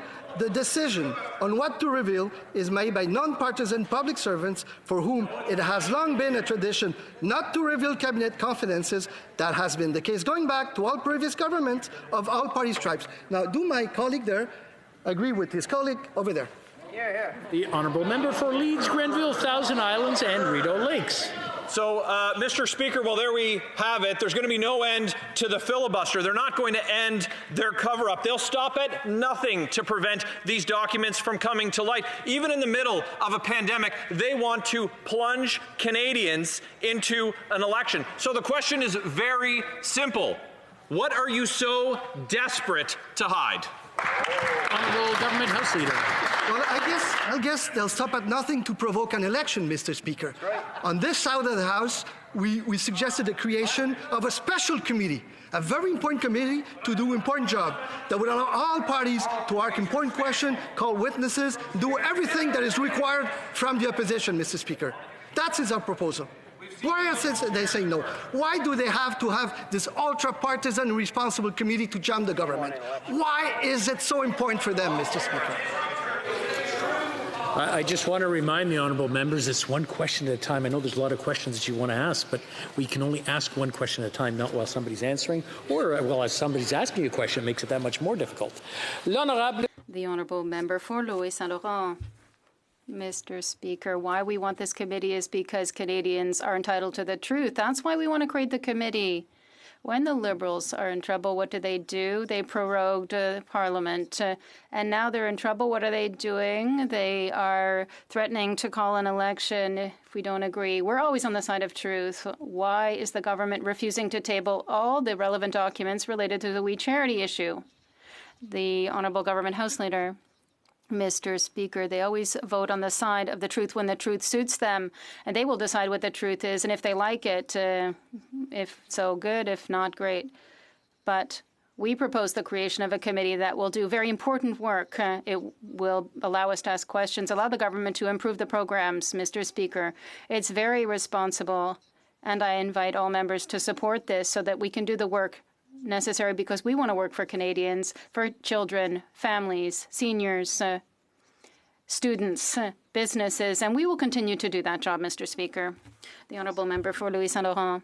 Mr. Speaker, in listening to CBC this morning, I remembered my years in the National Assembly in the Bastarache Commission when we learned, back at the time of the Bastarache days, that the provincial Liberal government had a system of post-its where they identified which Liberal friends could become judges. Liberals are always going to be Liberals, Mr. Speaker. The Minister of Justice.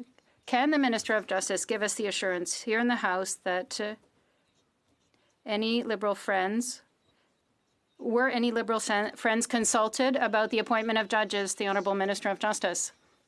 Mr. Speaker, our government has put in place a very important measure to ensure that the appointment process reflects the quality and diversity of Canada. I want to be clear.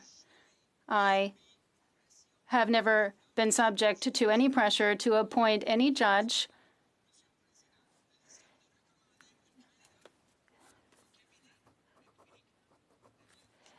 The decision to make the recommendation to Cabinet is mine alone. Yesterday, we put forward a simple motion. We asked the House to affirm the treaty and inherent rights of the Mi'kmaq and Maliseet people that were affirmed treaties, confirmed in the Canadian Constitution and upheld in the Supreme Court. But the Liberals voted no. They also refused to acknowledge the Mi'kmaq deserve full and equal protection by the law from violence and intimidation. They voted no to recognizing their failure to respect nation-to-nation relationships, to accommodate the moderate livelihood fishery that has led to the crisis that we're facing today. My question is simple. Why? The Honourable Minister. Thank you, Mr. Speaker. Despite what the NDP say, our government is having nation-to-nation conversations with First Nations. That's imperative because we have always said the Mi'kmaq have an affirmed treaty right to fish in pursuit of a moderate livelihood under the Marshall Decision. And when it comes to safety, everyone in Canada deserves to be protected, Mr. Speaker, and that's why we're standing up, making sure that the resources are there that the province of Nova Scotia needs for the RCMP. Thank you, Mr. Speaker. The Honourable Member for Cowichan, Malahat, Langford. Mr. Speaker, today's serious alarm bells are being raised about Liberal partisanship in the Prime Minister's office. The Liberals are treating judicial appointments like a basket of party favors for well-connected partisan friends. This smacks of the SNC-Lavalin scandal, where the PMO pressured the former Attorney General, interfering with her office's criminal prosecution of that Liberal-friendly corporation. Partisan appointments can open the door for Liberals to lean on judges in inappropriate ways we can only imagine. Have they learned nothing from the SNC, Aga Khan, and We scandal? When will the Prime Minister learn that partisan appointments have no place in our judicial system? The Honourable Minister of Justice. Mr. Speaker, I would like to remind the honourable member that we put in a process for appointing judges which removes the partisanship that we saw with the previous government. Mr. Speaker, we have a judicial appointment committee. We have judicial appointment committees in place across Canada.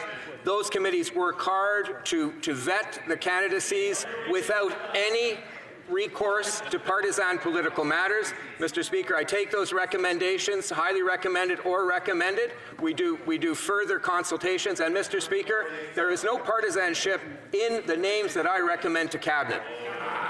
The Honourable Member for Cape Breton, Canso. Mr. Speaker, I'm proud to stand today in recognition and support for our doctors. They guide us in preventing future illnesses and injuries and heal us when we're sick or injured. And as medical professionals, they warn us about the dangers to our lives. One issue they continue to warn about is gun violence across Canada, but not everyone is listening. Conservatives have aligned themselves with a gun lobby who has plagiarized the Americans' NRA motto of stay in your lane and bully doctors who speak about the victims they have to treat and the family members they have had to inform who have lost a loved one. Can the Minister of Public Safety and Emergency Preparedness please inform this House what steps our government is taking to address gun violence? Thank you. Mr. Public Safety. Thank you very much, Mr. Speaker. I'd like to begin by thanking the member from Cape Breton-Canso for his very important question. And today I want to join him in remembering the lives of those who have been impacted by gun violence. Mr. Speaker, since forming government, we've taken action by passing legislation that enhances background checks and helps law enforcement through better data collection. We've also delivered on our promise to prohibit tactical assault weapons that, Mr. Speaker, have no place in our society. And Mr. Speaker, we will continue to strengthen gun control by stopping guns at our border, by preventing theft and criminal diversion, and through the introduction of red flag laws. Mr. Speaker, we don't work for the gun lobby, we work for Canadians, and we'll work relentlessly to keep them safe. The honourable member for Calgary Nose Hill. COVID bureaucracy kept dying Winnipeg man and his brother apart. I'm tired of these headlines. It's been 9 months into the COVID scandal and crisis, and the Liberals only use shutdown and a 14-day quarantine that nobody can afford as ways to address the pandemic. But countries around the world have started to use rapid testing for pre- and post-arrival testing as well as a way to reunite families, but not Canada. I want to review this failure and come up with a better path forward. We need to do that. That should be a nonpartisan issue, but the Liberals are blocking the Health Committee. They're blocking everybody from being able to do this. Why? The Honourable Minister of Health.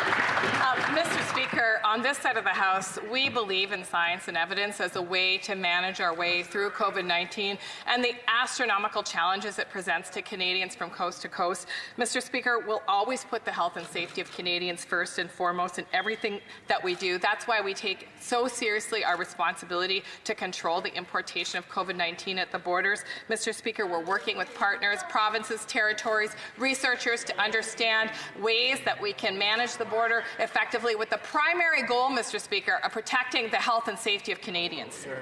The honourable member for Calgary Nose Hill. You know what would be a great way to review science and evidence? The Health Committee. Yet the Liberals are blocking the review of this issue at every turn. It's been 10 days since we introduced a motion on this, and they keep filibustering it.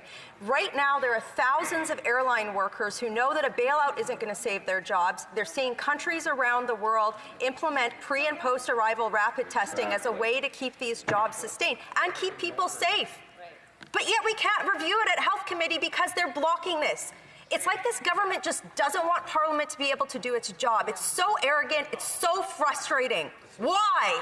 The Honourable Minister of Health. Mr. Speaker, I will remind the member opposite that health committees are free to study issues that they choose. But on this side of the House, I'll tell you, as the government, we have an important role to make sure that we use science and evidence in our decision-making on how we manage COVID-19, including at the borders. And I want to thank my colleagues, particularly the provincial and territorial colleagues, who worked so diligently with us to understand the important role that quarantine plays in our current response to reducing importations of COVID-19. Mr. Speaker, we'll always rely on science and evidence to keep Canadians safe. The Honourable Member for Charlebourg-Saint-Charles. Mr. Speaker, the CRA sent a letter to hundreds of Canadians to warn them that there may be an issue with their bank account number and there is a risk of fraud. Many people said that they called the number and they received no answer. We have a direct number to call as members, but even we don't get an answer. Can the government tell us what's going on? The Honourable Minister. Hello, thank you very much. The interpreter would like to note that there's a sound issue. The Honourable Minister, there is an issue with your sound. Please ensure that you're not on mute. We cannot hear you. Allez-y, on vous entend. Can you hear me? Thank you. Thank you very much, Mr. Speaker. I'd like to thank my colleague for his question. for the CRA, it is important for taxpayers to be able to receive all the tax credits and benefits that they're entitled to. We're continuing to work hard to make sure things are going smoothly. There are audits that are being done, and our system are in high demand right now, but we're going to continue to work on this. Thank you. The Honourable Member for Charbot-Saint-Charles. Mr. Speaker, I'm sorry, but for 5 years now, the Minister has been saying the same banal answer. But this connection issue is 5 years old. The CRA, when someone receives a letter from the CRA, they feel stressed out. And if they tell you if you have an issue, call the number, and then no one answers. Imagine how tense you would feel. And it puts even more stress and pressure on you. Even before the pandemic, we had such issues. But people on the CRA line would never answer. But can the Minister tell us why we haven't been able to clarify this situation in 5 years? The Honourable Minister. Mr. Speaker, I can tell you that I don't agree with what my colleague has just said at all. Throughout the entire pandemic, the CRA has served more than 8 million Canadians, Mr. Speaker. They've ensured that people can receive the CERB, and they're making sure right now that people are receiving new benefits that were created, both in terms of the recovery benefit, but also the caregiver benefit and the sickness benefit. Inaudible for the interpreter. There's a sound issue. L'honorable député de Rivière. The Honourable Member for Rivière-du-Nord. Mr. Speaker, it pays to be a friend of the Liberals. We saw this with We Charity, but we've also seen it with judicial appointments. The PMO has both hands in the appointment process. It checks whether future judges are Liberal donors or not, thanks to the Liberalist partisan tool. It vets the reputation of future judges with Liberal MPs and riding presidents. It checks whether future judges have Liberal Party signs on their lawns. What is the criteria for becoming a judge in Canada, Mr. Speaker? Being a good Liberal?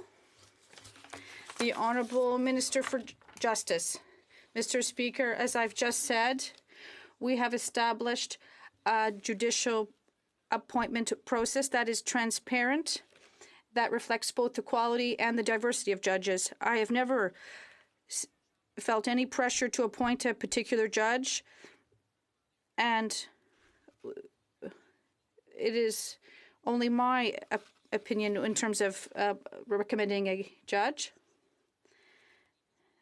and it's based on the needs of the court and also the needs of.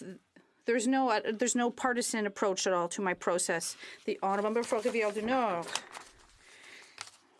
Last year, the Bloc denounced the Prime Minister when he was caught checking whether future judges were good Liberal Party donors or not. We noted that 90% of total party donations of new judges over the years went to the Liberal Party. And today we've learned that while the Bloc was shocked, there were already people in the Justice Minister's cabinet who were also scandalized. Mr. Speaker, the judges' scandal is just like the We Charity scandal. How come everywhere we look, the only thing we see are Liberal cronies obtaining favours? The Honourable Minister. Mr. Speaker, what my colleague has just said is absolutely false. We appoint judges from all different backgrounds and political stripes. We were very clear about the transparency of the process we established. I have appointed roughly 160 people since I've been Minister of Justice, and I'm very proud of the results. We appointed quality individuals across Canada, and I'm very proud of these results. The Honourable Member for Langley-Aldergrove. Mr. Speaker, when COVID hit in March, Transport Canada made the, in my opinion, correct decision to allow BC Ferries passengers to remain in their cars rather than mingle on the upper decks, as another way to fight the spread of the coronavirus. But late last month, right when the second wave was threatening to come upon us, they reversed that decision. Will the Minister commit to reviewing that flip-flop decision, do the right thing for British Columbians? Honourable Minister. Mr. Speaker, I want to be clear on this. It's not a question of either or, either deciding in favor of letting people sit in their cars because of COVID or forcing people to get out of their cars because of the concern for marine safety. It is both. We both have a responsibility as Minister of Transport and the Minister of Health to make sure that passengers on board our ferries are safe, both from COVID and also from the possibility of a marine accident. The honourable member for Foothills. COVID has grounded our airline industry, and inaction by this Prime Minister ensures that it may never fully recover. But Germany, Japan, Iceland have all implemented rapid testing and shows that it is a safe, science-based alternative to quarantine. We are not saying throw open the borders, but we are saying is rapid testing gives us on the pathway to economic recovery. Rapid testing reconnects communities, reunites families, gets Canadians back to work. Other jurisdictions around the world are safely implementing rapid testing. With the airline industry teetering, what is this Prime Minister waiting for? Honourable Minister of Health. Of maintaining appropriate health measures at the border is one that this government is seized with. As the member opposite knows, this is an issue that all countries are struggling to find a path forward on. In fact, the blend of a science around when quarantine can be released in partnership with testing is one that is under research here in Canada. In fact, we have a number of research projects underway and a number almost ready to be launched. And Mr. Speaker, we'll come back to the House with details when they're available. The honourable member for Prince Albert. Mr. Speaker, farmers in my riding have been calling me because they haven't received their CEBA benefit loans yet. Their banks are still waiting to be told whether this money can be deposited into their personal bank accounts, even though the government promised to act on this back in May. Many of these farmers have bills that come due at the end of this month, and they are unable to pay them. Will the minister instruct the department to correct this technicality immediately? The honourable minister for small businesses. Mr. Speaker, I want to thank the honourable member for that really important question. And to all small businesses, in particular farming businesses, we want to assure them that absolutely we want them to get this important support in this loan. And we will announce very shortly the process for them to get access to that loan. The banking system in Canada doesn't have the same kind of due diligence for personal accounts as they do for banking accounts. Business accounts. So we're working very hard with the over 200 financial institutions to make sure that we get this to these businesses right away. The honourable member for Châteauguay-Lacolle. Mr. Speaker, I'm happy to underscore Small Business Week and most importantly to point out the creativity and cooperation small businesses have shown across the country since the beginning of the pandemic. In my riding of Châteauguay-Lacolle, management of companies such as Naperville, Uniprog and Naperville, Ogilvy Equestrian, Pro Air and Châteauguay and T Clean and Remy have put their shoulder to the wheel and changed their way of doing things, not only to preserve many jobs, but also by changing their production chains and to make masks, ventilators, and other PPE to help us fight COVID-19. The Honourable Minister. Mr. Speaker, for Small Business Week, I would like to highlight the resiliency and innovation of companies in Châteauguay-Lacolle. Launching and running a small business takes a lot of work, and during a pandemic, it's a particular challenge. The second wave requires small businesses to roll up their sleeves once again. But I'd like to reassure companies in Naperville, in Leary, in Châteauguay, and in St. Remy, we'll be there for them. Member for South Surrey, White Rock. Mr. Speaker, it's no secret the Liberals are hoping Canadians will grow tired of the WE scandal. Frankly, we are sick of hearing about it too. I'd much rather stand here today and ask about the small businesses in my riding that are fighting for their lives. But as an official opposition member, it's my duty to hold the government accountable. So I rise before you today to ask, will the Prime Minister pledge to put an end to the barrage of roadblocks, redactions, and delays and let us do our jobs? The Honourable Government House Leader. Well, if they want to talk about other stuff, they should ask questions about other stuff. It's that simple, Mr. Speaker. Instead of today being here debating a motion, an ultra-partisan, responsible motion, we can be debating how we can help our seniors, how we can help provinces, how can we help our businesses. But instead of doing that, no, Mr. Speaker. They had this great idea of putting a responsible motion on the table. The Honourable for Bellechasse, Les Échemins, Lévis. Mr. Speaker, the pandemic is being used for many things. The Liberals want to use it to hide their scandals and corruption, but they've been uncovered. They want to trigger an election. A big scandal with hundreds of millions for their friends who close up shop when they get caught. The Liberals are tossing taxpayer dollars out the window. We want to know, where is this money going? Is it being properly managed? Mr. Speaker, we can walk and chew gum at the same time. And if the Liberals don't know this, we'll tell them. What are they hiding? Why not shed light on this truth? The Honourable Government House Leader. Once again, Mr. Speaker, they're talking about many things, but they're always focused on one thing. They're forcing the Parliament to debate this issue rather than discussing what we can do to help Canadians. Our seniors have suffered more than anyone else during this pandemic. There are thousands of people who are looking for jobs right now. Their parents who are concerned because schools are closed. That's what we should be debating today, not irresponsible motions like this one. Member for Kenora. The member for Sault Ste. Marie announced $800,000 of FedNor funding to the company ScriptSwap last year. Mr. Speaker, we know that this company forwards their mail from Sault Ste. Marie, but that they're actually located in southern Ontario. They also have job opportunities and employees in BC and California, of all places. So what's missing here is anything to justify them receiving funding which is designated for Northern Ontario.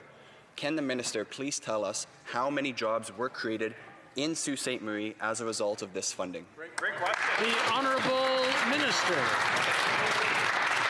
Mr. Speaker, we've been there since the beginning of the pandemic and even before by making sure that we invest in people in Northern Ontario, maybe through the RRF program to protect jobs, and we've protected thousands of them across Ontario, in particular in Northern Ontario, but also to invest in economic development to make sure that we're creating new jobs. We know that Northerners actually need these investments, and we will be there to make sure that we are there for them. Thank you.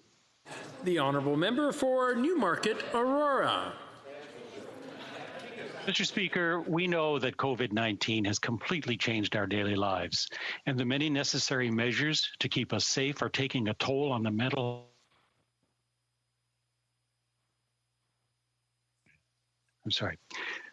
The mental health crisis in our country is a silent pandemic for which there is no vaccine. And we are constantly hearing warnings and concerns from the medical professionals, and I hear concerns from my constituents as well. I'm seriously concerned about this, and I introduced a motion to study the impact of COVID-19 on the mental health and the well-being of Canadians at the Standing Committee for Health. Could the minister highlight our government's investments to support Canadians during these difficult times? Honourable Minister of Health. Thank you very much, Mr. Speaker, and I want to thank the member for Newmarket Aurora for his hard work on the Health Committee, in particular his leadership on this important issue. He's absolutely right. We have known that mental health and substance use issues are on the rise as a result of Canadians' distress around dealing with COVID-19. We very early on worked to establish supports for Canadians through the wellnesstogether.ca portal, but on October 9th, I was pleased to announce that we are investing an additional $10 million in COVID-19 mental health and substance use service needs and delivery research. Mr. Speaker, this will support 55 teams across the country to address specific mental health and substance use crisis needs resulting from COVID-19. Member for Vancouver East. We're in the middle of a pandemic. The cold, wet weathers appoint us, and the Liberals are Profit housing groups are still waiting to see how they can apply for the measly 3,000 units under the Rapid Housing Initiative announced prior to the throne speech. The government's own website says information would be forthcoming, and 1 month later, they are still waiting. Community groups want to quickly secure the distressed housing before large capital funds can swoop in and take them to turn a profit. Now the Liberals are threatening an election because they want to hide from the WE scandal. Enough is enough. Will the Prime Minister put the needs of the people first and get the housing built? The Honourable Minister. Mr. Speaker, only the New Democratic Party will consider a $1 billion investment in rapid housing to be quote-unquote insignificant. We're proud of our response to the most vulnerable in this country. $1 billion in rapid housing initiative to build new housing and convert existing buildings to house the most vulnerable in our communities, $237 million for reaching home directly to communities as they respond to the needs of the most vulnerable during the COVID-19 pandemic. Honourable Member for Vancouver, Granville. Mr. Speaker, the consequences of not recognizing Mi'kmaq jurisdiction and implementing their treaty rights is another high-profile example of why we need an Indigenous rights recognition framework. Across Canada, there are literally hundreds of issues, most with limited or no profile, that require a coordinated and comprehensive federal approach. Like the DFO in relation to fish, the Department of Finance continues to set policy that impedes rights implementation. As a specific example and question, why doesn't the government support self-governing First Nations raising property taxes under the First Nations Fiscal Management Act? The Honourable Minister of Justice. Mr. Speaker, I thank the honourable member for her question as well as the work she's done on the recognition of rights. Mr. Speaker, we are moving forward as a government on a number of different fronts. In my particular case, Mr. Speaker, it is in my mandate letter to advance the passage of UNDRIP, which is the United Nations Declaration on the Rights of Indigenous People. That will present a first significant step, Mr. Speaker, in the recognition of rights. And from there, Mr. Speaker, we can move across the country and really advance the quest and the path of reconciliation, which we, Mr. Speaker, quite frankly, are morally obligated to do in this country. Thank you. And that's all the time we have for today. C'est tout pour aujourd'hui. Okay. It's quiet. Good. Orders of the day. All right. Orders of the day, government orders, business of supply, reprise du débat sur... Resuming debate on Mr. O'Toole's motion, seconded by Mr. Deltel. Debate the Honourable Parliamentary Secretary to the Minister of National Revenue. Thank you, Mr. Speaker. And as I recommence here, I'd just like to wish everyone a great afternoon.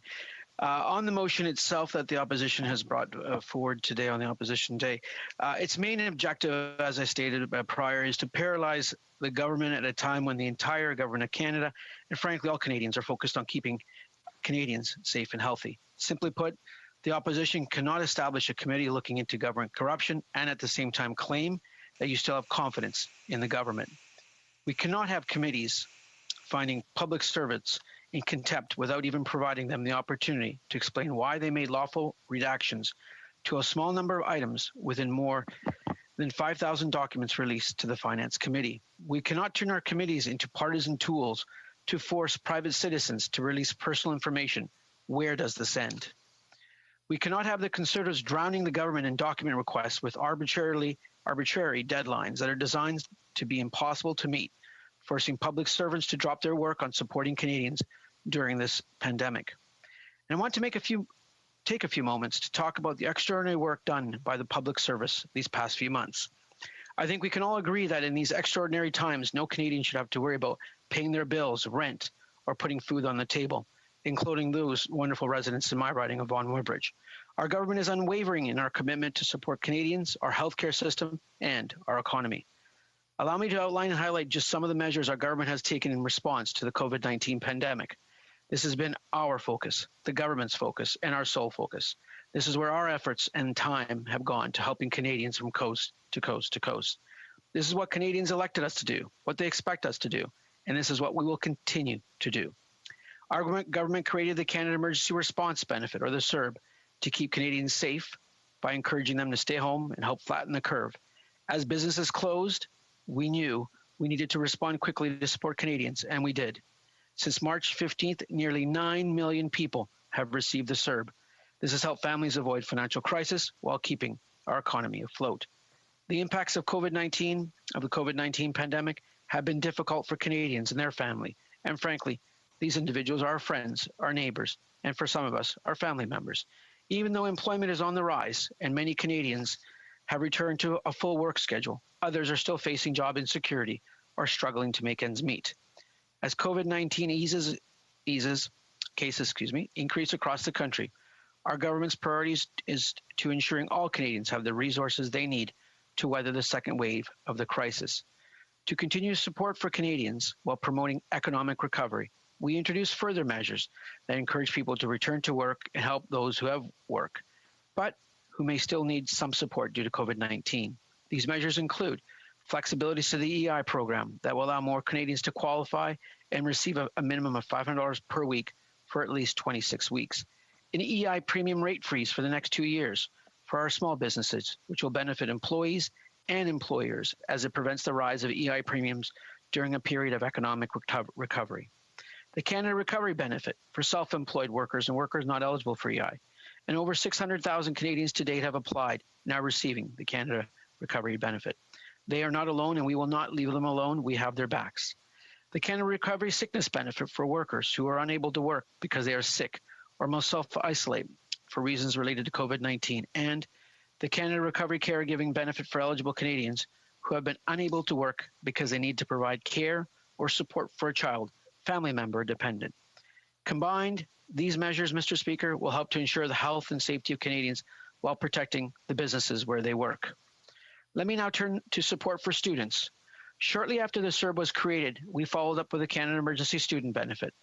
With many young Canadians facing unprecedented challenges in the wake of COVID-19, whether having recently graduated and were looking forward to starting their career, or still in school or counting on summer employment to pay tuition, our government had their back. The CSB supported students and recent graduates who were not covered by the CERB in order to ensure that they can continue their studies and pay their tuition. Mr. Speaker, I'm proud to report that over 700,000 students were assisted by the CESB. From May to August 2020, the CESB provides a payment to eligible students of $1,250 for each 4-week period or $2,000 for each 4-week period if you have dependents or a disability.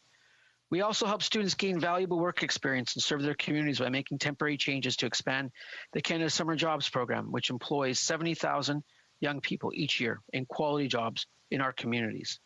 But we didn't stop there, Mr. Speaker. The government also introduced further measures to benefit students. This includes a 6-month interest-free payment moratorium on Canada student loans or Canada Apprentice loans for all students, including graduate students. Canada student grants were doubled for all eligible full-time students to up to $6,000 and up to $3,600 for part-time students. In addition, the Government of Canada increased existing distinctions-based support for First Nations, Inuit, and Métis Nation students pursuing post-secondary education and extended expiring federal grant research scholarships and postdoctoral fellowships. These supports have helped young Canadians get through this crisis and have played a central role in ensuring Canada emerges from these challenges stronger than ever. But just as our young people are key to our future, we owe our elders, our seniors, a great debt for everything they have done in our past. They have sacrificed much and built this great country. Many Canadian seniors have faced significant health, economic, and social challenges due to COVID-19, amongst being isolation for me being amongst the most that I hear from my seniors. They built this country, and they have needed our help. Our government took action to provide Canadian seniors with greater financial security and give them help they need during this crisis. Issuing a one-time tax repayment of $300 for those who are eligible for the old age security pension, a further $200 for those who are eligible for the GIS, the allowance or the allowance for the survivor, worth $500 for seniors who receive both. Supporting new community-based projects to improve the quality of life of seniors and reduce social isolation through the New Horizons for Seniors program. Ensuring the most vulnerable seniors continue to receive the benefits they depend on, by temporarily extending GIS and allowance payments if their 2019 income information has not been assessed.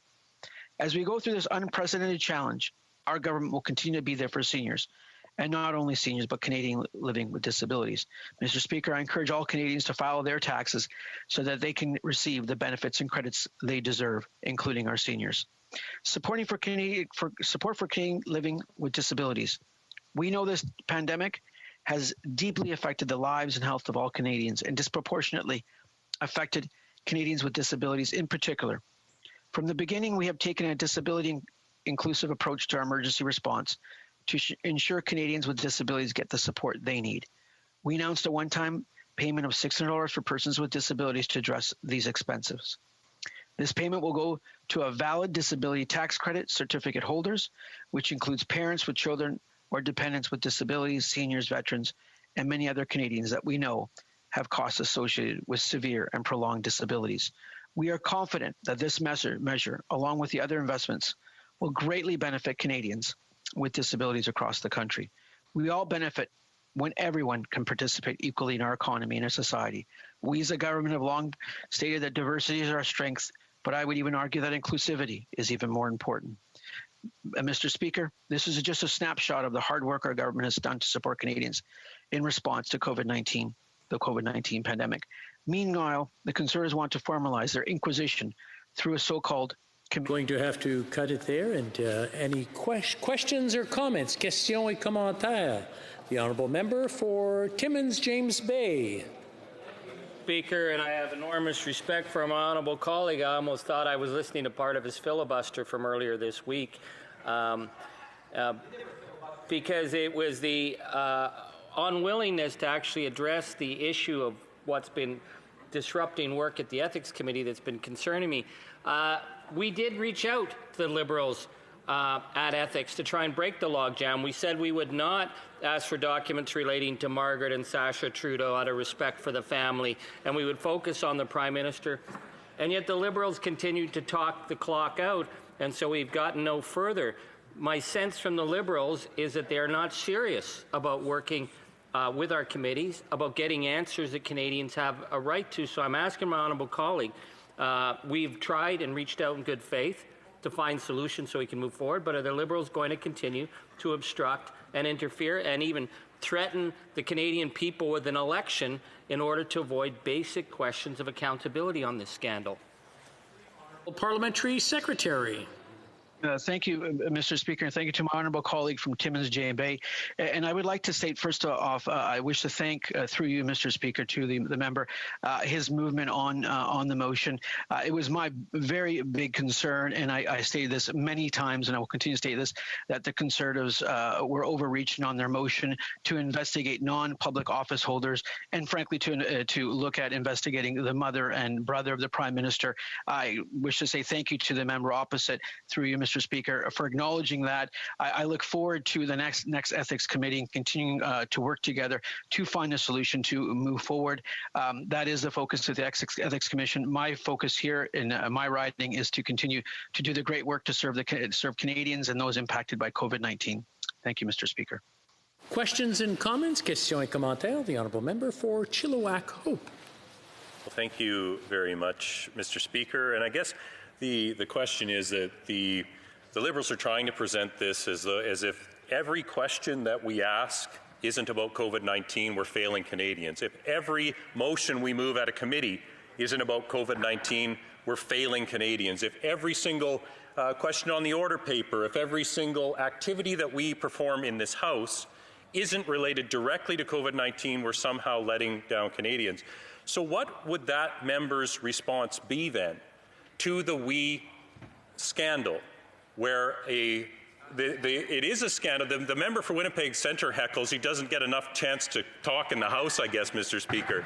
But it is a scandal because a program that was created by this government no longer exists because the Prime Minister has admitted his mistake. He has talked about how he should have recused himself. The Minister of Finance is fired, has quit, and has gone on to other things. So what should the response of the opposition be, if not to raise a motion to demand answers and accountability on behalf of all Canadians? Should we just sweep it under the rug and give the Liberals a free pass on their corruption, Mr. Speaker? The Honourable Parliamentary Secretary. Thank you, Mr. Speaker, and thank you to my honourable colleague from the wonderful riding of Chilliwack Hope in British Columbia. The response from the opposition should be, frankly, to work together with the government to put together a committee to look at the COVID-19 investments that we've made for Canadians from coast to coast to coast. Thank you, Mr. Speaker. And comments, questions et commentaires. The honourable member for Winnipeg North, a short question about 35 seconds each, please. That's very doable, Mr. Speaker. And, you know, I think it's really important for us to recognize that as parliamentarians on all sides of the House, that we all have a responsibility to reflect on the priorities that Canadians have today. And combating the coronavirus and the pandemic and providing for care towards the health and well-being of Canadians and looking at the economy and things that we can do to improve upon the economy are the priorities of my constituents. And I'm wondering if the member, like myself, gets a sense of frustration because of the obstruction attitude that's coming across, in particular from the official opposition. The Honourable Parliamentary Secretary in 35 seconds or less, please. Thank you, Mr. Speaker. To the member of Winnipeg North, what I have heard from many residents is the overreach that the Conservatives have undertaken in terms of pursuing investigations into the Prime Minister's mother. I find it abhorrent. I find it wrong, and I'm glad to see that the member from Timmins, James Bay, has brought forward an amendment to our motion at Ethics Committee that removes that element. Thank you. Resuming debate, reprise du débat. The honourable member for Chilliwack Hope. Thank you very much, Mr. Speaker. It's always a pleasure to address the House, and it's a pleasure after a few months away for myself in my riding of Chilliwack Hope, doing work there on behalf of my constituents who've been impacted by COVID-19, to be back in Ottawa to participate in the debates here today. And I will let you know, Mr. Speaker, I'll be splitting my time with the honourable member for Lethbridge. I want to talk a bit that the day has developed here kind of in an interesting fashion. We put forward a motion, and just for anyone that's watching out there, this is a day that is specifically allotted to the official opposition to choose the matter that they wish to bring before the House for debate. This idea that this is somehow a hijacking of Parliament, or that we somehow are not doing our jobs by bringing forward a matter that we consider to be of importance to Canadians, is outrageous, Mr. Speaker. We are doing our jobs. This is a day that the government provides to the opposition to bring forward a matter that they believe should be addressed by the House. So we'll take no lessons. Repeatedly today, the Liberals have been saying, the Conservatives in opposition, here's our advice for them. They should just agree to whatever the government is doing. Why aren't they working with us to come up with programs that benefit Liberal-friendly firms? Why don't they just step aside and let us railroad over Parliament? When they shut down Parliament, they prorogue it for weeks at a time. Why don't they just agree with us? Why don't we all become Liberal members of Parliament and just embrace the government's agenda? That's what they're asking us to do today. Well, Mr. Speaker, we have been working with this government on COVID-related matters for months. In fact, I was part of a group that sat down with members of leadership from all parties and discussed how we would go forward during this pandemic, how we would govern ourselves during this pandemic. We, in good faith, allowed for Parliament to take a break because we didn't know what the pandemic would bring. And what was the response from the government? The very first bill that they brought forward after that act of good faith, after working together to put the safety and security of Canadians first, what did they do? They tried to jam a bill down our throats that would have removed the power of Parliament until December of 2021. That was the Liberal response to working together. So forgive me if I don't just stop doing my job as a member of the opposition and give this government a blank check to do whatever they want, because we've seen what they will do with it. We saw what they would do with they're asking us to just say we should all be working together on COVID. The We Charity scandal is born out of an attempt to rush money out the door, and do it in a way that benefited a Liberal-friendly charity. Charities all over this country are suffering right now. Their donations are down. They don't know how they're going to make ends meet. The people that they serve aren't getting the same level of support from charities. But not all those charities have paid $500,000 to the Prime Minister's family. So they didn't get a $500 million program designed by themselves from this government. The fact that the program has now been abandoned in its entirety tells you that it was a complete and total failure. If they actually believed in the program, they would have stuck it out, they would have stuck with we, and they would have continued down the road of a completely flawed program that didn't serve the people it was intended to serve, but rather served people who had served the Liberal Party through the Prime Minister's family. They also produced, of course, some fantastic propaganda videos for the Prime Minister in the past, pumped his tires wherever they could. This was a Liberal-friendly charity that got Canadian taxpayers' dollars. And that's what we're talking about today. The motion that we're talking about today calls for the creation of a parliamentary committee so that the Liberals will finally stop blocking the work of the Finance Committee, the Ethics Committee, and now the Health Committee.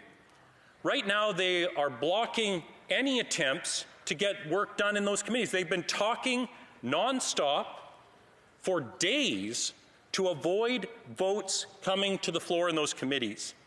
And why would they do that, Mr. Speaker, unless they were afraid of what those motions called for? And the motions call for a production of papers for documents that had previously been agreed to be released before the Prime Minister shut down Parliament just days before those documents were set to be released. It was supposed to be for a historic reset. They needed time to get the brains around the table, as was said in QP today, to come up with a new plan that would launch Canada into the new reality that we face in COVID-19, post-COVID-19, or living with COVID-19 world. But what did they do instead? It was just a rehash of things they haven't delivered on over the last 5 years.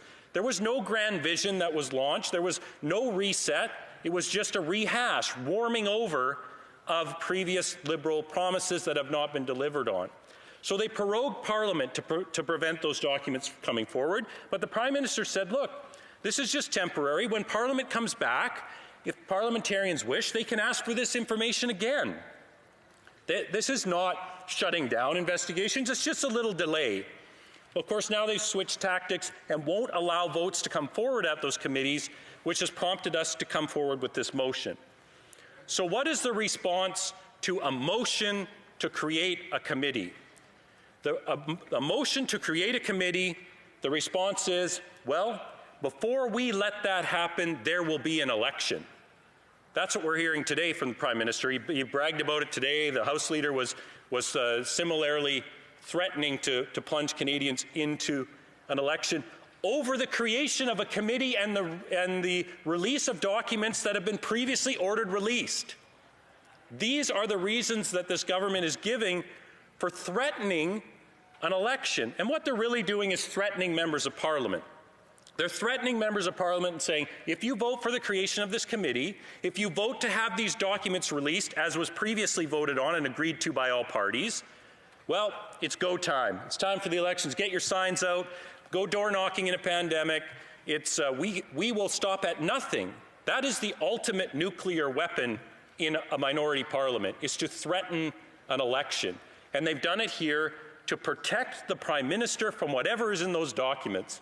I don't know what's in the documents, Mr. Speaker. Canadians would like to know. The motion calls for the documents to be examined in camera.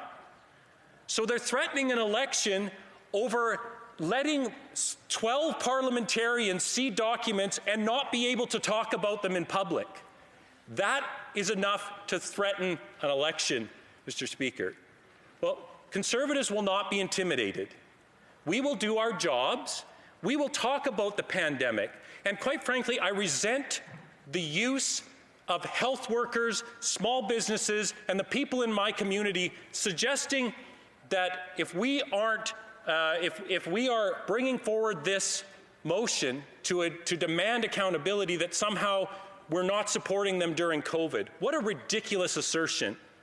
To use healthcare workers who didn't have PPE at the beginning of this crisis because of the inaction of government, to say that we're standing up for healthcare workers and if you vote for this motion, you are not, that is outrageous. To say that small business owners who are hanging on by their fingernails because this government failed to secure the borders early enough, because this government gave bad advice from the start, that somehow if we vote for the creation of a committee that we're voting against those small business owners is outrageous. My constituents will not allow the COVID-19 pandemic to be used as a fig leaf to cover up Liberal corruption.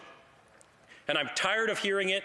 I've heard it all day long, saying that if we don't talk about that every moment of every day, stay tuned. We have another day that's allotted to us to talk about the issues we wish to raise, not obstructing the work of this House, later this week, if the government doesn't cause its own defeat over this motion. We'll talk about the failures of this government on COVID-19. We'll talk about where we've worked together. But what we will not be is intimidated into silence, into sweeping Liberal corruption under the rug simply because that is what the government wants to threaten us with, saying there will be an election if you vote in favor of a committee. What a ridiculous thing, Mr. Speaker. We're here to work for Canadians, but we're not here to turn a blind eye to Liberal corruption. We'll be voting in favor of this motion, and so should all members of Parliament who actually want to get to the bottom of this wee scandal and the Liberal corruption in it. Thank you, Mr. Speaker. Questions and comments. The honourable member for London North Centre. Thank you, Mr. Chair. I've known the member for some time, not terribly well, but respect his role in the House, certainly respect the role that his father played in this House, serving in your capacity as Speaker for a period of time, Mr. Chair. I am surprised, however, that a few times today he's put on the record something that he must know to be just a simple mistruth, and that is that $500 million did not go to the We Charity organization. That money was for students. There was $43 million that was going to go to We from the government for administering the program, and that money was going to be reimbursed. I'm not saying that the government did not make mistakes on the file. It did. I said that earlier today. But why is the member just not putting facts on the record and allowing hyperbole to guide his rhetoric here today? Member for Chilliwack Hope. Well, Mr. Speaker, it's a fact that parliamentarians agreed to have certain documents released to the committee prior to the Prime Minister coming in with the hammer and proroguing Parliament for no reason in the middle of a pandemic when the CERB was about to expire, when other matters were needed to be considered by this Parliament. All parliamentarians on those committees had agreed that those documents should come forward. The Prime Minister prorogued the House and said they can pick that up again when we come back in September. Of course, now the Liberals won't allow for that to happen. So they prorogued, they bought some time, they've tried to get it off the national radar, and now they're blocking those documents from coming forward. There's no hyperbole in that. It's clearly laid out in the motion. So unless they have something to hide, these members will vote in favor of the creation of this committee and to release the documents. Questions et observations, la députée. Questions and comments. The Honourable Member for Shefford. Well, thank you, Mr. Speaker. I'd like to thank my Conservative colleague for his remarks, and I have a question. Over the summer, I had to travel to Ottawa to urgently study the impact of the pandemic at the Status of Women Committee. We had to put in a letter to the Minister and to do a report because women were hard hit, especially senior women. At my committee this morning, I had put forth a motion. It was adopted to include the work we did in the summer and for it to be reincorporated now because of the impact the pandemic is having on senior women and women. But now the government appears to want to go to the polls, and that will wipe out all the work that we did. It's so urgent. Why not focus on We Charity, accept the committee, and so that we can continue our work as parliamentarians? That's what looking after our people means. I'd like to thank my colleague for her question. I think it's a good question because the government decided that there's work for the government anymore. They won't accept any work plan. They're filibustering every committee. They're shutting down the Health Committee now. They're shutting down the Finance Committee. They're shutting down Ethics. They're standing in the way of the work of the Status of Women Committee. And they have the audacity to say that we are the ones causing the problem, Mr. Speaker. So I would say to them, let's put the We Charity scandal along with all the other scandals that involve the COVID-19 spending that has been benefited Liberal interests. Let's get it out of those other committees, put it in a special committee. We can consider it there and let Status of Women, Health, Finance, and Ethics get on with the work of the nation. Questions and comments? The Honourable Member for Nanaimo, Ladysmith. Well, thank you, Mr. Speaker. This WE scandal does need to be looked into. We didn't like the program as it was announced. We didn't think it was fair to be giving the equivalent of $10 an hour to students for volunteering to nonprofits. And in my riding, we were short $500,000 in the Canada Summer Jobs Program. So when this unfolded in July, I immediately sent letters to various government ministers saying that these funds should go into this Canada Summer Jobs Program so that we could help students and we could help nonprofits through this pandemic. And I'd like to know what the honourable member thinks about what happened to that $900 million that was supposed to help students and help nonprofits. We have students now who are, didn't get the summer jobs that they needed, that are in a position where they're financially strapped and paying tuition fees that are extremely high and need help. So I'd like to ask the honourable member what he thinks should have been done with that funding. For Chilliwack Hope. And then, Mr. Speaker, that's what made this thing so unbelievable. For the government to say that the public service was unable to deliver a program for students when there's already a program that exists to deliver job experience for students is outrageous. We all participate in that program every year, the Canada Summer Jobs Program. So they said it couldn't be done by public servants. And then they picked an organization that couldn't operate in French, couldn't deliver a national program. It's an absolute joke that they think that we're going to swallow hook, line, and sinker their line, that the public service demanded that they couldn't do the job. We needed to give it to we, and we just happened to give the Prime Minister's family $500,000. Resuming debate, and by video conference, the Honourable Member for Lethbridge. Mr. Speaker, thank you.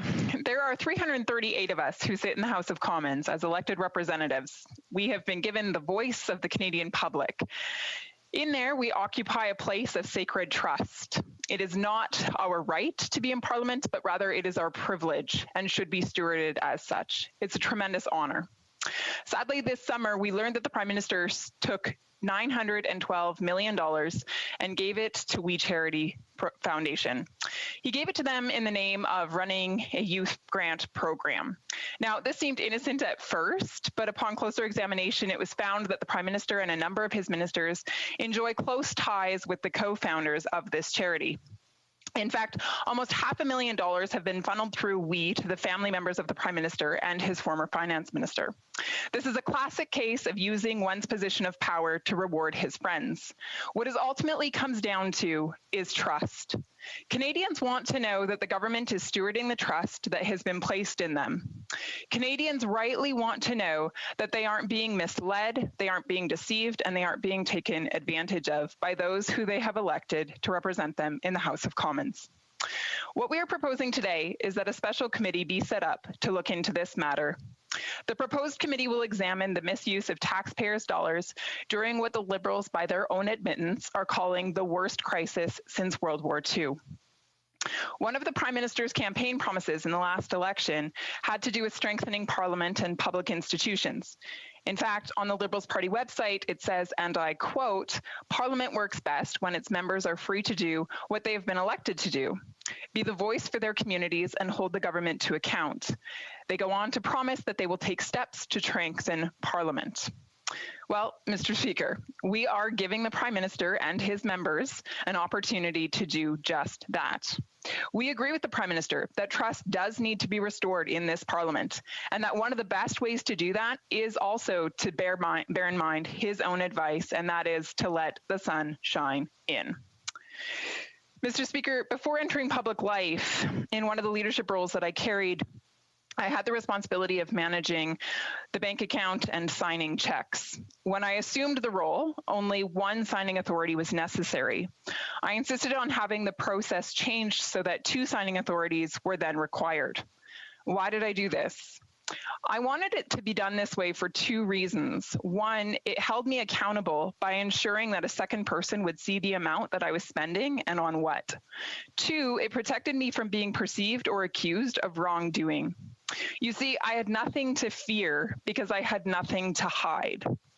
But I had a lot to gain from the extra element of accountability and the protection that was granted by adding a second signing authority. Similarly, if the Liberals have nothing to hide, then the establishment of this special committee should be welcomed. In fact, it should be wanted. It will simply affirm what the government claims to be true. It will increase public trust, and it will make us, the opposition, look ridiculously silly. That is, if the Liberals are in fact telling the truth. You see, the Liberals will have the opportunity to watch their numbers grow. The polls will rise, then they can call an election, things will be great for them. But unfortunately, Mr. Speaker, if things are false or not as they claim, then they do in fact have a lot to fear, which then would explain why they're trying to shut this down. They keep fighting us. Could it be because they're guilty? The Liberals continue to utter the mantra, nothing to see here, and yet they have spent dozens of hours filibustering at committee meetings. They have put their thumb over the camera in order to pretend that there is a technical glitch. They have gone so far as to shut down Parliament during most of August and September, the Prime Minister prorogued. And now they're threatening to force an election should we continue to push in this direction for a special committee.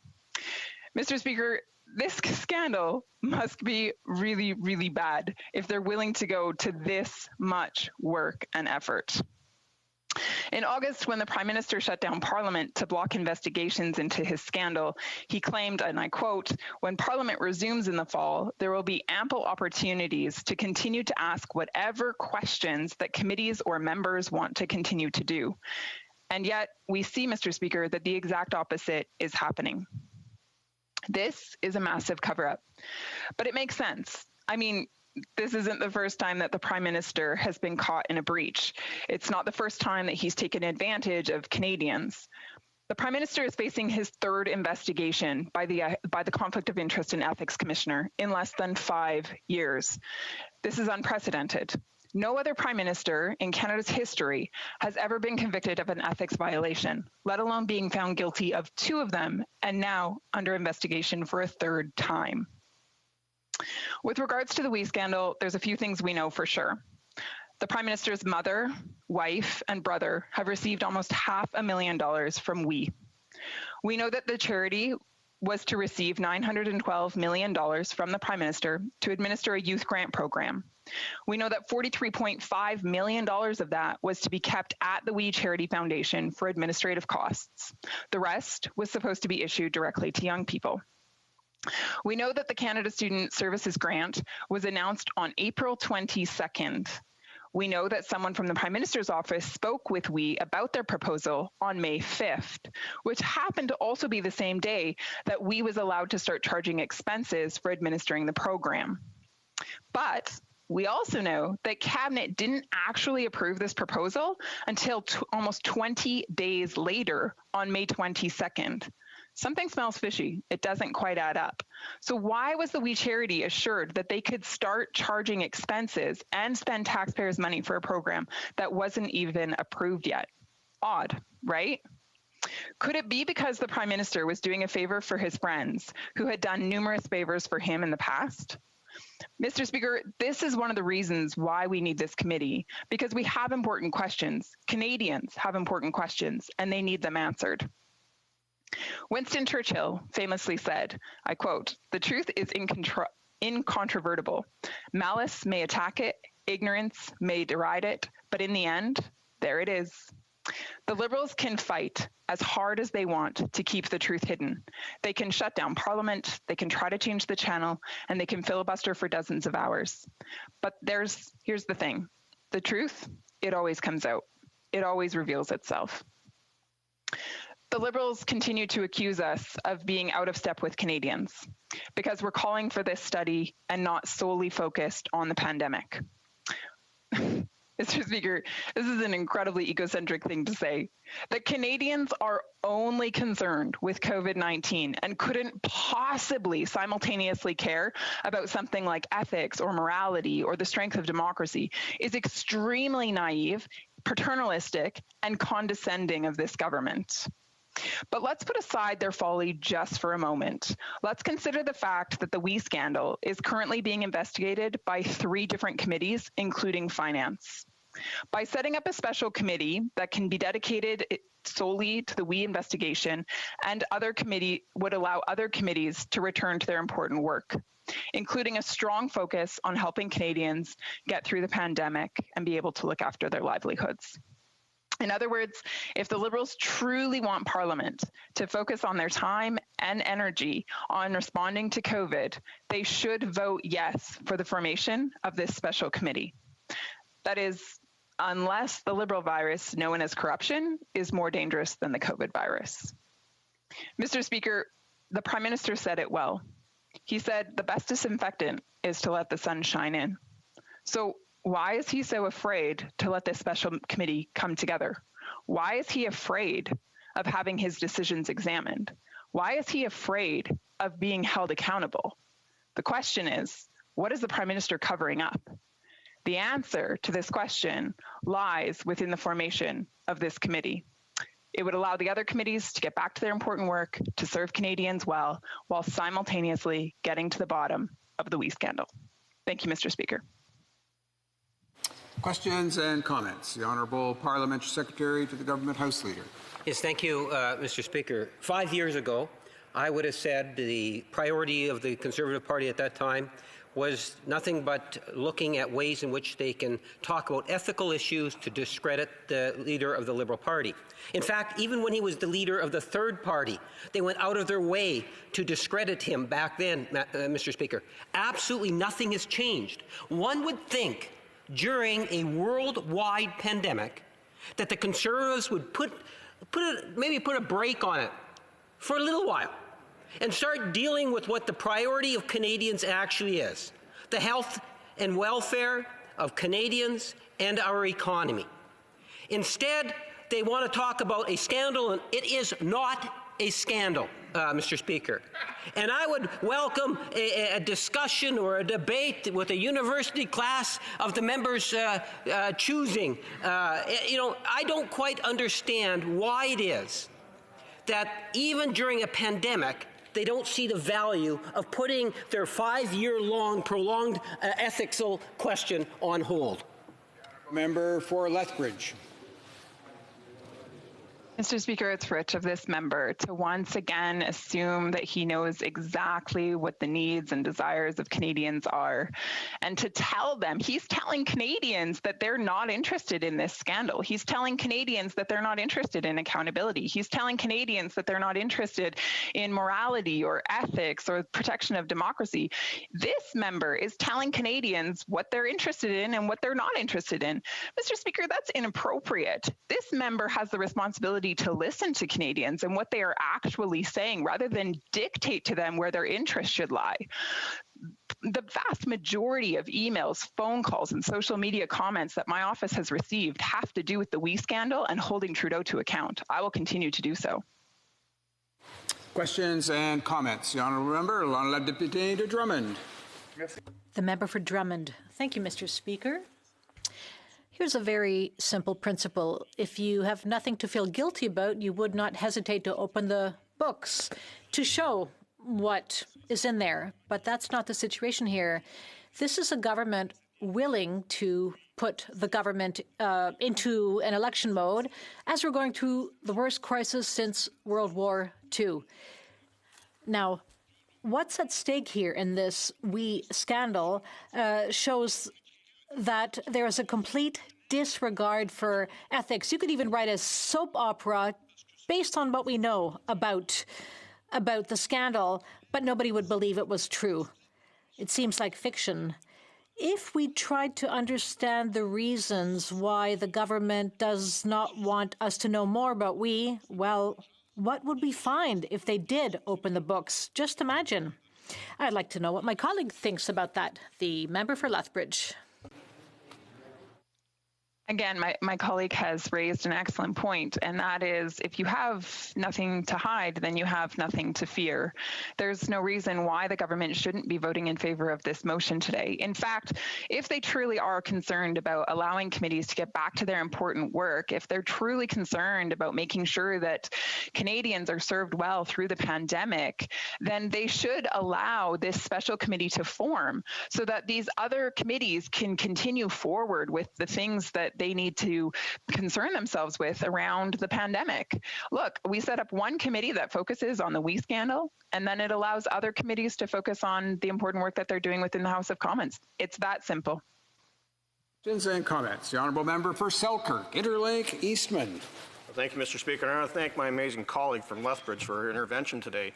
And I just want her, taking the last few minutes of the time that she has, to look at the ridiculous position that the Liberals have taken, claiming that the government hasn't the ability to deal with this one little parliamentary committee and the workings of the entire government, or that Parliament doesn't have the ability to conduct numerous different studies at one time. Again, I've asked this before, and I'd asked my colleague from Lethbridge to elaborate on what she believes this government, this Liberal government, is trying to hide. Member for Lethbridge. I thank my honourable colleague for his question. Again, look, at the very beginning when this pandemic first struck and became an issue, one of the things that the Conservative members pitched to the government was that we would form a wartime cabinet of sorts. So borrowing, what had been done in history, we said, let's bring all the parties to the table, members who are able to represent them, and have a conversation with regards to the best response to COVID-19.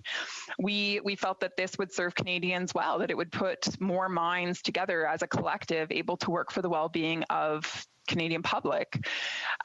At the end of the day, of course, it would be up to the government to make the final decisions, to put forward policy, to implement spending. But at least it would give us an understanding of one another's perspective. And of course, it would enrich the decision-making process.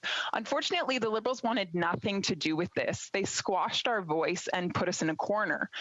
Mr. Speaker, my point is this. We have always been willing to work with this government in order to serve Canadians well through this pandemic, and time again, we've been shut down. Once again, we find ourselves happy to work with them by putting aside this special committee so that other committees can get to work. And once again, the Liberals are threatening us. Resuming debate, the Honourable Parliamentary Secretary to the Minister of Economic Development and Official Languages. Well, thank you, Mr. Speaker. I'll be sharing my time with the member for Glengarry Prescott Russell. Mr. Speaker, when Parliament was recalled last month, our government presented a strong plan to support Canadians during the global pandemic. Our main focus has been and continues to be how to best help and protect Canadians through these very difficult times. The last few months, I think everyone will agree, demonstrated the extraordinary work Parliament can achieve for Canadians when parliamentarians work together. We are now well into October, and our government is working very hard to ensure that we are doing everything we can to protect Canadians from the COVID-19 virus. This has been our priority since the start of the pandemic and continues to be, Mr. Speaker. Unfortunately, under their new leader, the Conservatives want to play politics and carry on their inquisition. And before I argue why the motion presented by the Leader of the Official Opposition is irresponsible, I want to take a moment to look back. Mr. Speaker, when it became obvious that COVID-19 was a serious crisis back in March, our government rapidly refocused efforts on providing help as quickly as possible. We took an all-hands-on-deck pragmatic approach because we knew that the health and safety of Canadians was at stake. And I'm sure colleagues on all sides of this House will remember how many emails, phone calls, other communications we received from folks in our community who needed help and fast. When workers told us they had suddenly lost their jobs, we provided the CERB within a matter of weeks, which provided direct income to over 277 Manitobans alone. When seniors said they were having challenges making ends meet due to additional costs, we listened to them, Mr. Speaker. Over 14,000 seniors in my community alone received a tax-free top-up to their OAS and GIS payments. When parents said they were struggling to provide for their children, we immediately provided a top-up to the Canada Child Benefit. Mr. Speaker, I know that for over 18,000 families in my community who received this benefit, that an additional top-up in May meant that they could make it through to the next month. When small business came to us and said they were hard hit by the pandemic, we acted very fast. Over 18,000 businesses in Manitoba received access to the $40,000 CEBA loan, as well as the wage subsidy and other business programs. This financial support meant that local business owners could keep the lights on, pay their employees, and support their own families. Mr. Speaker, each one of us who fills a seat in the House of Commons came here to fight for the best interests of our community. I know that the folks in my community are worried about their jobs and their health and the safety of their loved ones. They want to know what parliamentarians are going to do to make sure we get them to the other side of this pandemic. The Conservatives, Mr. Speaker, I'm not convinced are focused on the pandemic. We recognize the financial impact of doing what needs to be done, all while know that doing less would end up costing more. That is why we agree that a special House of Commons committee dedicated to study COVID-19 related investments should be established. Adopting the reasonable motion the government House Leader has put forward on Sunday night will achieve this. This special committee will help to ensure that other standing committees can do their work and focus on the issue that truly matters, COVID-19. Unfortunately, the motion for a special committee put forward by the Leader of the official opposition would not accomplish this. Rather than focusing on how the government and Parliament can work together to best support Canadians, the Leader of the Opposition put forward a blatantly partisan proposal. Its main objective is to paralyze the government at a time when the entire Government of Canada is focused on keeping Canadians safe and healthy.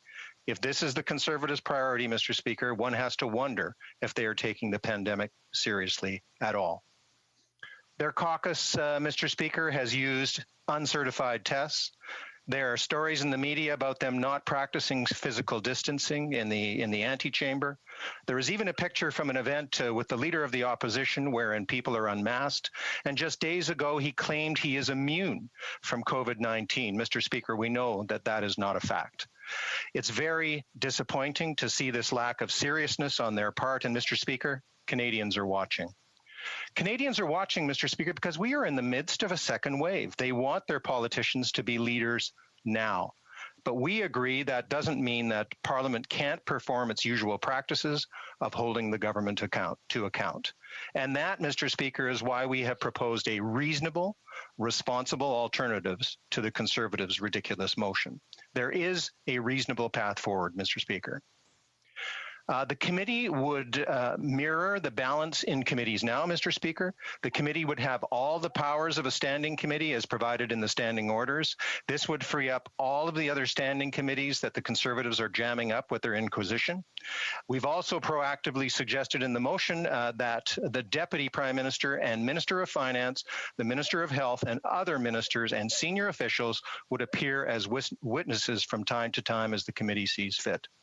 The committee would also be given the mandate to take over responsibility for the issue of document redactions related to the July 7, 2020 motion currently before the Standing Committee on Finance. Mr. Speaker, I think most reasonable people would agree that this is a reasonable way forward, and that's what Canadians want. We cannot turn our committees into partisan tools to force private citizens to release personal financial information. Mr. Speaker, where does this end? So my opposition colleagues can continue down this road if they so wish, but I doubt that Canadians will follow. Just in concluding, Mr. Speaker, there is, I think all members will agree, so much more work to do. Our government has procured tens of millions of PPE, secured millions of rapid tests for deployment to the provinces, and is working to revamp and overhaul our aged EI system. This pandemic exposed holes in our social safety net, shining light on the need for much needed reforms and to rethink how we protect the most vulnerable in this country. That is what our government is focused on, Mr. Speaker. We are focused on the path ahead and guiding Canadians through the second wave of COVID-19. We are focused on the challenging economic recovery before us.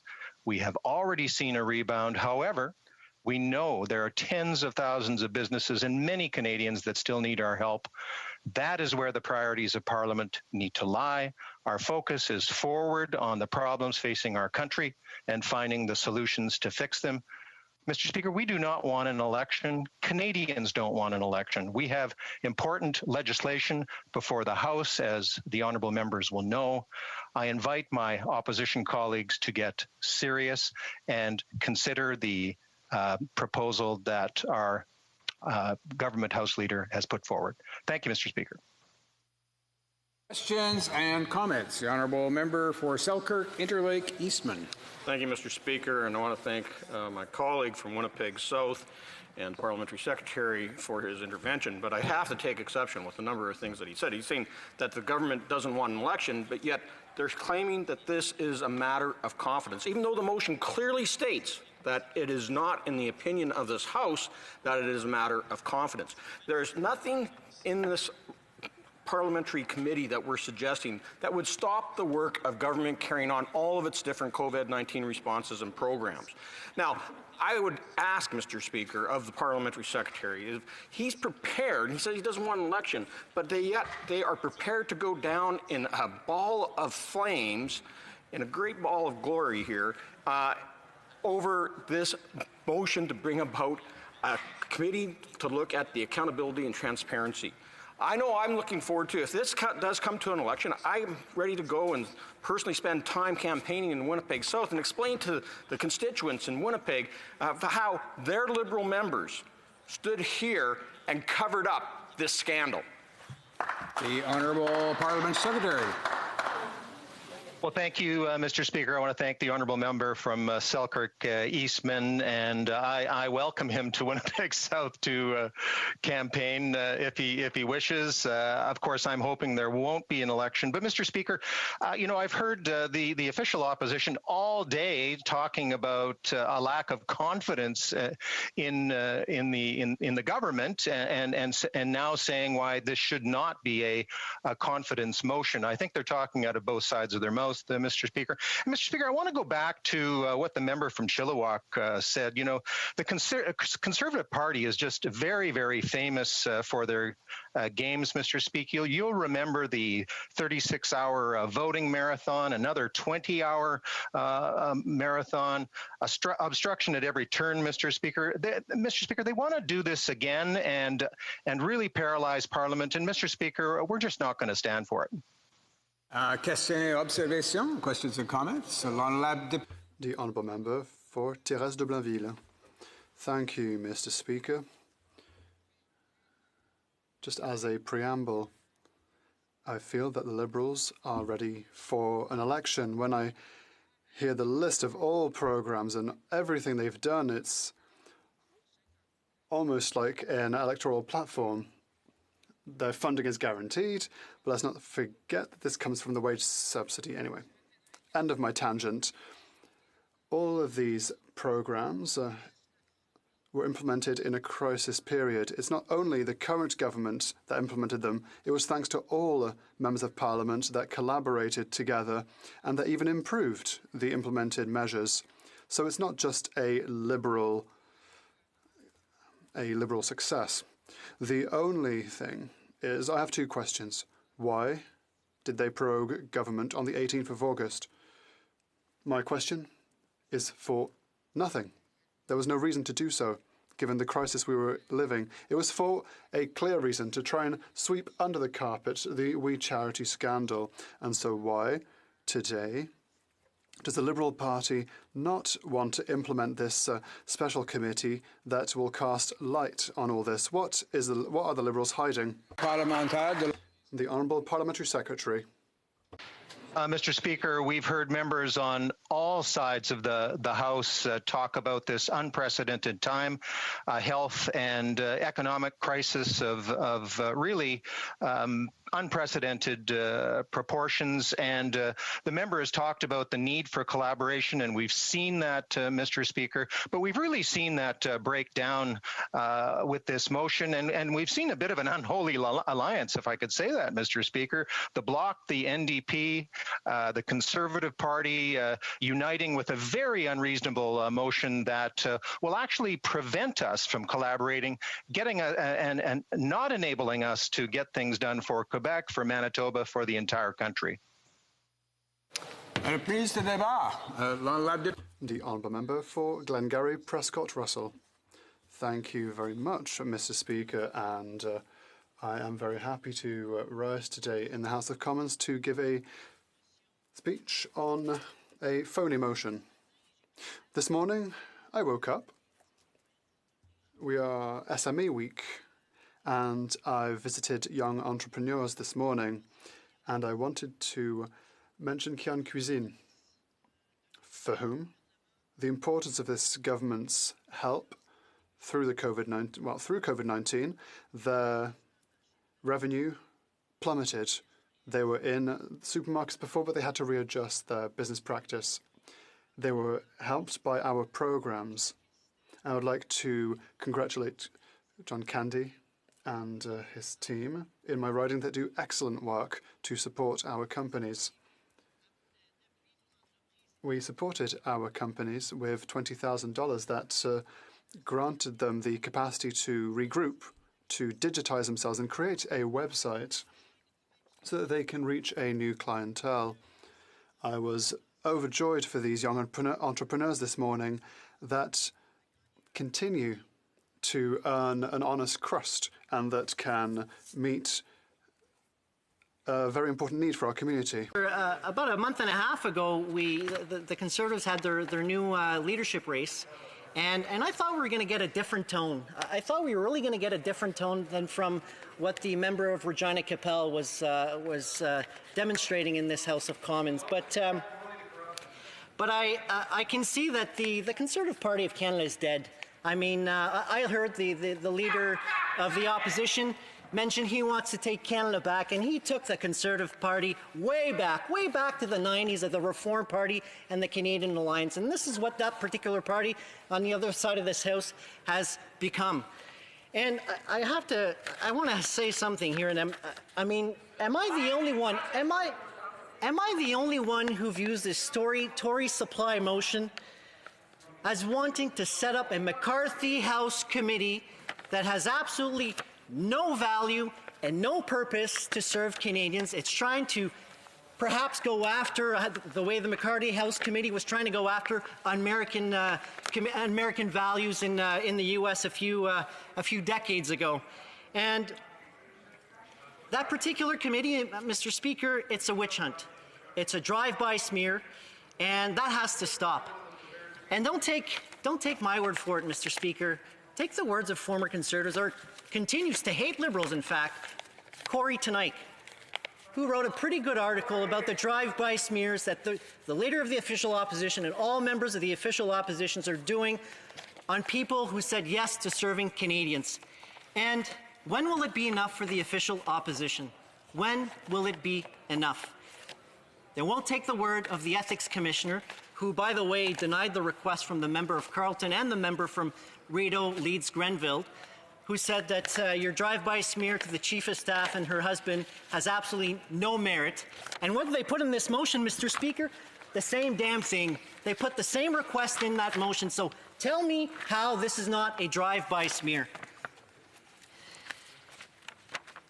And, Mr. Speaker, to listen to the official opposition, it's as if there would have been zero accountability that happened during the summer. So just before we prorogued, 5,000 documents were provided to the committee. They went through it. They even created a website. And then the Prime Minister appeared before that committee. And again, don't compare the Prime Minister to the Almighty, compare him to the alternative. Because I know all of the members who were sitting in this House almost 7 years ago, and when this House asked and tried to pass the motion to have the Prime Minister appear before the committee, what did the official opposition do? Voted against it. That is a true lack of transparency, Mr. Speaker. On this side of the House, and this Prime Minister believes in transparency and appeared before the committee, something that they would have never done in the 10 years they were in this place and on this side of the House. So we've got the Prime Minister who appeared before the committee. We've got multiple ministers who appeared before the committee. We've got ADMs. We've got deputy ministers. We've got a bunch of witnesses that appear before the Finance Committee. And still, to this day, it's not enough. And now what we're seeing is they're proposing this witch hunt committee proposal, which makes absolutely no sense and goes after innocent people that have zero business in this affair. And Mr. Speaker, I will not let this happen, and I will be voting against this particular motion because it makes absolutely no sense. Now, we know that as soon as the WE affair started to make the news, the leader of the Bloc Québécois came out and said the Prime Minister needs to resign and he needs to, there's corruption happening, there's corruption, we're sure of it. The same thing was for the leader of the official opposition, said the Prime Minister needs to resign and there's corruption happening. Well, Mr. Speaker, to determine corruption, it is a criminal code offense, and if they have evidence, submit it to the RCMP, they'll do their job. In fact, both parties called the RCMP. And to this day, we're still waiting for charges. We're still waiting to have people go to jail. The only member of Parliament who went to jail, it wasn't a committee, parliamentary committee, that decided whether or not that Parliament, it wasn't a parliamentary committee that decided whether or not that particular member of Parliament should go to jail. It was the cops, and it was a Conservative member of Parliament, and they should be ashamed of that, Mr. Speaker. Now, I have advice for the leader of the official opposition, and the advice doesn't necessarily come from me, Mr. Speaker. It comes from health officials across Canada. And I'll just take a sip of water.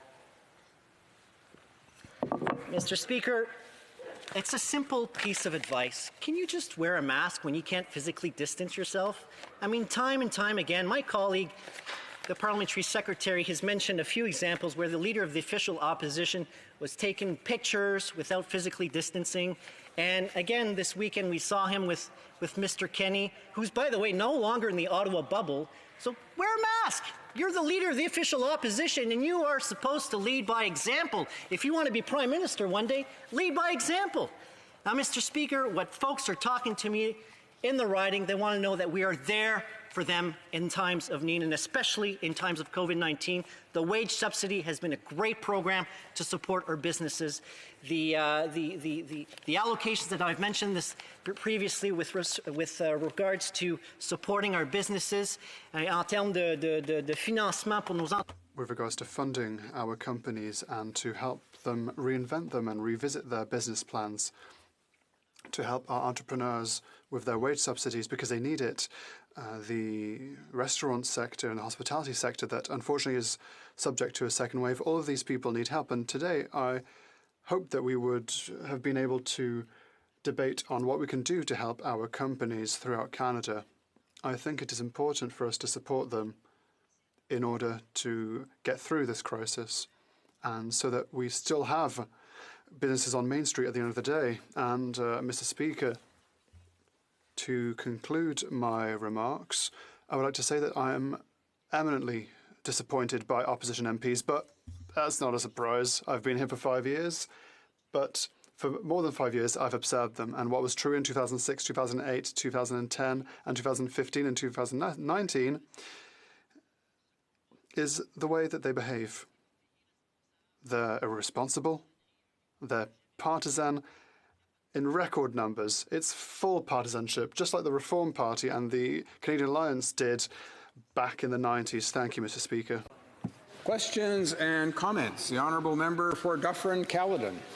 Well, thank you, Mr. Speaker, and I listened with great interest to that rambling diatribe about how evil Conservatives are.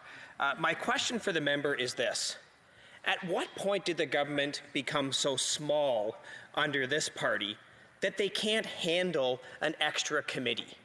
an extra committee that's just asking for some documents that they've filibustered away since Parliament has resumed. How can the government be so incompetent that they can't have a special committee set up and still run all the programs and benefits that go on for Canadians? Because that's what they're saying. They're saying we can't do both. When did the government become so incompetent under that Prime Minister and that member? Member for Glengarry Prescott Russell. I think it's a great comment, but I completely disagree with the comments that he's made. Mr. Speaker, listening to that particular member talk again, it's as if that the government has provided absolutely zero testimony to committees on this particular affair. It's as if the government provided zero documents. They've already have 5,000, and I'll remind him, go look at the website. And if he cares so much about the documents that were released and the particular rules that govern the disclosure of those documents, perhaps you should just ask the member of Carleton to educate himself on what that Disclosure Act is. Question et observation virtuellement. Virtually, the honourable member for Repentigny. Thank you, Mr. Speaker. I heard my Liberal colleague, whose speech was a champion of diverting the debate. The MP talked about the leader of the official opposition's mask. He talked about American McCarthyism. It was a baseless speech. So my question is, between 2017 and 2020, We Charity received $120,000 for 5 contracts of the government and $55.2 million in subsidies and contributions. Is there any basis, any justification for these organisations having received this amount, as they are very close to the Liberals? The honourable member, once again, Mr. Speaker, these are opposition baseless accusations. The leader of the Bloc Québécois at the beginning of July, without knowing the facts, accused our very Prime Minister and the Liberal Party of being corrupt. Were we to be corrupt, then we'd like to see proof given to the RCMPs that they can do their work. Thank you, Mr. Speaker. Questions and comments. The honourable member for Victoria.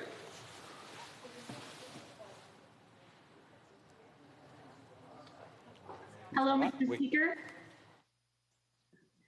The honourable member speech, it's a bit surreal. It's surreal to watch this Prime Minister threatening an election if there's a committee struck to look into government corruption, all while maintaining he has nothing to hide. The NDP is committed to ensure that we have oversight and accountability. The Liberals seem to think filibustering, delaying is somehow going to be able to hide what they are trying to hide from Canadians. And I'm curious if the member across the way thinks that threatening to go to an election makes it look like he has nothing to hide. Well, member for Glengarry Prescott Russell. I want to thank, and I have lots of respect for my honourable colleagues, but again, to listen to what the opposition is saying is as if we on this side of the House had zero accountability. I was on a government operations committee that looked at all procurements during COVID-19, and the House Leader has proposed an alternative to look at all COVID-19 spending. And my question is, why doesn't the NDP get on board? Questions and comments. The honourable member for Nanaimo, Ladysmith. Thank you, Mr. Speaker. So, again, I'd like to know, why this WE money, this $900 million, didn't go to students and to nonprofits. It could have gone to the Canada Summer Jobs Program, where students would have been paid at least minimum wage rather than $10 an hour, which is what this volunteer program did. What happened to that $900 million? How is this government working to help students now and nonprofits now? I put this suggestion in as soon as this WE scandal broke. I sent letters to ministers saying, put that money into Canada Summer Jobs. I could spend a couple of $1 million in my riding right away on people who need work and nonprofits who need workers. What happened to the money? Honourable member for Glengarry Prescott Russell. Well, it didn't get spent. But the issue of supporting students the CSSG was just one tool that we're supporting, one way that we could have supported students, but obviously we had the student CERB, which helped thousands and thousands and thousands of students across Canada. And with regards to the Canada Summer Jobs Program, I'll remind each member who was standing up here in May complaining and asking questions, which is their right, but they were asking, where's the Canada Summer Jobs Student Program? Why hasn't this been approved so fast? And I would invite the particular member to go look at the non-partisan public servant testimony at committee this summer, and they provided a correct answer as to why they chose the WE charity to deliver the CSSG. Resuming debate, the honourable member for Grand Prairie Mackenzie. Well, thank you, Mr. Speaker. I'll be sharing my time with a member from Aurora, Oak Ridges, Richmond Hill this afternoon. Mr. Speaker, Canadians are rightfully concerned about what's going on in this place right now. This morning they woke up and heard the Prime Minister and the House Leader of the Liberals say, if this continues in Ottawa, we are going to force an election. And what is it, the thing that is so egregious that the opposition parties have come together, the evil opposition parties have come together to do? Demand accountability and transparency. And that is the thing that the Prime Minister has said. He effectively has said, if you as parliamentarians support accountability and transparency, then we don't believe you support our government. Well, I'll tell the Prime Minister this. We don't support corruption, and therefore we do not support his government. But I believe that Canadians deserve to know what this government has been up to before they are expected to cast their ballots. I believe very strongly, and the Liberals are heckling me. The Liberals are heckling me because they don't want Canadians to find out what's gone on. As a matter of fact, Mr. Speaker, I've had the privilege of sitting on the Ethics Committee. And before the Prime Minister broke his promise and prorogued Parliament, the Ethics Committee was hours away from receiving documents, these WE Trudeau documents. Hours before he prorogued. When he prorogued Parliament, it shut down all of the investigations into this matter. It shut down. Point of order, the Honourable Parliamentary Secretary, Minister of Transport. Thank you, Mr. Speaker. The Honourable Member has been here long enough to know that we don't name each other by our given names, but by our ridings or by our titles. Yeah, I thank the Honourable Parliamentary Secretary. This has come up earlier when this subject happens to be before the House, and keeping in mind that the family name in this case applies to other family members other than those who happen to be members of the House. So I do ask honourable members to be specific when they use that name, perhaps, to make sure that it doesn't in fact apply to honourable members, in this case the Right Honourable Prime Minister. The honourable member. I appreciate that, Mr. Speaker, and that gives me an opportunity to clarify, because the Liberal members, of course, across the way seem to be somewhat confused. It was the family, not just the Prime Minister, it was the family that received benefit from the WE organization. As a matter of fact, having given the opportunity to pause and reflect on what exactly went on, we're talking about $500,000 that flowed to the Prime Minister's family. So I'm hoping that clarifies it for the members opposite, and if that's helpful, I'm happy that I've had the privilege of reminding them. Not only did the Prime Minister prorogue Parliament to shut down the release of these documents, since Parliament came back after the prorogation was over, the Liberal members of Parliament have been sent to committee after committee after committee to humiliate themselves, to filibuster hour after hour after hour after hour to ensure that committees can never go to a vote so that these documents can come forward. As a matter of fact, we're in a minority parliament, and that is the right of minority parliaments to come together as opposition to demand the documentation in the same way that the government, if they had a majority, would have the right to resist. Now, the Liberals are using this tool of humiliation, humiliating their new members, telling them to go into these committees and read out, textbooks, read out letters that they've been sent from other ministers. As a matter of fact, at the Ethics Committee, the Liberal members were sent in there. The parliamentary secretary was sent in there. Of course, that's another broken promise by the Prime Minister. When he was elected, he promised that he would never have parliamentary secretaries sitting on parliamentary committees. So now he broke that promise. And what did the parliamentary secretary read into the record? Instructions from the Liberal House Leader as to what our committee, as the Ethics Committee, should be doing. Can you imagine? We had a situation where the Liberal cabinet is trying to direct parliamentary committees. And now, having had prorogation, now having humiliated themselves at committee, and having the possibility of these documents finally coming forward because this House might rule that they should, the Prime Minister is saying, we will stop at nothing to ensure that these documents never come forward. We're going to have an election to stall these documents from ever being released. Well, the Prime Minister is right when he says, if you as the opposition believe in transparency and accountability, you don't support our government. Well, he's right. We don't support this type of behavior. This is a democracy, and we'll continue to fight for it.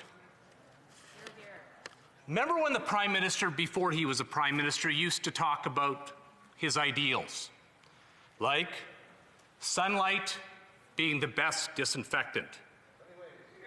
Well, I can tell you, it's time for some sunlight on these documents, because the infection of Liberal corruption needs to be disinfected, because it just gets worse if Liberal members do the dirty work of their Prime Minister and continue the cover-up.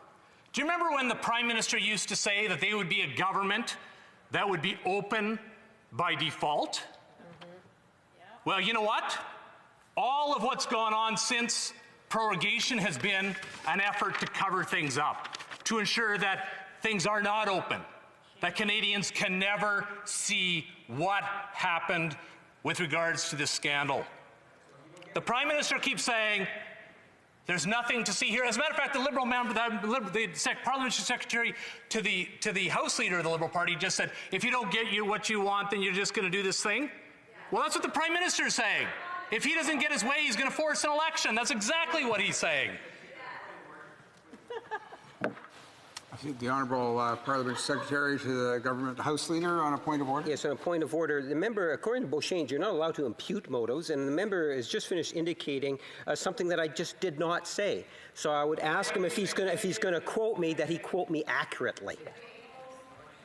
So I'm thinking that the impute motives reference, the Parliamentary Secretary is not incorrect about that. That usually connects up with issues around unparliamentary language. So he's about 70% there in terms of that comment. But I didn't hear any unparliamentary language in this case.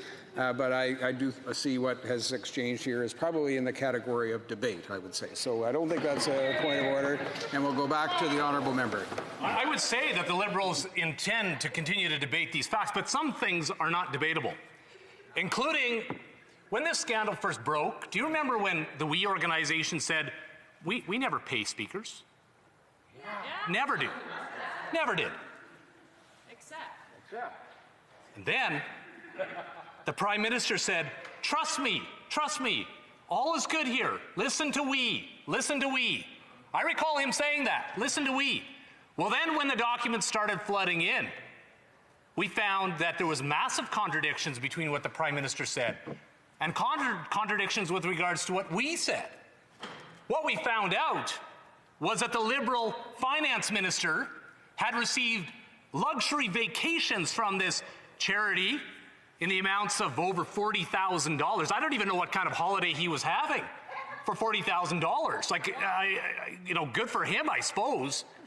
But what kind of charity offers a multi-millionaire a $40,000 vacation? My community has been involved in fundraising, school fundraisers for the We charity.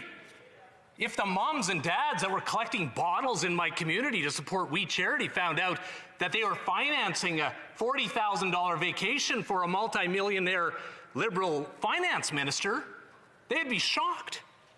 Then we found out that the Prime Minister's family had received around $500,000 in fees or speaking, whatever it was. I mean, the story continues to change as to why they were paid. All we know is that they were paid. And of course, we was at the same time producing ads that were glowing of the Prime Minister and ads to promote the Prime Minister. And so now the Liberals say that we cannot have a special committee to review all of this. We can't do that. And why do they say that? They say, because it'll paralyze Parliament. Let's just remember that no minister, the Prime Minister, no bureaucrats sit on committees. It's all just regular members of Parliament, none of whom have ministerial responsibilities. So we can probably have 12 members sit on a committee without paralyzing Parliament. And what is their solution? What is their counter to this proposal? They say, instead of setting up a special committee that gets documents, we'd like to set up a special committee that doesn't get the documents. So that's their solution. And that would ensure that we wouldn't paralyze Parliament if we had a different special committee that didn't get the documents. But you know what? We're going to continue to demand those documents. The Prime Minister has been found guilty of ethics violation time after time, and going to be, again, very shortly, another time, I suspect. First Prime Minister in Canadian history. This Prime Minister was found guilty of interfering with a litigation, with a court case, later firing his Attorney General because she wouldn't go along. You know, it's interesting. None of those scandals resulted in the Prime Minister threatening an election to make sure that they never came to see the light of day. So my question is, what is in these documents that he would go to the extraordinary length of proroguing Parliament, embarrassing all of his members that are being sent into committees to filibuster and embarrass themselves day after day, hour after hour after hour, or now threatening an election to ensure that those documents never get released? I'm going to make sure that I do everything in my power to make sure that those documents are released. Questions and comments. The Honourable Parliamentary Secretary to the Prime Minister. Thank you, Mr. Speaker, and I want to congratulate my honourable colleague on his voice. It's a very, very passionate speech. Unfortunately, it's full of errors and mistruths. But having said that, I want to ask him this question. We are in a minority government. Does he not realize that the opposition parties also have a responsibility, and their action will have consequences? So if they're sticking to the fact that they have no confidence in this government, that will lead to an election. And what's more holding of an accountability than an election? So we don't want an election, Mr. Speaker, but the opposition has consequences with their action. So do they have confidence in this government or not? For Grand Prairie Mackenzie. Mr. Speaker, I don't want it to be a secret to anybody. I do not have confidence in this government. But there is a constitutional responsibility of the opposition to hold the government to account. That's a time-honored tradition, but it is a fundamental of any democracy. And if the parliamentary secretary to the Prime Minister would suggest that by holding the government to account, that they'll shut down Parliament, well, they've done it before, but I guess this is the way that they operate, and it's good to have it on the record that that's a parliamentary secretary to the Prime Minister suggesting that they'll continue to do that. Question, commentaire, question, observation. The Honourable Member for Victoria by video conference. Thank you, Mr. Speaker. I want to thank the member for his speech, and I have to agree that sunlight is needed right now, to shine a light on the Liberals' unethical behavior, to shine a light on the fact that they are trying to avoid oversight and accountability, filibustering, proroguing Parliament, and now threatening an election. the NDP proposed a special committee that would get documents, but it didn't have a few of the things that the Conservative motion has. And some of these things make it look a little bit like the Conservatives are a bit more interested in scoring political points than in getting to the truth. And so I'm curious why the member thinks it's important to ask for information from private citizens that maybe have done nothing wrong, and why he thinks that the committee needs to be chaired by an opposition member. Member for Grand Prairie Mackenzie. Well, starting with the last question first, the reason that I believe that the committee should be chaired by an opposition member is because what we saw at the Finance Committee, where we had a Liberal chair shut down the committee simply so that the committee could not do its work.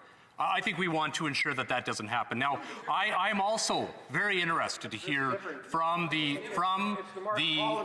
NDP member, and I know that that member does want to find out what the truth is, and I'm willing to work with all opposition parties and work collaboratively. And of course, we have today making amendments that we felt that would be necessary to gain the NDP support. I know that there is a strong support for finding out the truth within all the parties, the NDP, the Bloc, and the Conservative Party. Unfortunately, it's only the Liberal Party that keeps filibustering and keeping us away from the truth. Questions and comments? Questions et commentaires? L'honorable député de Drummond. The honourable member for Drummond. Well, thank you, Mr. Speaker. The question in my mind is, if there's nothing to hide, then why can't they show openness, be transparent? The government says it doesn't want to go to an election, but the opposition, through the motion, is forcing a vote of confidence. So I'd like to ask my colleague if he agrees that we could get to the bottom of these things on the We Charity by creating the committee and continue to serve Quebecers and Canadians in a context of crisis that we're currently in. In his opinion, are the Liberals the only ones who think that we can't chew gum and walk at the same time? And Prairie Mackenzie. Absolutely. It seems that it is only the Liberals that believe that we can't walk and chew gum at the same time. I believe that to ensure that Canadians get the help that they need, the government needs to be held accountable. We've seen unprecedented spending over the last number of months. Never in Canadian history have we seen this kind of rollout of billions of dollars. And then we started to see the trickle in of allegations of supporting or giving contracts or money to liberal friends. And I believe that if Canadians are going to have trust in this government, they need to see that there's accountability and transparency and that the government is held accountable when they break the rules and when they give money to their friends that they shouldn't be given. Now, if the Liberals believe that they can continue to go down the road without transparency and accountability, I think Canadians will render a judgment at some point saying that that's unacceptable. Resuming debate, the honourable member for Aurora, Oak Ridges, Richmond Hill. Well, thank you very much, Mr. Speaker. When I was a junior Air Force officer, my first posting was as the procurement officer for 19 Wing Comox on Vancouver Island. I was responsible for everything that was bought or leased on the base. In other words, if you were working on the base and you needed something, you likely had to come through me. But my decisions weren't arbitrary or made on a whim. Before I was assigned the job, I spent many, many months in training as a military logistician, studying over 20 volumes of the Canadian Forces Publication 181, supply manuals, defense procurement policies, the Financial Administration Act, and many other related documents. There were processes and procedures for everything. Just to approve and obtain approval to procure a commercial coffee maker, you required 10 signatures on a material authorization acquisition change request, or a MACAR for short. Those 10 people included the base commander, a squadron commander, a flight commander, and me, just to name a few. This bureaucracy was tiresome, to be sure, but it was essential to upholding that no one, not even the base commander, could use military funds, and by extension public money, to pay for, say, an outrageously expensive coffee machine purchased sole source that also happened to include a $1 million administration fee to be paid to anyone's husband, for example. There was no room for misconduct. As officers, we endured the necessary piles of paperwork to ensure that tax dollars were spent wisely and to preserve the honesty and integrity of the organization and everyone in it. If these were the high standards to which a junior Air Force procurement officer is held, should they be any less for the highest office in the land? So let's talk about the Prime Minister and his pattern of behavior of breaking the rules, giving money to his friends, using Liberal members to cover it up, and firing anyone who dares to stand in his way. Let's talk about the Prime Minister's pattern of corruption. His first transgression was the gift of an all-expenses-paid vacation for Christmas for him, his family, and friends to an island in the Bahamas. The rules require that members of Parliament disclose any gift over $200. The Prime Minister was found guilty of breaking the Conflict of Interest Act. He apologized. Seamus O'Regan, a Minister of the Crown who joined the Prime Minister on this trip, never disclosed the vacation as a gift. Then came the SNC-Lavalin scandal. SNC was charged with fraud and corruption and were seeking a way to get out of facing the full consequences of breaking the law. Who did they look to? Our Prime Minister, to use his power to circumvent the law and tip the scales in SNC's favor. A Justice Minister stood in his way and upheld the rule of law. For her efforts, she was fired as Justice Minister and thrown out of the Liberal Party. There was no place in the Liberal Party for honourable actions like that. The key advisor and friend to the Prime Minister, Jerry Butts, resigned. Parliament Secretary to the Minister of Transport on a point of order. Unfortunately, Mr. Speaker, we seem to be running into the same issue where honourable members are using the names of members of Parliament when we should be referring to their ridings or their titles. So I thank the Honourable Parliament Secretary for his attention to the debate. And indeed, in fact, I think the Honourable Member for Aurora, Oak Ridges, Richmond Hill referred to the Minister of Natural Resources by his given name as opposed to the name or the riding name, which she could also use for St. John's South Mount Pearl. So the Honourable Member will go back to her just to avoid any of those use of given or family names. The Honourable Member. And the head of our nonpartisan, hard-working public service chose that moment to retire. Liberal members on the House of Commons committees attempting to investigate shut down all attempts to get to the truth. The Prime Minister was found guilty of a second ethics violation, but this time the Prime Minister showed no remorse. He had no intention of acting differently. He refused to apologize and instead doubled down, trying to convince us that it's okay to break the law for the right reasons, like helping your corporate friends escape the long arm of the law. Now, the Prime Minister has again used the powers of his office for personal gain. The Prime Minister attempted to award the We charity a $912 million government contract. Yes, $912 million taxpayer dollars in a closed, directed, no competition selection process. During a pandemic that has millions of Canadians struggling to pay their bills, our Prime Minister attempted to give hard-earned tax dollars to an organization to do what exactly? Well, for starters, an administration fee of $43.5 million would be pocketed directly by the We charity. A charity that just happens to have paid the Prime Minister's family and the family members of other members of his cabinet significant sums of money. Once again, the House of Commons committees investigating were stonewalled and then ultimately shut down when the Prime Minister prorogued Parliament, leaving Canadians with no government at all. Now, for a third time, the Prime Minister is being investigated for ethics violations. But, Mr. Speaker, this is not just a story about the Prime Minister. It's unfortunately much worse than that. The Prime Minister's actions send a message to others who would seek to break the rules, cheat, and take advantage of their positions of power for personal gain. It gives them permission to put their personal agendas before the best interests of the country. It becomes a culture of acceptance of corruption, because after all, if the Prime Minister can do it, why shouldn't they?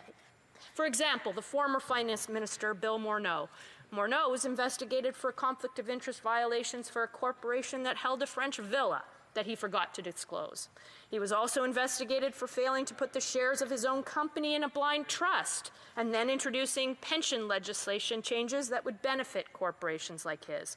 Morneau also forgot to disclose or pay back the all expenses paid $40,000 plus vacation the We charity gave him and his family. Yes, the same We charity. Coincidentally, 2 of his daughters have worked extensively with We, and Morneau was about to be investigated for ethics violations, but instead resigned as a minister and the Member of Parliament. But wait, the list goes on. What about when the Minister of Intergovernmental Affairs and the President of the Queen's Privy Council broke the law when, as Fisheries Minister, he approved an Arctic surf clam license to the company his wife works for? Or when the $84 million contract to administer the Canadian Emergency Commercial Rent Assistance Program was outsourced to the company that PMO Chief of Staff Katie Telford's husband works for? What about the former Liberal Raj Grewal, who allegedly received $6 million that he didn't disclose to the Ethics Commissioner, and documents also claim that he solicited funds by deceit, falsehood, or other fraudulent means in connection with his duties of office as a Member of Parliament? And these are just the cases that have been uncovered. And like the tip of the iceberg, if this is the pattern of corruption that we can see, we can barely imagine the magnitude of what hasn't yet come to light, or what this government wants to make sure never comes to light. House of Commons committees are Parliament's version of the military's MACAR from a junior officer time all those years ago. Committees are our checks and balances. Committees' purpose is to investigate and to problem solve. Committees hold the government to account, identify where they failed, and committees are the work of members of Parliament get paid to do, to deliver fair, equal, and improved services for Canadians. But the Liberal members are shutting down committees. They're working to keep the full extent of this Prime Minister's transgressions hidden. They are determined to keep Canadians in the dark. Liberal MPs are complicit in the cover-up. And when our government acts this way, breaking the law, circumventing rules and processes, shutting down committees, and refusing to release documents, and completely redacting the ones they do, it sends one clear message. They are not acting in the best interests of Canada, and they're not putting the Canadians' needs ahead of themselves. I wasn't raised to turn a blind eye to such behavior, and my constituents in Aurora, Oak Ridges, Richmond Hill have not sent me here to turn a blind eye. The citizens of this country did not elect this Prime Minister to use the powers of office for its own gain, and Canadians did not elect members of Parliament to help him cover it up. And during this pandemic, it's billions of dollars that are being spent. We need a special House of Commons committee to investigate how they're being spent. We need the facts. We need to uncover the truth. We need to know how bad it is, and we need to fix it fast. Canadians deserve honesty and transparency. When will this culture of corruption stop? When will we say, enough is enough? Thank you, Mr. Speaker. Questions and comments. The Honourable Parliamentary Secretary to the Minister of Transport. Thank you very much, Mr. Speaker. I'd like to thank the Honourable Member for her speech. And I was particularly interested when she was talking about her role as a junior military officer, and wanted to thank her through you, Mr. Speaker, for her service to our country. But the important work she did, in her words, as a bureaucrat, going through all of the bureaucracy and following the rules to the T. And I'd like to give to her, based on that comment, a quote from the Honourable Member for Carleton, that the decision on what to reveal with respect to documents is made by non-partisan public servants for whom it has been long a tradition not to reveal cabinet confidence. That it has been the case going back to all previous governments of all party stripes. So my question, Mr. Speaker, is why her work as a public servant was good in terms of dealing with bureaucracy, and why is she standing by while her other party members impugn the work of our non-partisan public service with respect to the redaction of documents. Honourable member for Aurora, Oak Ridges, Richmond Hill. Well, I'm very saddened to understand that my honourable colleague has misinterpreted to such a grave extent what I've said. It's the Liberal members on committee, the cabinet ministers, and the Prime Minister who would use government funds, taxpayer dollars, to their own personal gain and then work tirelessly to ensure that no transparency and none of that information can come to light. It's that pattern of behavior, a culture of acceptance that their personal gains are above those of the Canadian interest.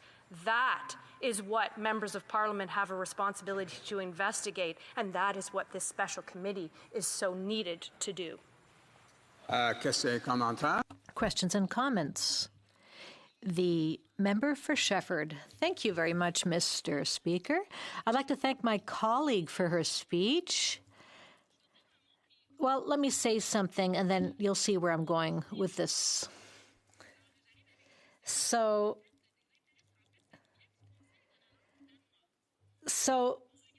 there's a Danish expression. The Conservatives have talked about serving the Canadian people, and the Liberals have said that they don't want an election. They want to serve Canadians. So this Danish word means trust in public institutions, putting others' interests before one's own personal interest. And today, Denmark is one of the countries doing best when it comes to managing the COVID health crisis. Why? Because the Danish government has focused on the transparency of its institutions. It fights corruption, and in fact, it is number one in the fight against corruption, according to Transparency International. So if the public trusts its institutions, it'll follow the guidance of these institutions. So I think today we need we need to find trust in our government, but it's not there right now. Thank you very much for the question and for the observation. Yes, it is important that we have a government which has the trust of Canadians. Danish heritage, I absolutely concur and have been able to understand and keep very close tabs because we have family that are still in Denmark. And their commitment to the transparency of government and to doing what is in the best interest of the public over and above their own personal interests has been instrumental in positioning them for success in this in the pandemic. As well, the military has a conversation, one that I have always lived by, service before self. And so all we as members of Parliament who are entrusted with the sacred responsibility of our citizens are doing here in this place is to be able to honor that trust and hold the government accountable and make sure that tax. Time for just one last question. The honourable member for Timmins, James Bay. Thank you, Mr. Speaker. Well, I have said the WE scandal is the dumbest political scandal in history. I think the only thing dumber is the government's response. We are not going to participate in a Liberal-run committee because we've participated in Liberal-run committees and we've seen how they've shut down our work. They shut down the SNC-Lavalin thing. They've shut down finance. But the idea that they can threaten us in election and make this go away, to me, is really preposterous. I have work to get done at ethics. I was willing to share it with the committee. But we will do this, work one way or the other. I offered to pull off, as a friendly amendment, to get the Liberals to work with us on the Prime Minister's family. We offered to change that amendment. The Liberals talked the clock out. If the Liberals don't show good faith, we can still go back to our committees. We can still demand documents that we were willing to pull back on in order to get them to work. We will get this information one way or the other unless the Prime Minister decides to go to Rideau Hall. That's the only way he's going to stop our work. Whether they have a committee or not, our committees will do the work. I want to ask my honourable colleague what she thinks the Liberals are up to in thinking they can intimidate us into not getting answers. Member for Aurora, Oak Ridges, Richmond Hill. Well, thank you very much, Mr. Speaker, and for that question, because I wouldn't begin to imagine what the Liberals could possibly be up to. Ultimately, we are here for the responsibility to be able to investigate these matters. We need to, they are demonstrating a pattern of behavior that circumvents all of the rules that we have in this place so that they can predetermine an outcome. We need to have a special committee just so that we can ensure that we get the information that we need. We need to have a special committee chaired by an opposition party member so that we can ensure that committee processes and procedures are upheld and not circumvented as the Liberal members of Parliament are doing on committee. So it's egregious, devastating, and depressing that our only ability to do the job that we need to do in this crisis as members of Parliament is by proposing a special committee, and the Liberals are threatening an election if they are successful. Before we resume debate with the member for Rivière-du-Noir, it's my duty, pursuant to Standing Order 38, to inform the House that the questions to be raised tonight at the time of adjournment are as follows. The Honourable Member for Calgary Centre, Natural Resources, the Honourable Member for Nanaimo Ladysmith, the Environment, the Honourable Member for Renfrew, Nipissing, Pembroke, Public Services and Procurement. Now, resuming debate with the member for Rivière-du-Nord. Thank you, Mr. Speaker. Mr. Speaker, to begin, I'd like to say that I'll be sharing my time with my colleague, the member for Saint-Jean.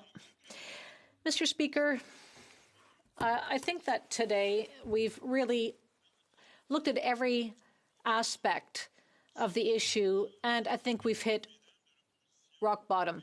The Liberals are saying that if the opposition goes ahead with what it wants to do, well, the Liberals will stand in their way and an election will be called and it'll be followed of the opposition. That's a really strange position. It's the job of the opposition to investigate.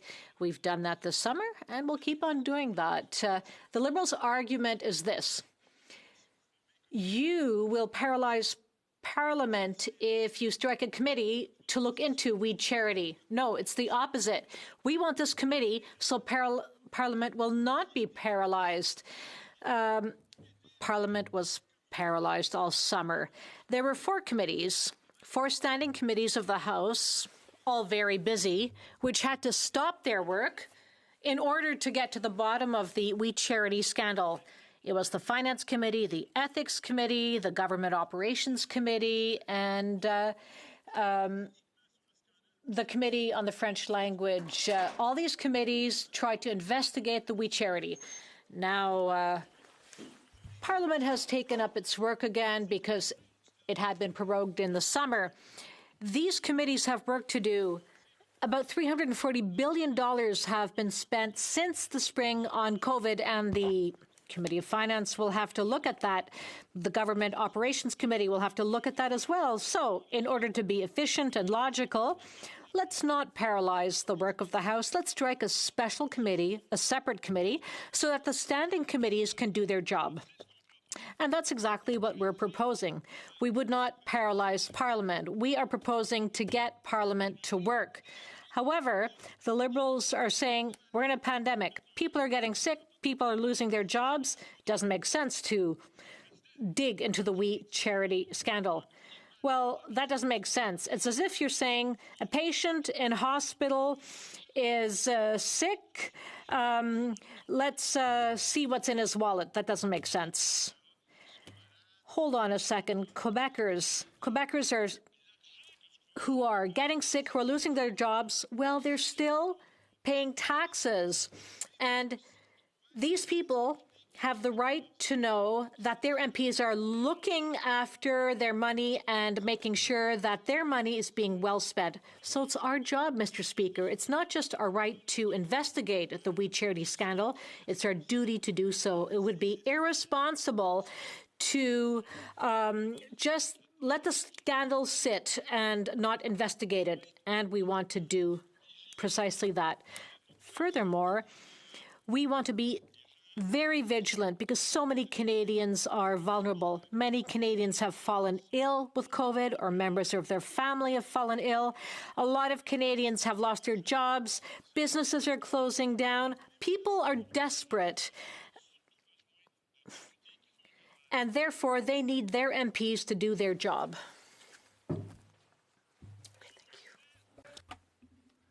Mr. Speaker, the government will not escape the We Charity scandal, the money that was spent. And we're glad that the money wasn't spent, but the government will still not escape this scandal. What the government is trying to avoid, is it truly a study and an analysis of what was done with We Charity? Or is the government trying to dodge having the opposition studying everything else, the $343 billion that was spent? That's not a paltry amount. So is that what the government wants the opposition not to look at by forcing us to study We Charity in 4 committees? Because we're going to study this charity. Don't get me wrong, we will study it, but they're trying to force us to study this in House committees. Is it to try and divert our gaze from other issues, like the Chief of Cabinet's wife, the purchasing of vacuum cleaners? I read the Liberal motion. There's a long list of scandals. Maybe they want to divert our gaze from these other scandals. Had we not worked this summer in analysing this We Charity affair, then perhaps, Mr. Speaker, the people of We Charity would still have millions upon millions in their pockets, about $30 million. They had a $43 million contract to manage, close to $900 million in student bursaries, but this money would have ended up in We Charity pockets. This $900 million would have ended up in God knows whose pockets, because God knows how they would have been managed. Mr. Morneau reimbursed money to the We Charity, $40 million. That would still have been in his pocket otherwise. There is conflict of interest. Ethics committee, ethics regulations are valid for everyone apart from some, apparently. This summer's work allowed us and allowed the Prime Minister, and I observed the Prime Minister in question period today. He seems more and more bothered by this. Now, all he says is, my values, my values, my values. But if you continue to check what I'm doing, you can check that I'm not trying to spend money willy-nilly as I see it. And if you don't believe me, we'll just have an election. I think the Prime Minister is wearing down. Not too long ago, he said that he did not have the necessary mental space to lead the government. I believe that he didn't have it at the time. And when I see his performance today, I'm sorry to say, but I believe that this government is not led by a Prime Minister that is apt in leading it well. Scandal after scandal after scandal. Aga Khan, SNC-Lavalin, We Charity, the spouse of the Prime Minister's Chief of Cabinet. There was the head of cabinet or someone else who had to quit. So everyone has to jump ship, apparently. He prorogued Parliament in August, forced to come to terms with accountability. We asked for documents. They sent us 5 million pages of documents, redacted, that's a whole other kettle of fish, 5 million pages of documents. And on the same day, they said, prorogation time. And then a few days before that, the Minister of Finance resigned, about in the span of a week. So the Minister of Finance resigning isn't nothing. Prorogation, that's not nothing. 5 million pages of redacted documents, that's not nothing. There's no date, nothing signed. It's just complete anarchy in these documents. I saw that as a lawyer. I've seen these tactics. Judges actually rose against this and sanctioned this. You can't just simply flood people and your adversary with documents, but that's what happened. We're at the end of our tether on the other side, apparently, because beyond prorogation, now they're threatening us with an election which is irresponsible. We will do our work. We will stand up, regardless of what the Liberals have decided to do. We will vote for this special committee to be created to study the We Charity scandal and any other COVID-related scandal. Thank you, Mr. Speaker. Question commentaire. Questions and comments. The Honourable Secretary. The Honourable Parliamentary Secretary to the Leader of the Government in the House of Commons. You know, a few years back, the position of ethics commissioner was established. It was under Stephen Harper. And I suspect that if you were to apply many of the scandals at the time, you could talk about the opting in and out scandal. You could talk about the Senate scandal. There's numerous issues that one could have filed to the ethics commissioner. There's no doubt about that. But the ethics commissioner is something that's relatively new. It's a positive thing, Mr. Speaker. As opposed to listening from the biases that come from opposition on the issue of ethics, we have an ethics commissioner. The ethics commissioner hasn't even said anything in terms of what's come out of this we issue.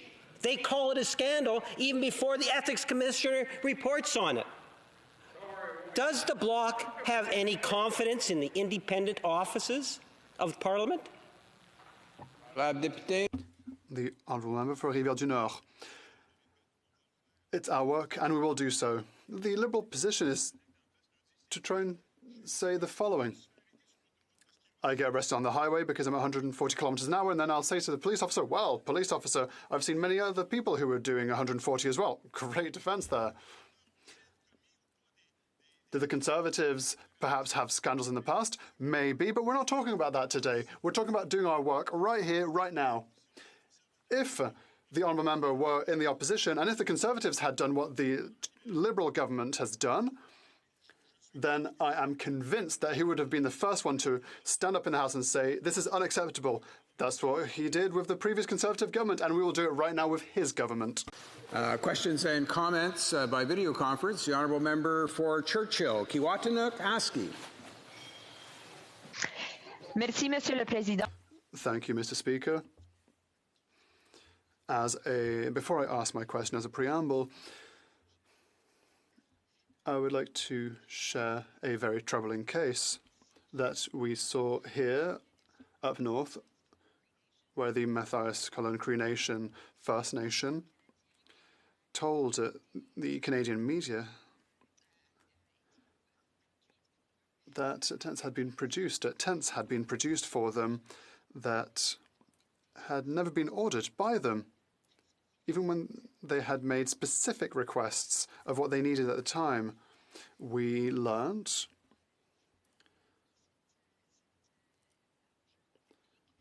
that a well-connected Liberal was actually linked to the company that got the contract. Thankfully, this person resigned, but the money had already been spent, and we're still waiting for answers. And so here's just another example of public monies being badly spent. This is a vulnerable community, a vulnerable First Nation community. So does my colleague believe that this example, like so many others, strengthens our urgent need to create this committee and to closely study the way in which the government has spent public funds for First Nations, for example, and for the rest of Canada? The Honourable Member for Rivière-du-Loup. Thank you, Mr. Speaker. My colleague is very right to raise this. I said it earlier, there are many other files that should be studied by the government and many committees, rather. That's why we want a special ad hoc committee on We Charity. The Indigenous community scandal is another issue. I have a lot of compassion for people who go through that kind of event. In 2015, the current Prime Minister said during his campaign that we were going to revisit the Indian Act, but nothing has changed in 2020. They keep saying this is terrible and that's terrible. They shed a few tears, a couple of motions here and there, but they haven't actually touched the Indian Act. No concrete measures. So my colleague is completely right in raising this. This is this issue that has to do with Indigenous peoples has to be studied, and that's why the We Charity scandal must be studied in an individual and ad hoc special committee. Thank you, Mr. Speaker. Resuming debate, the Honourable Member for Saint-Jean. Thank you very much, Mr. Speaker. I would like to start by saying that what the Liberals are saying right now is that what is important is to meet the challenges of COVID. That's what Canadians want, that's what Quebecers want.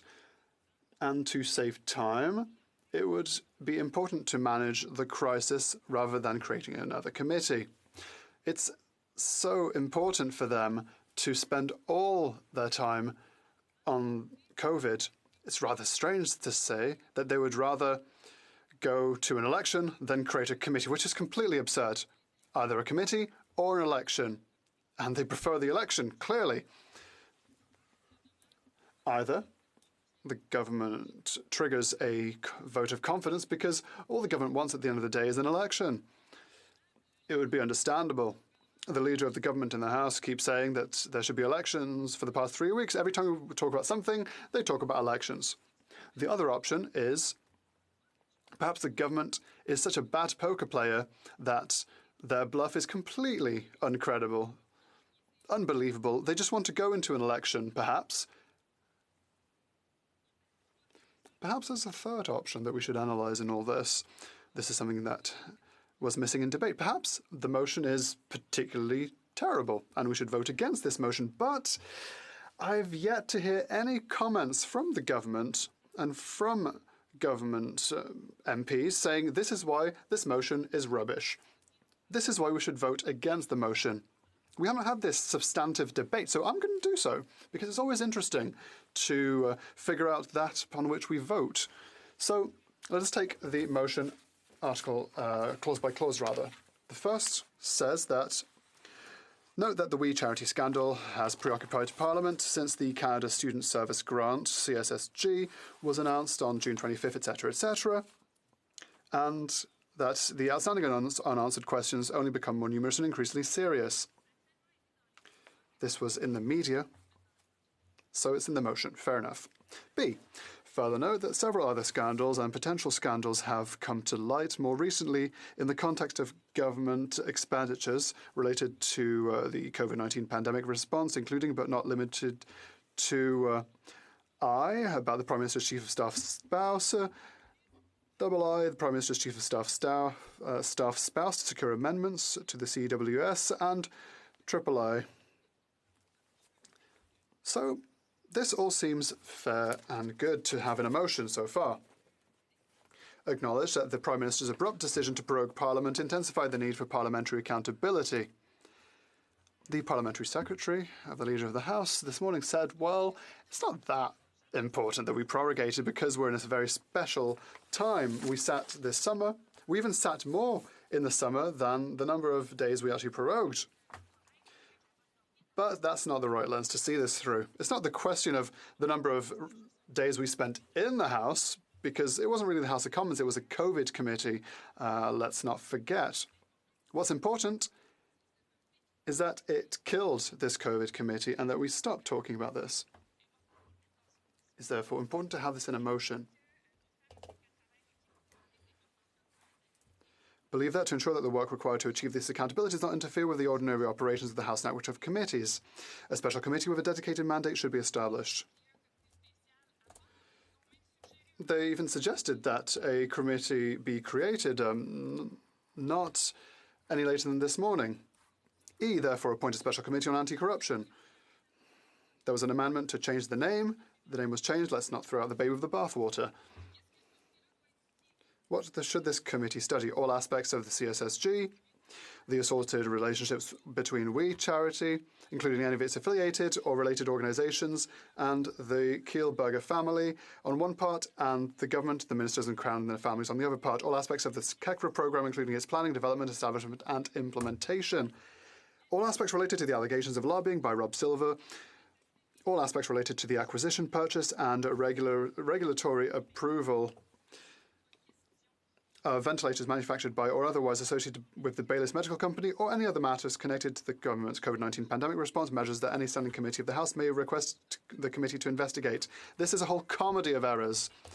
Another reason why we should have a special committee for these very special questions. Then we enter into the debates, the details from VII to XVI, without reading out Roman numerals.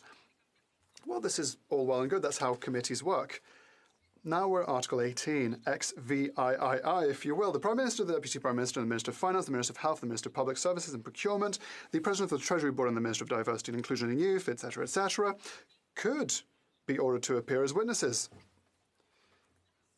If this committee is implemented, it will take such a long time to study it that we won't be able to manage the COVID crisis because that's a priority. That's what they say. The government seems to have the intention, or seems to believe, that we will ask all these people to come to our committee 9 to 5, Monday to Friday. Summons will be limited, of course, and I dare to hope that if we remove the Prime Minister from his work for 2 hours, I hope that the government will not collapse. Because if that would cause the country to collapse, any minister getting COVID would cause the country to collapse. Then we have 20A, the unredacted version of all documents produced by the government. We were told that this will happen in camera. This seems like a perfectly acceptable compromise.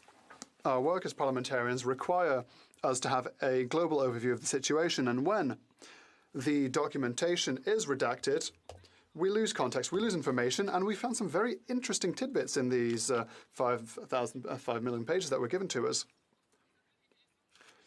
If it was redacted, it's going to be even more interesting, unredacted, and it's up to MPs to ask the right questions about this. We ask a copy of all records at Speaker's Spotlight, We Charity activities that happened over the summer, for example. Well, if that's not sent to us, then that's perfectly acceptable, perhaps, because we know what the Prime Minister's family did. He knows what they did too, and that's what's important. It's important to know that he knew what was going on, but he didn't recuse himself. That's an issue. We could have gone forward with a committee by removing this portion. Everyone would have been all very happy. We've asked them to give us any form of document that was used to prepare for the prorogation of Parliament. There is provision stating that the government has to justify said prorogation. It's already provided for by our standing orders, by our regulations here, so they can't really be against this. Finally, a complete accounting of all communications between the government and any of We Charity or its affiliated organisations. We ask that this be communicated to us, which is perfectly reasonable for a scandal of this scope. So if I read this motion completely, I don't see absolutely anything that would justify voting against. No one can read this motion and say, it's rubbish, vote against it. I think there's something else happening. What the government is saying is that they have so much to do with the pandemic that they have literally no time to be accountable for anything. That's what they're telling us, Mr. Speaker. It's either one or the other. They can't manage a crisis and be accountable. That's impossible. That's what they're telling us. They're so concentrated on managing the pandemic that they can't simply answer questions. Now, if we push this logic to absurdity, then the second there's a crisis, then let's just close the doors of accountability. Let's be unethical because we can't do both. We can't manage a crisis and be accountable. This is kind of concerning, Mr. Speaker, because in the best of worlds, either the government has something to hide and there's something that the government doesn't want to tell us, but worst case scenario is that they're completely and abjectly incompetent, Mr. Speaker. Finally, Mr. Speaker, if we remember the criteria of ethics itself, we're told that ethics is the art of doing the right thing, even when no one's looking.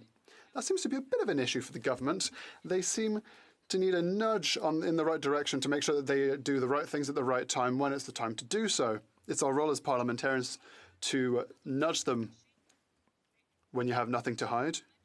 You have nothing to hide. And I fear that more we advance in this debate, less this debate will have to do with creating a committee that will have the confidence of the government.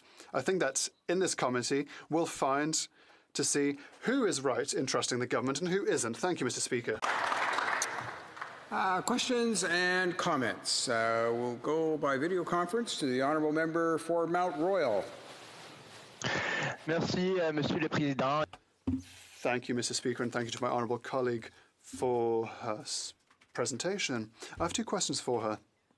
First of all, does she not recognise that in the standing orders of the House, this committee's composition would be 6 MPs for the Liberal Party out of 13, and in the Conservative proposal, there is only 6 out of 15, which means that if you keep going in that direction, there could be 3 Liberals, there could be 2 Liberals. Would she accept a committee with no Bloc Québécois MPs? Because we don't seem to be following the rules in creating this committee. The chair would normally be a Liberal, but if the chair, the vice chair, or the second vice chair is not a Liberal, and if you give the biggest party the third vice chair position, then if we follow those bizarre rules, we could have committees that it does not have a party that is represented in the committee. What is the honourable member's position on the changes provided for the composition of the committee? Well, with respect to the makeup of a committee, this isn't the first time we've talked about it and asked questions on the content of the motion. We're opposed to the motion, and we didn't even stop to look at how we could improve it. How could you make it acceptable for all members? We didn't even have an offer. There was no offer to negotiate. So this is an attempt to when you want to get rid of a dog, for example, you say it has rabies, and this is something we've never, in fact, tried to look at improving that. And it shows that the ultimate objective, is for there not to be a committee, period. Member for Victoria. Thank you, Mr. Speaker. First, I also want to thank the member for her speech.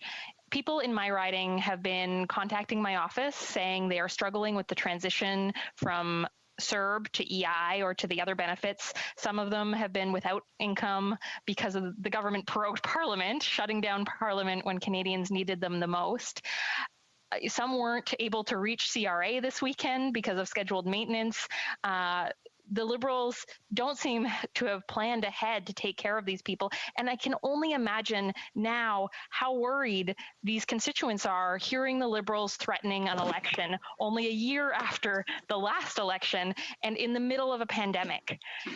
How does the member think that the Liberals across the way can stand behind this kind of lack of accountability, secretiveness, and what's looking more and more like corruption, a government that is working for wealthy and well-connected friends when Canadians just want them to be working for Canadians?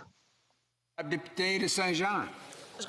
The honourable member for Saint-Jean. I'd like to thank the colleague for her excellent question. It shows or sheds light on the fact that the government is speaking out of both sides of its mouth since the start of the pandemic. They're saying it's important, what's a priority, what Canadians want. They want us to focus on the crisis, but then they prorogue. And then they now are threatening to shut down Parliament through an election. Can you take care of your people without having an opportunity to do our jobs properly? And that doing our job properly means checks and balances. It means holding them accountable. And once again, the government wants to prevent us from doing that. Questions and comments? Virtually. The honourable member for Repentigny. Thank you, Mr. Speaker, and I'd like to thank my colleague for her passionate remarks. She taught us a number of things during her speech. We know that during a crisis, a health crisis or other, what's important is confidence. Confidence that people have in their government. For example, there have been economic programs put forth, that maintained a level of confidence with the people. But now, the way this government is acting, they've broken this link of confidence. Does the honourable member share that opinion? The honourable member.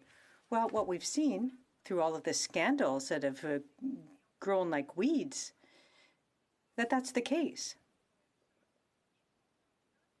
That confidence, for it to be restored, well, what we need to do is to ensure that there aren't any similar problems in the future. So we need to have scruples, be scrupulous here. We need to look through the government documents to prevent this from happening and to make them feel ashamed of what they've done. But in order to do so, we need to have an opportunity to work at community to shed light on this situation, to ensure that the money and the funding is being well spent. And again by video conference, the honourable member for Edmonton West. Thank you, Mr. Speaker. I'm pleased to be splitting my time today with the member from Charlesborough, HoC St. Charles. Now, I'm happy to speak on this debate today. I'm just happy to speak, period, because you just never know when this Liberal government's either going to prorogue, suspend Parliament, call an election, and stop parliamentarians from having a voice. I am saddened, however, to be debating this specific motion, basically a motion to create a committee to examine the ongoing corruption of the Liberal government. Now, Canada's in its second wave of COVID, it seems, but we appear to be in our sixth or seventh wave of Liberal corruption. Now, let's review some of the items at hand. The Prime Minister's Chief of Staff's husband was awarded, his company was awarded a huge contract to administer the failed rent subsidy program. Now, let that sink in. $84 million given to a company with the Prime Minister's Chief of Staff's husband as a senior executive. Now, the Liberals will sit and say, oh, but Katie Telford recused herself from the discussions. Now, anyone who's worked in the private sector or even within government knows that that's a false claim. She can recuse herself on paper, but the reality is people working for her, people working in the government, people working below will know, wait a moment, that person's in power. My job, my livelihood depends on that person. They are not going to step in the way. They are going to be influenced by her position. Now, further, her husband repeatedly lobbied former finance minister Murnau's office to make tax changes to the wage subsidy program, changes that would have benefited his company and a few other companies. Now, he wasn't a registered lobbyist, but he used the power of being married to the Chief of Staff of the Prime Minister, the most powerful unelected person in this country, basically. Her husband used that power to lobby the finance minister's office. And this is what they said. Staff of the office said they were very uncomfortable dealing with him because they knew he was Telford's husband. And this goes back to my comment about, oh, she recused herself.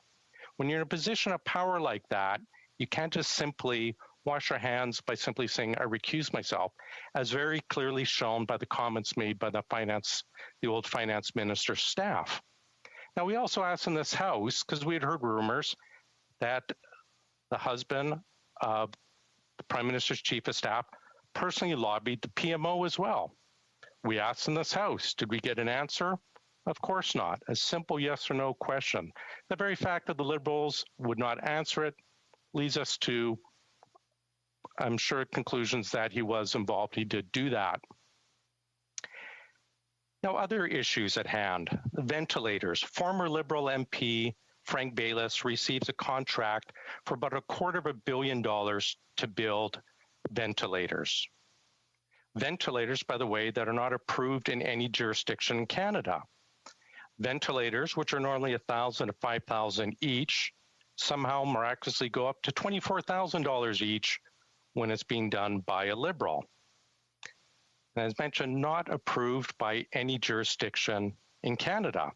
No doubt the Liberals would stand and say, oh, but don't worry, it has since been approved, which I find remarkable that they would grant a $250 million contract to an unapproved ventilators to buy them, but at the same time have been repeatedly refusing to approve rapid testing kits for Canada. So special deal for Liberal, rapid testing kits to get employees working, protect our seniors. No, wait, let's not jump the gun there. We can't approve those. Perhaps maybe if Frank Baylis's company would approve or would make rapid testing kits, we could actually get them out into Canadians' hands. And it doesn't stop there with him. While he was on industry committee, his company bid on a contract for a $400,000 grant. His company received that contract a couple months, about a month and a half after the last election. The Liberals will say, oh, well, don't worry, he wasn't a member of Parliament at the time. But when the contract was made available or posted for tender, Frank Baylis's company bid on the grant while he was on industry committee. And guess who had posted the grant, was deciding the grant? Industry Canada. So here we have a Liberal MP on industry committee bidding on business being decided on by Industry Canada.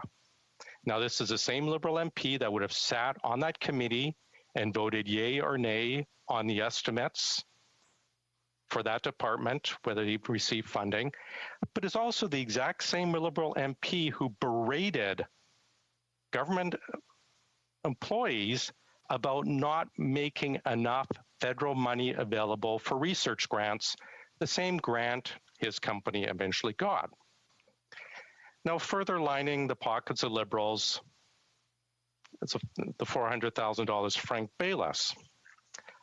Other items, of course, the famous WE scandal, $900 million given to friends of the Liberal parties, sole sourced, of course. Now, we all know WE was in financial trouble, and who comes in like the cavalry?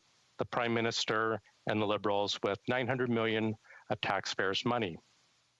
Now, this is the same WE, of course, that paid for that very cringeworthy video, election-style video for the Prime Minister a few years back. The same WE that paid the Prime Minister's wife tens of thousands of dollars in speaking fees and expenses. The same WE that paid the Prime Minister's brother tens of thousands of dollars to appear. The same WE that paid well over $100,000 to the Prime Minister's wife. Over $500,000 of fees paid out to the Prime Minister's family. The same WE that gave a free vacation, violating, of course, ethics rules, for the former finance minister. $40,000, and of course, Bill Murno said, oops, I forgot, I guess I didn't see the invoice. Maybe it was sitting at my French villa and got around to it later. And of course, the same WE that employed the finance minister's daughter. Keeping in mind, of course, that the former finance minister and the Prime Minister were at the cabinet when this money was approved. And of course, it's the same WE that gave nonstop promotional appearances to the Prime Minister. And of course, now we also have the Liberals spending over 20 hours in various committees blocking the release of documents regarding the WE scandal. Now I have to ask, what is about the Prime Minister and his government that leads to such nonstop corruption? Of course, we had the Admiral Norman affair where the Treasury Board President, Scott Bryson, interfered with a contract on behalf of the Irving family in order to scuttle a deal between National Defence and the Davie Shipyard. But it wasn't enough for Bryson and Liberals to just interfere with that contract. Thank you, Madam Speaker. They went out and destroyed Admiral Norman's life. Now, you can imagine giving 38 years of your life to the defense of your country just to have the Liberal government to go out and destroy your life merely for granting a contract. Of course, we had clam scam where we had the president of the Queen's Privy Council directly interfering to give a lucrative clam deal to a paper company owned by a family member. But just to spread the corruption around, the company was also partly owned by a former Liberal MP and the brother of the current MP from Sackville, Preston, Chesapeake. Of course, we had the famous billionaire island visit where the Prime Minister received a $250,000 gift, basically from a lobbyist. We had Liberal Raj Grayal using his role on Finance Committee to lobby for rules to change investigations into illegal gambling activities. Then, of course, we have Lab Scam, where the government interfered in a judicial process to grant special favors to a company being invested by for corruption. Now, it saddens me that we need a committee such as this to investigate this corruption, but it's necessary for Canadians to have confidence in the government, confidence in the political process, confidence that elected officials will do what is best for Canadians and not just for well-placed Liberal hacks. Thank you, Madam Speaker. Questions et commentaires, questions and comments, the Honourable Parliamentary Secretary. Madam Speaker, the member, I think, illustrates very clearly the difference. As a government, we want to be able to continue to focus on what's important and the priorities of Canadians. And the Conservatives, for the last 5 years, have been solely focused on ethics, the issue of ethics, and that's it. You know, there's a very good chance that there are some Liberals that received the CERB payment. Are they going to ultimately go to those individuals that were Liberals and they received CERB because maybe they had a sign in their lawn? Or maybe a business that received a wage subsidy because they needed the support and they might have been identified as a Liberal? You know, there was Conservatives, there were New Democrats, there was Greens. As a government, we were there for all Canadians in every way, in a tangible way, Madam Speaker. No, it has not been perfect.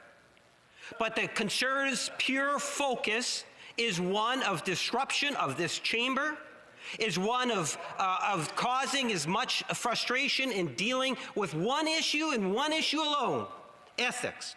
I'm wondering if the member could tell this House, would he not be prepared to put some of the character assassination to the side during the pandemic so the Conservative, as the official opposition, can spend some time on dealing with the pandemic? The Honourable Member for Edmonton West. Thank you, Madam Speaker. And I'd like to tell my colleague that just because there is a pandemic does not give rights to the government to be corrupt. This is a basic part of your soul, whether you are honest or you're corrupt. Just because there is a pandemic does not give the Liberal government a right to reach into the pockets of taxpayers and spread taxpayers' money around to their hacks and Liberal-connected people. It's disgraceful that the member would stand here and talk about ethics as if it's not an issue. We don't need to be ethical. Look, there's a scandal. Oh, look away.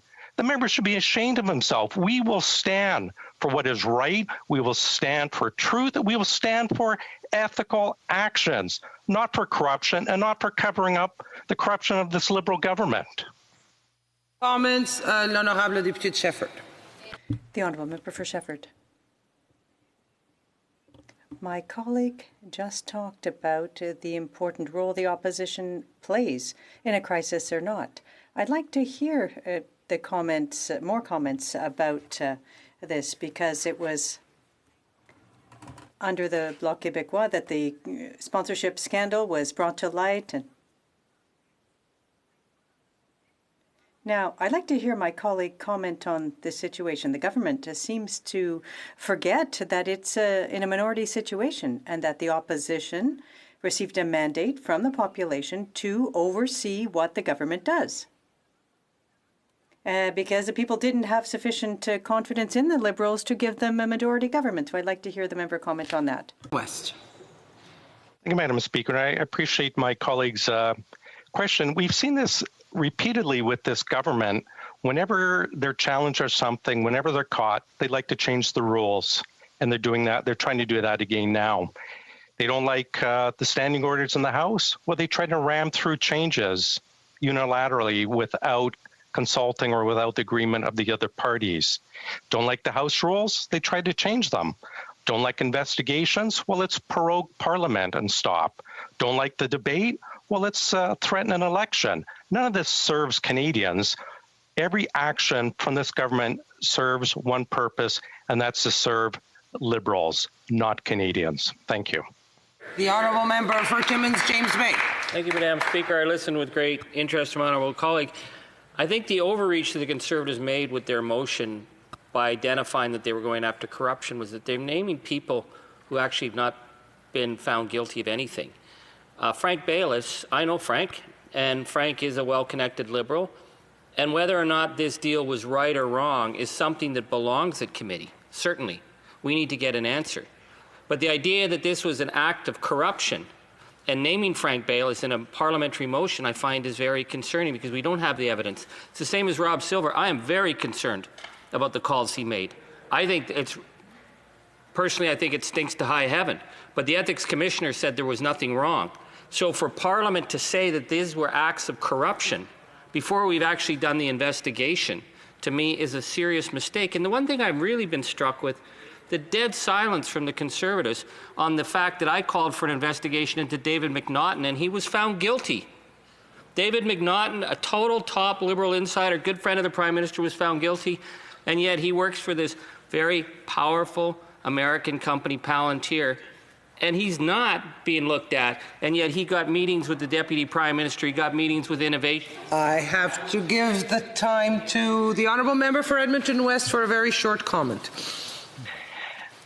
Thanks, Madam Speaker. And I appreciate where my colleague was going with this, and I understand his concerns, but it's important that we have an actual opportunity to bring some of these issues to light. We've seen the Liberals shut down the Ethics Committee, they've shut down the Health Committee, they've shut down the Finance Committee.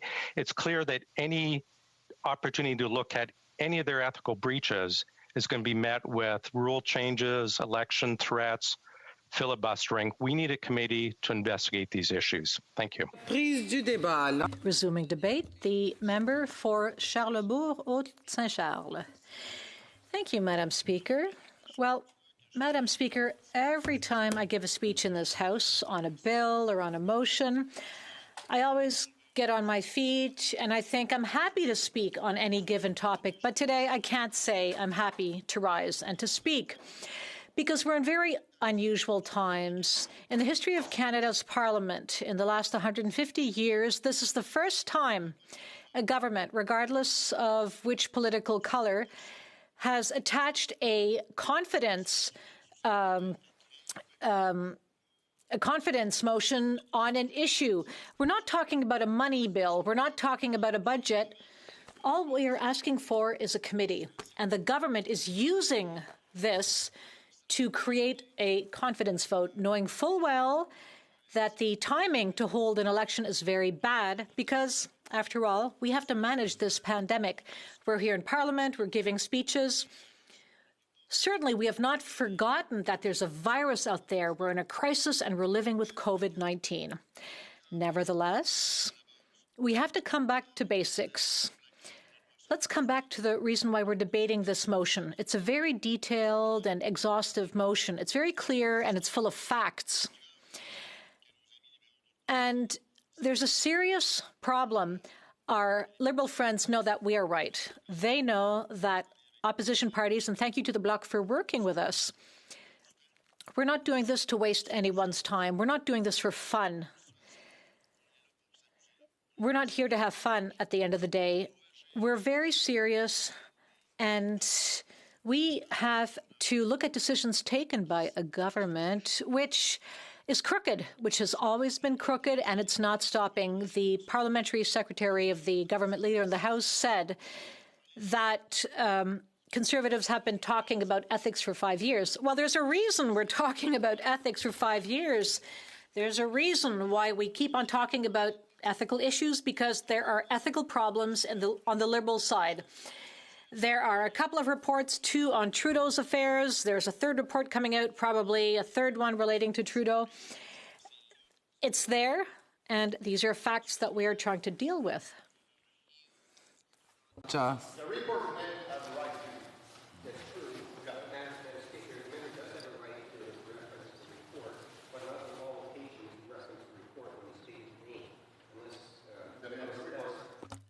Microphone, please.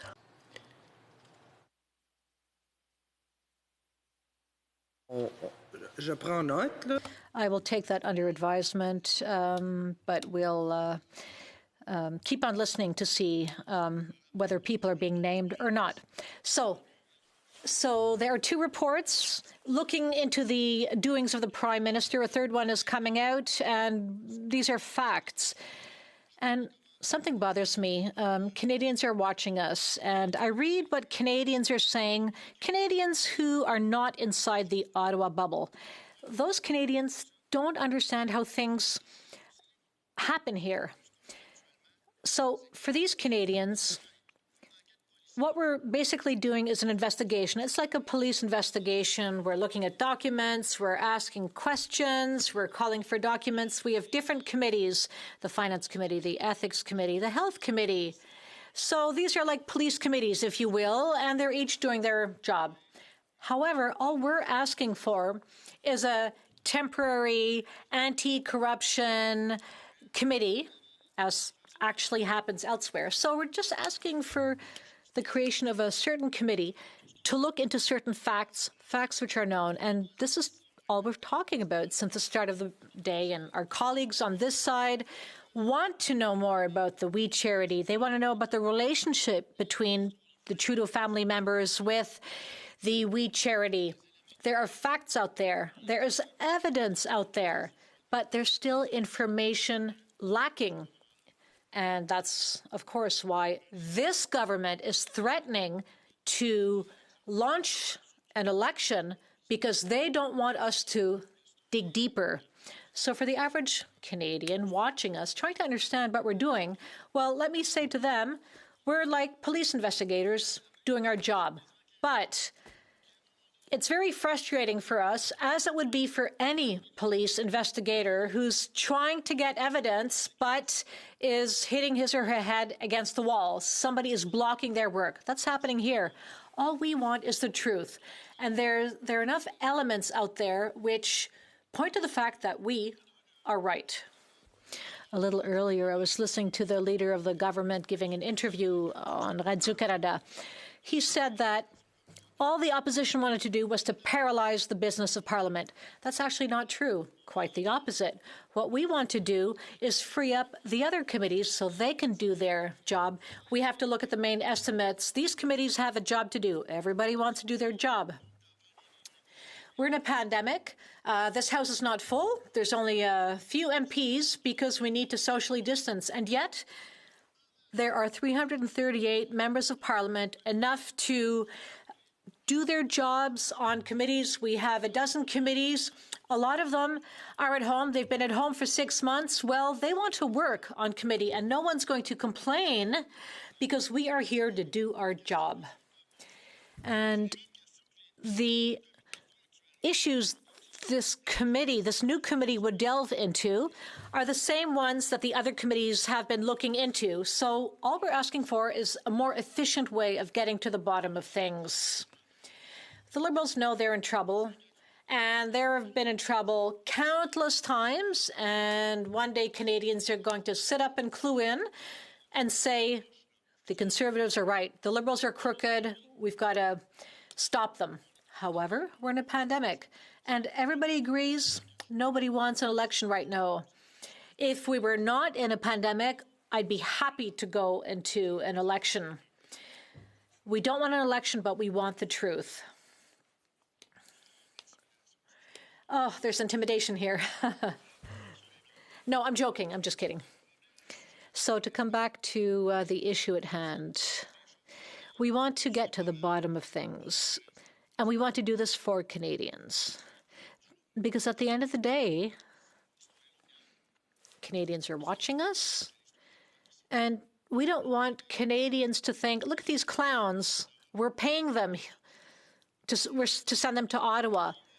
People know that billions of dollars are at stake here. Billions of dollars have been distributed.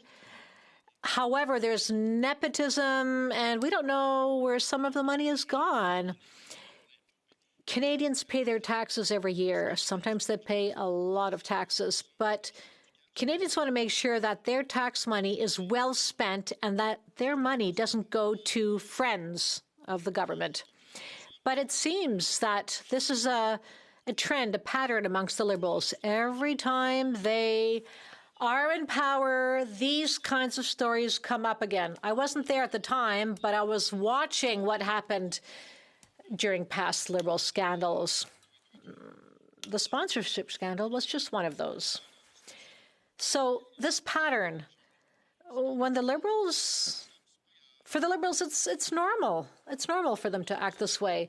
But if a Conservative, a Blockist, or an NDPer did the same kind of thing, well, the Liberals would be tearing their shirts and shouting from the rooftops.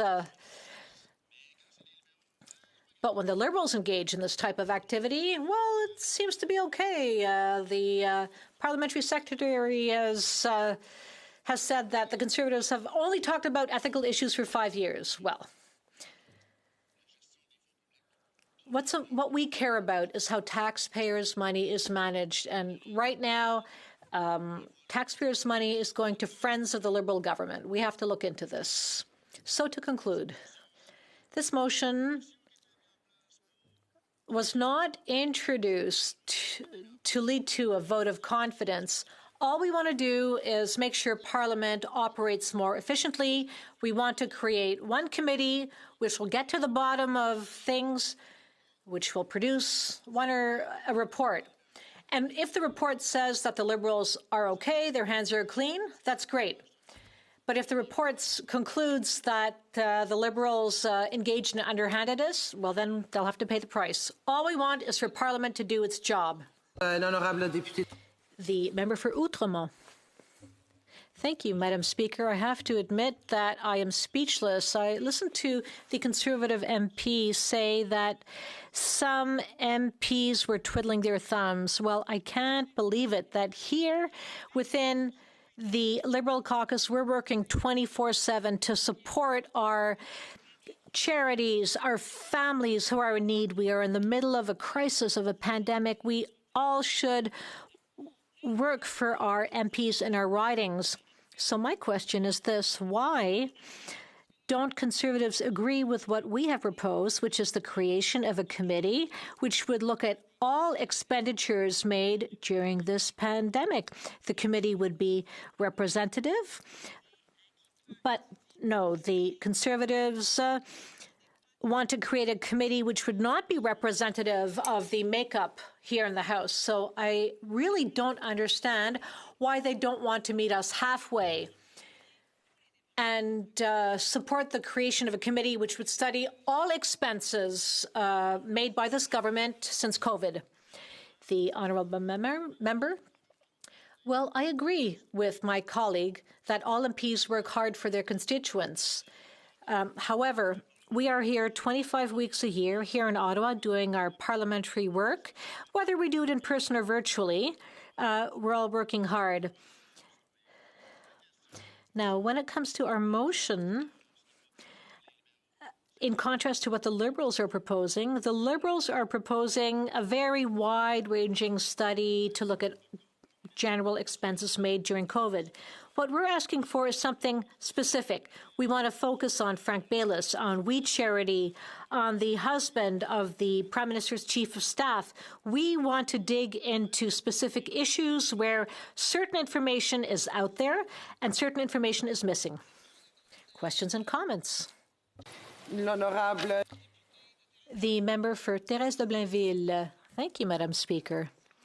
Tomorrow will be October 21st, and I need not remind anyone what happened on October 21st of last year. Last year we were elected and Canadians trusted us. So we were elected a year ago, and in that time, a budget has not been tabled.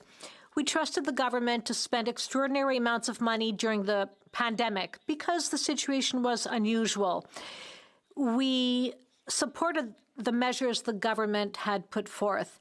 I think the Liberals should apologize to us because today we're debating a motion which calls for the creation of a committee which would shed light on the We Charity scandal. The motion would pick up where things left off when the government prorogued Parliament. We need to get to the bottom of the We Charity scandal. We owe this to Quebecers. Quebecers were scandalized to see what came out of that scandal. Members of Parliament have to continue with the work they started, but which was stopped by the Liberal government when they prorogued Parliament on August 18th. The Liberals are using the pandemic to excuse all of their decisions, but COVID should not stop us from shedding light on the We Charity scandal. The member for Charlebourg, Haute-Saint-Charles. Well, I'd like to thank my colleague for her statement. And it's nice to see that we all agree on the same thing, to shed light on the We Charity. And that's why the government is threatening to launch an election. The honourable member for... Toronto Centre, yes. Etobicoke Centre. Merci, Madame la Présidente. Thank you, Madam Speaker. I was also surprised, just as my colleague was, by what my other colleague was saying. He was saying that MPs who have to stay at home because of the pandemic are twiddling their thumbs. As far as I'm concerned, I know I am and my colleague, we are working extremely hard. I don't think MPs are working any less now than they were before. However, here's my question. We have a conflict of interest commissioner and an ethics commissioner here in Parliament, and this commissioner conducts independent, objective investigations, and Canadians trust those investigations. So MPs should not be investigating each other, so why not let the ethics commissioner investigate objectively so that MPs could look after other issues which concern all Canadians? The member for Charlebourg, Haute-Saint-Charles, a quick answer, please. Thank you to my colleague for his question. Well, thank God we have an ethics commissioner here in Canada. This commissioner has already produced several reports which involve the Prime Minister, and he's going to produce another report soon. The ethics commissioner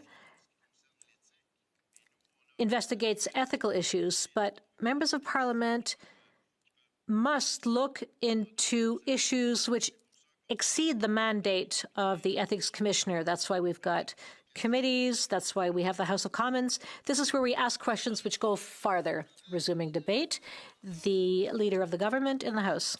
Thank you very much, Madam Speaker. Well, I rise today as millions of Canadians are going through very difficult times. And instead of debating how to help Canadians, we're here splitting hairs in four. Why? Because the Conservatives want to create a partisan committee. They only want to make political hay on that matter. We have been very transparent from the very beginning. We provided the documents which were requested, and the people they called to testify testified. I have shared with the opposition a reasonable proposal for a serious committee to study all expenses related to COVID-19.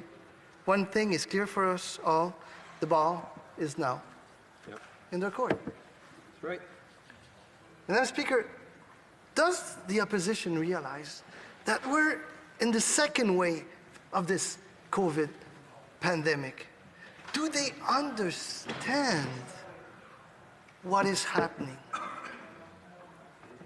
More than 9,000 Canadians have lost their lives to this terrible virus.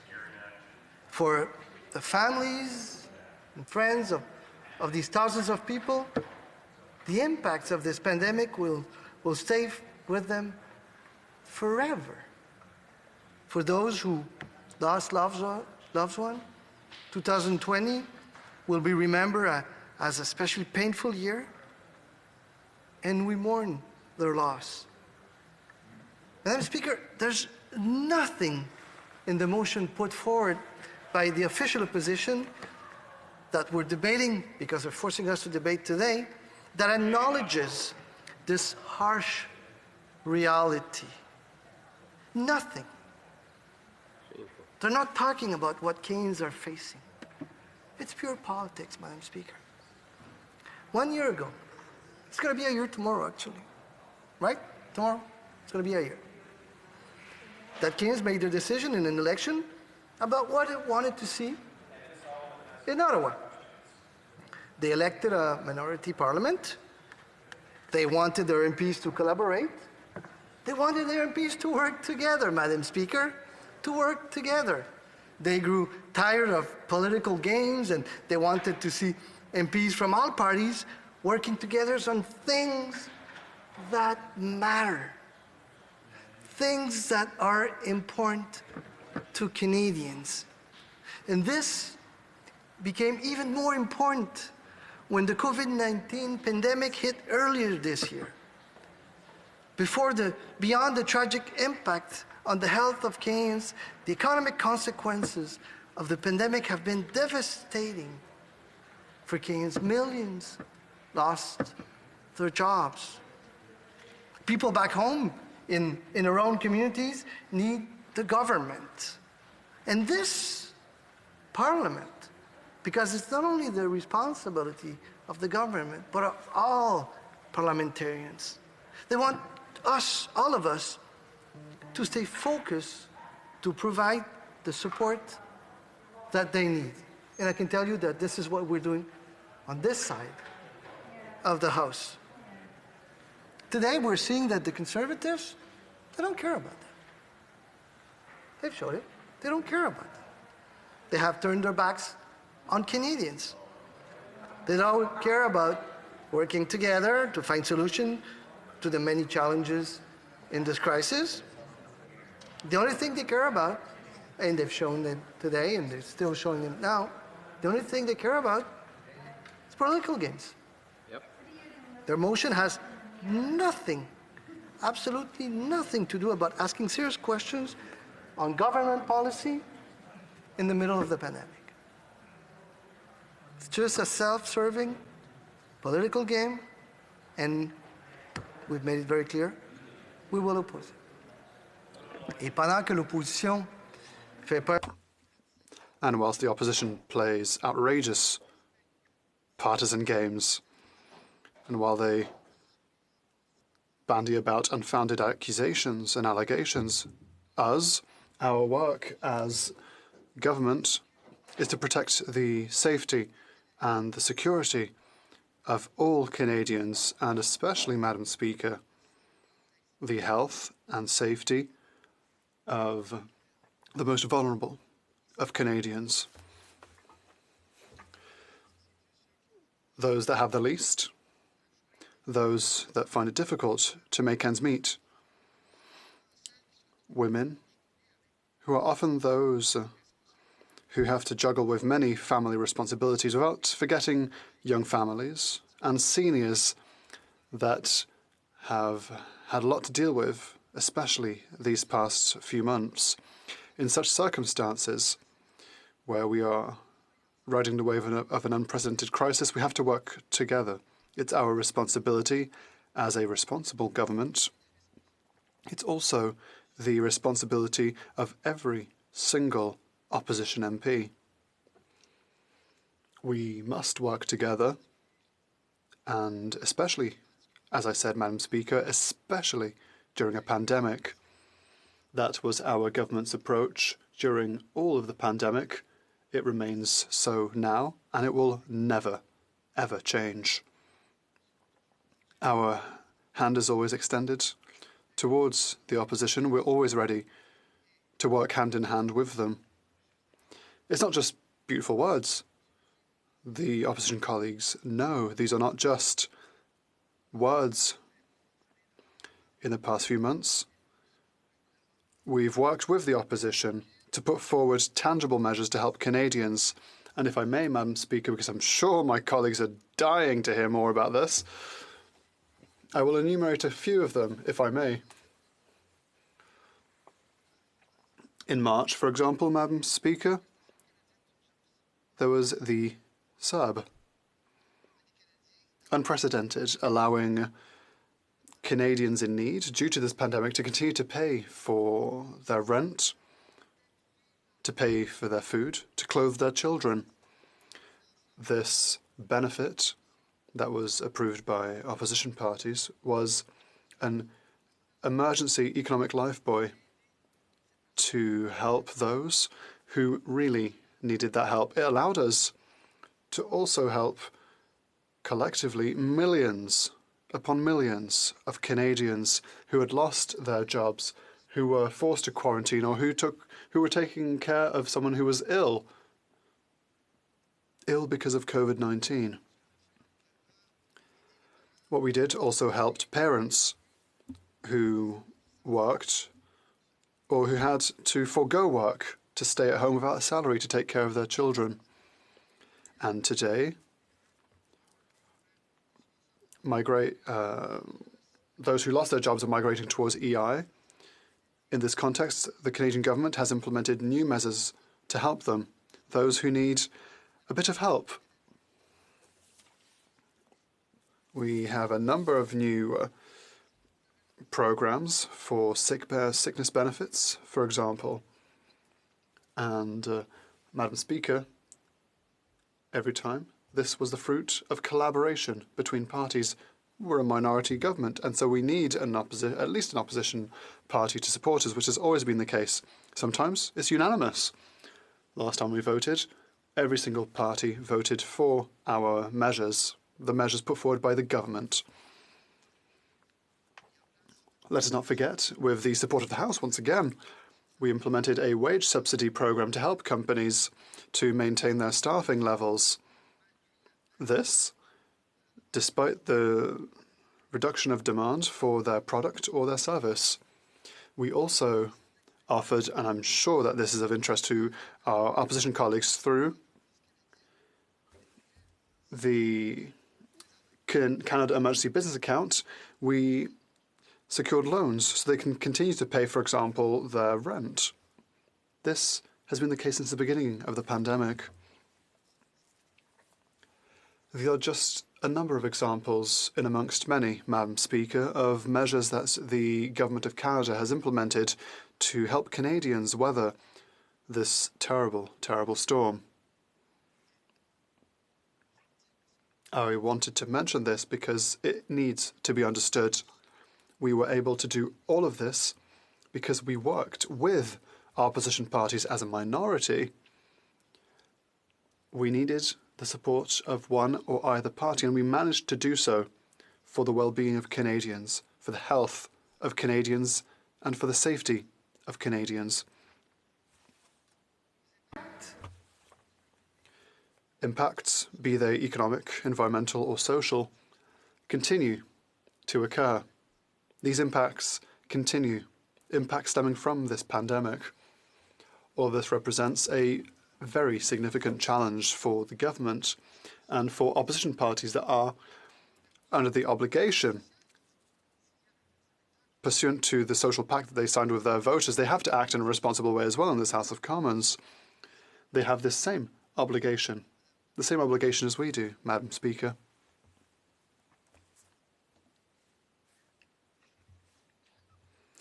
The subject that we are discussing today is essential to discuss.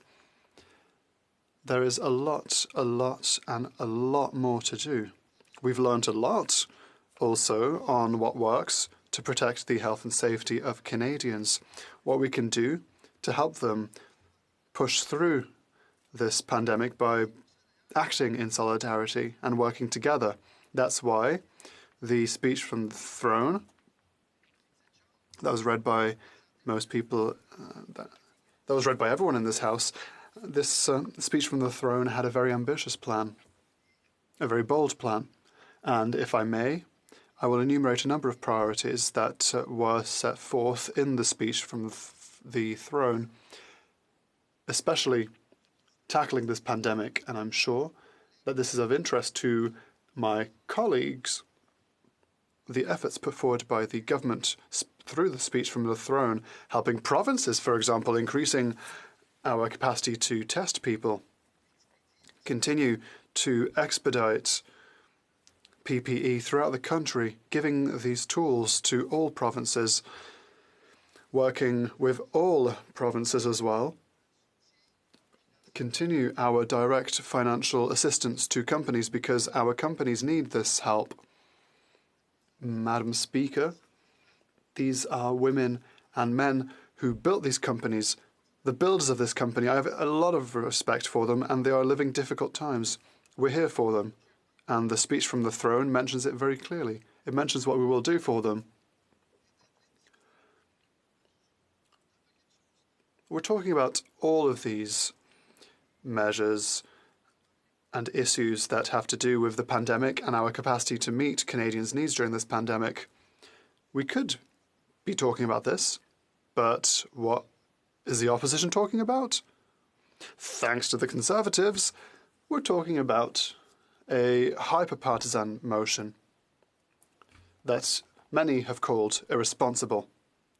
Not just us, others have said it as well. Speaker, today's motion by the Conservatives would establish a special committee with a clear purpose, only one purpose, to paralyze the government. That's it. That's the only purpose. And they know that. And they're having fun and they're laughing about it. We're going to jam the government. We're going to paralyze the government. That's what they're trying to do in the middle of the pandemic. That's exactly what they're trying to do in the middle of the pandemic. So it's not a serious attempt to do serious work. It's a political inquisition. And that's all there is. That's it, that's all, Madame la Présidente. That's what it is. And we'll have none of it. So the motive is obvious. Dig up dirt, try to create scandals where they're none, smear reputations of good people. It's got nothing to do with asking responsible questions about government policy in the middle of the pandemic. All those questions that they could ask about the efforts of the government, how we can help Canadians. No. They're too busy doing partisan politics and creating these committees. They're very busy, Madam Speaker. Alors, plutôt cette semaine. Earlier this week, I shared a perfectly reasonable proposal with opposition leaders to try and exit this impasse. Our position is to create a committee that would study all expenditures stemming from COVID-19, which would allow the MPs on the other side to put aside politics for once and partisanship and to work for all Canadians. This is a perfectly responsible and reasonable proposal. This is very serious work that we proposed to do perfectly serious work. And in that committee, MPs from all parties would study programs that stem from the COVID-19 pandemic, which is what every single serious committee should do. But once again, no. They prefer using a committee to give themselves outrageous powers that go far beyond all checks and balances that we have in committees, to do the inquisition as I've proposed from the very beginning. A committee like the one that we've asked would allow the opposition to ask the government what it did with its programs. We did some things well, we did some things less well. We could debate all of this. It would allow the government to even perhaps enact change and make improvements to our programs, because there's always room for improvement. They could contribute in that way. They could improve programs that help all Canadians. You know, Madam Speaker, we are completely open to discussing this in the committee we have proposed. We have listened to them from the very beginning of this pandemic, and we still continue to listen to the opposition. Madam Speaker, that the work of the special committee, that this special committee that the government is proposing, would clearly demonstrate to Canadians that the government and opposition party are working together in a constructive and effective way. I think it's a fair proposition. I think we can work together in that committee. But I have a feeling that they won't support it because it's not partisan enough. That's right. It's too responsible, Madam Speaker. And you know what? I think Canadians would like to see that. Members of Parliament working together in a committee, see how we can improve things. And personally, I think our proposal is the best path forward for this Parliament. Not for the government, not for the opposition, for the Parliament. And I said it today, Madam Speaker, that if the Conservative proposal is passed, it will raise serious questions about whether the House continues to have confidence in the government. That's right. This is serious, extremely serious. The words that I chose were not written lightly in the letter that I sent to my colleagues. It was important for everyone from all parties to understand that there could be significant political consequences if their ultra-partisan, irresponsible motion passed. It is a serious moment for this House, Madam Speaker. And today, this morning, I had the opportunity to be even more clear. The government considers this motion to be a matter of confidence. It is a confidence vote. And the truth is simple. Members of Parliament cannot establish a new committee with sweeping powers to investigate government corruption and at the same time claim that they still have confidence in the government. It's one or the other. So we all know that, and I hope we can find a solution to all work together for the benefit of all Canadians. Merci, Madame la Présidente. Thank you, Madam Speaker. It being 6:15, it is my duty to interrupt the proceedings and put forthwith every question necessary to dispose of the business of supply. The question is as follows. Is the House ready for the question?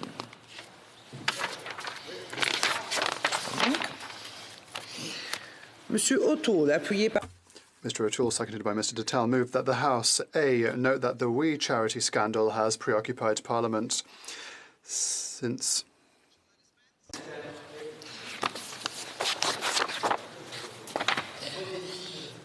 Conformément à l'ordre adopté le...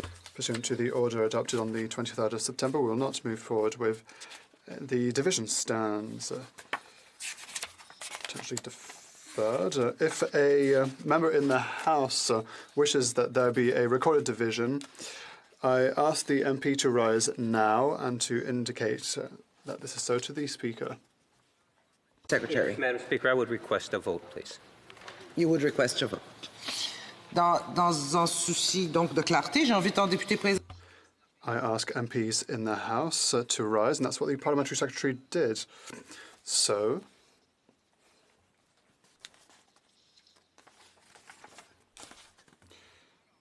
pursuant to order made on Wednesday, September 23rd, 2020, the division stands deferred until Wednesday, the 23rd of October, at the expiry of the time provided for oral questions.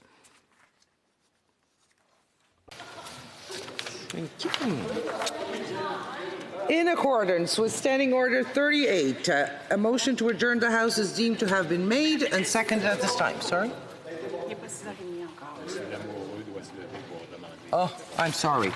Okay. I have to let me know these things. The Honourable Parliamentary Secretary. Madam Speaker, I suspect if you were to canvass the House, you'd find unanimous consent to call at 6:30 at this time. Consent? Okay.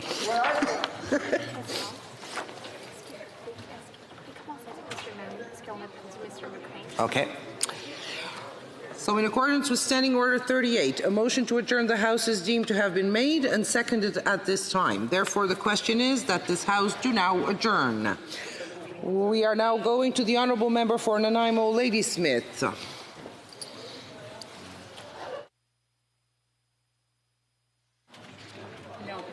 I don't have him. Thank you, Madam Speaker. On October 6th, I asked this government if it would ban the destructive practice of gas fracking in Canada. In his response to my question, the Minister of Environment stated that the government will exceed its 2030 emissions targets. It's important to point out that the current 2030 targets are woefully inadequate. Exceeding a target that is too low is not a win, it's a failure. The minister also stated that the government has introduced regulations to reduce methane emissions. I appreciate the acknowledgement that the federal government has a role in regulating the extractive practices of the energy industry. This is especially true when those practices poison aquifers and airsheds and release climate-destroying pollutants into the atmosphere. Fracking is a process for extracting methane that cannot be controlled. Reducing methane emissions at the wellhead does not make fracking a safe and acceptable practice. Fracking leaks toxic chemicals into aquifers and groundwater, releases pollutants into airsheds, releases methane into the atmosphere, and increases seismic activity and earthquakes. Methane is not a transition fuel. It is a climate change accelerator. When methane is leaked into the atmosphere for the first 20 years, it is 80 times more potent as a greenhouse gas than CO2. The practice of fracking poses a direct and immediate threat to our future and the future of our children and grandchildren. Using chemical fingerprints, researchers have linked a significant spike in methane emissions to the boom in shale and oil gas fracking. This spike is linked to the accelerated pace of climate change. An estimated 30 million abandoned oil and gas wells around the world are leaking methane. Methane leaks represent as much of a threat to climate change as burning coal to generate electricity. The provinces aren't talking about new coal plants. Why are they so fired up about gas fracking? Many jurisdictions that are serious about climate change are banning fracking and the installation of natural gas in new neighborhoods and buildings. They know that methane is a climate killer. After climate change, water and air pollution represents the biggest threat to human health from fracking. Fracking uses huge amounts of water and creates massive amounts of toxic wastewater. People who live near fracking operations have had their wells poisoned, leading to increased disease in humans and animals. Fracking releases poisonous hydrocarbons into airsheds, representing another serious health threat. Fracking has been shown to increase earthquakes. In northwest BC, fracking in the vicinity of dams on the Peace River is putting the integrity of those dams at risk. The increased seismic activity could lead to catastrophic failure of the WAC Bennett Dam, the Peace Canyon Dam, and it threatens the integrity of the Site C Dam, which is under construction on geologically unstable ground. Ironically, the Site C Dam is being built to provide cheap, subsidized power to the fracking industry and the LNG industry, which, if continued, could lead to the failure of that dam or a cascading failure of the dams upstream. Ideally, we should have legislation that regulates against illogical decisions, such as building a dam in a geologically unstable area to support an industry that causes earthquakes. But you can't regulate for common sense. Any government that is serious about arresting climate change and protecting the health of citizens would ban fracking. Thank you. The Honourable Parliamentary Secretary to the Minister of Environment and Climate Change. Merci beaucoup, Madame la. Thank you, Madam Speaker, and thank you for the question. Methane is a potent greenhouse gas. We also know that taking action on methane emissions is one of the lowest cost actions to reduce greenhouse gases. And with this in mind, and with the understanding that regulation of shale gas production is mainly a provincial territorial responsibility, we've worked together with provinces and industry to finalize national methane regulations. These regulations came into force on January 1st, 2020, and require resource developers to eliminate temporary venting during well completions after hydraulic fracturing operations. On Canada's emissions, Madam Speaker, we're making important progress. In December, the Government of Canada announced a commitment to exceed Canada's 2030 emissions reduction targets and chart the path towards achieving net zero emissions, Madam Speaker, by 2050. Canada's most recent national report on climate change progress to the United Nations Framework Convention on Climate Change, the fourth biennial report, demonstrates that the government has made excellent progress in implementing Canada's National Climate Plan, the Pan-Canadian Framework. For example, This report predicts in 2030, Canada's GHG emissions will be 227 million tons below what was projected in 2015. This is a historic level of emissions reductions, Madam Speaker. And our energy sector is a significant contributor to our national economy. In light of this and the challenging economic circumstances facing the sector and the regional economies dependent on it, the Government of Canada is providing funding to sustain workers in the energy sector while cleaning up the environment. This includes up to $1 billion to the Government of Alberta to support the province's work to clean up inactive oil and gas wells across the province. Up to $400 million to the Government of Saskatchewan to support work to clean up orphan and inactive wells across the province.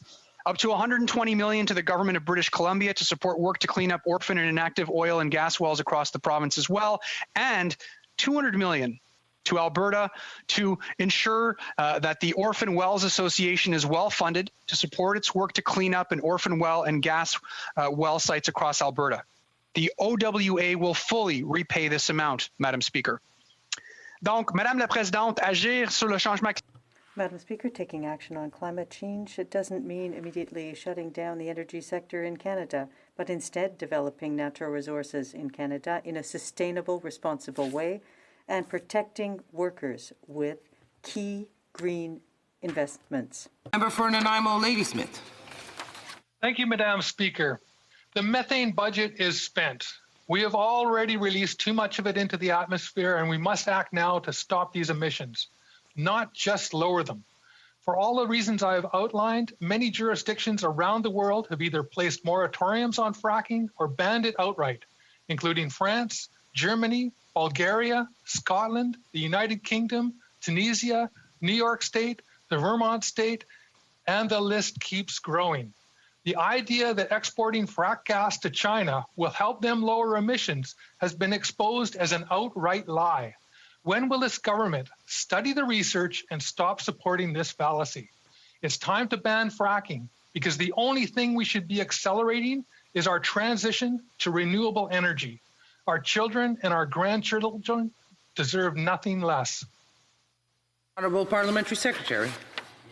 Merci, Madame la Présidente. Thank you, Madam Speaker. Methane regulations will help protect the health of Canadians by improving the air we breathe. Emissions of harmful cancer-causing air toxins and smog-forming pollutants that are often found with methane emissions will be reduced. Common air pollutants emitted from oil and gas production are volatile organic compounds, which are linked to a variety of serious public health effects, including lung problems, asthma attacks, and early death from respiratory and cardiovascular complications. And that's why, Madam Speaker, we're taking action. The Honourable Member for Calgary Centre.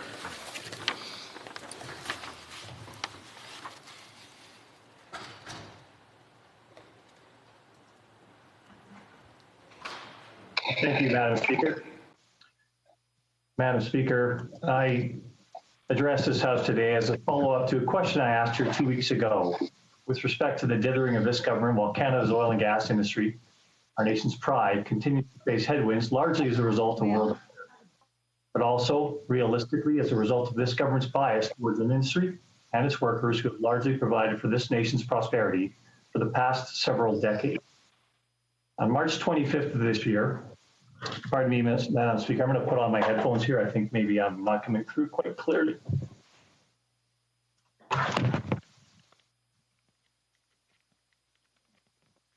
Thank you.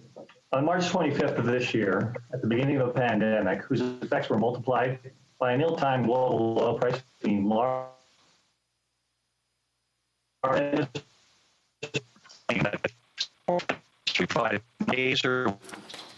I'm sorry, but your connection is breaking.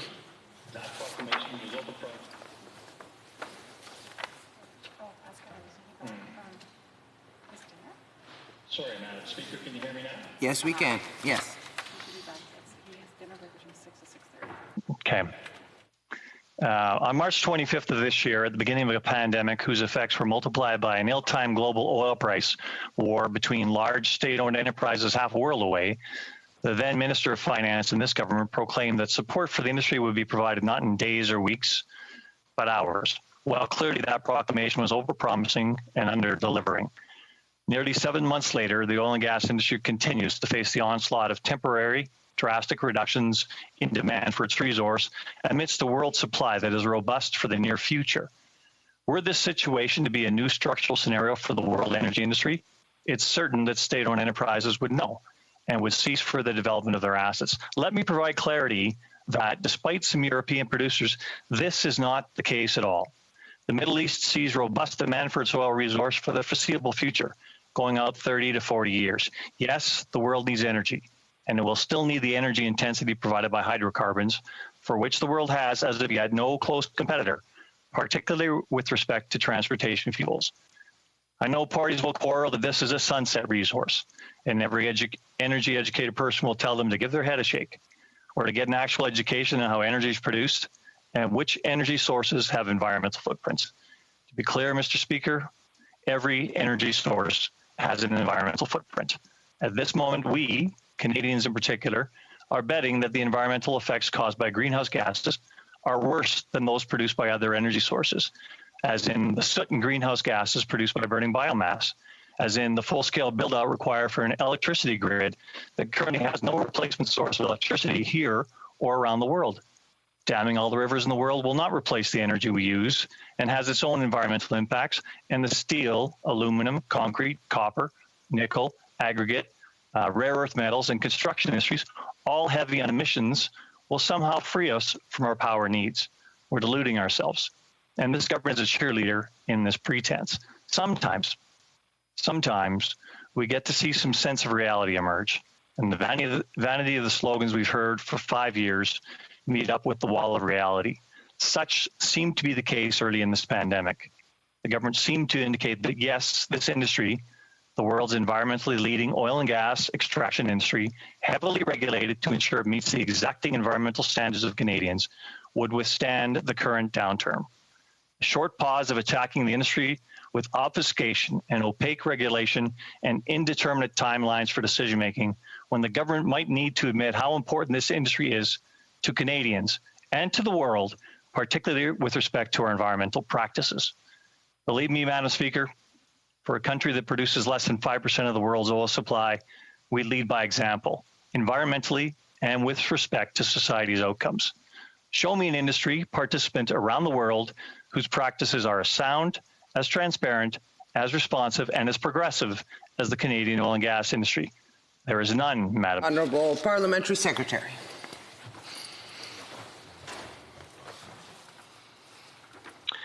Well, thank you very much, Madam Speaker. It's an important question.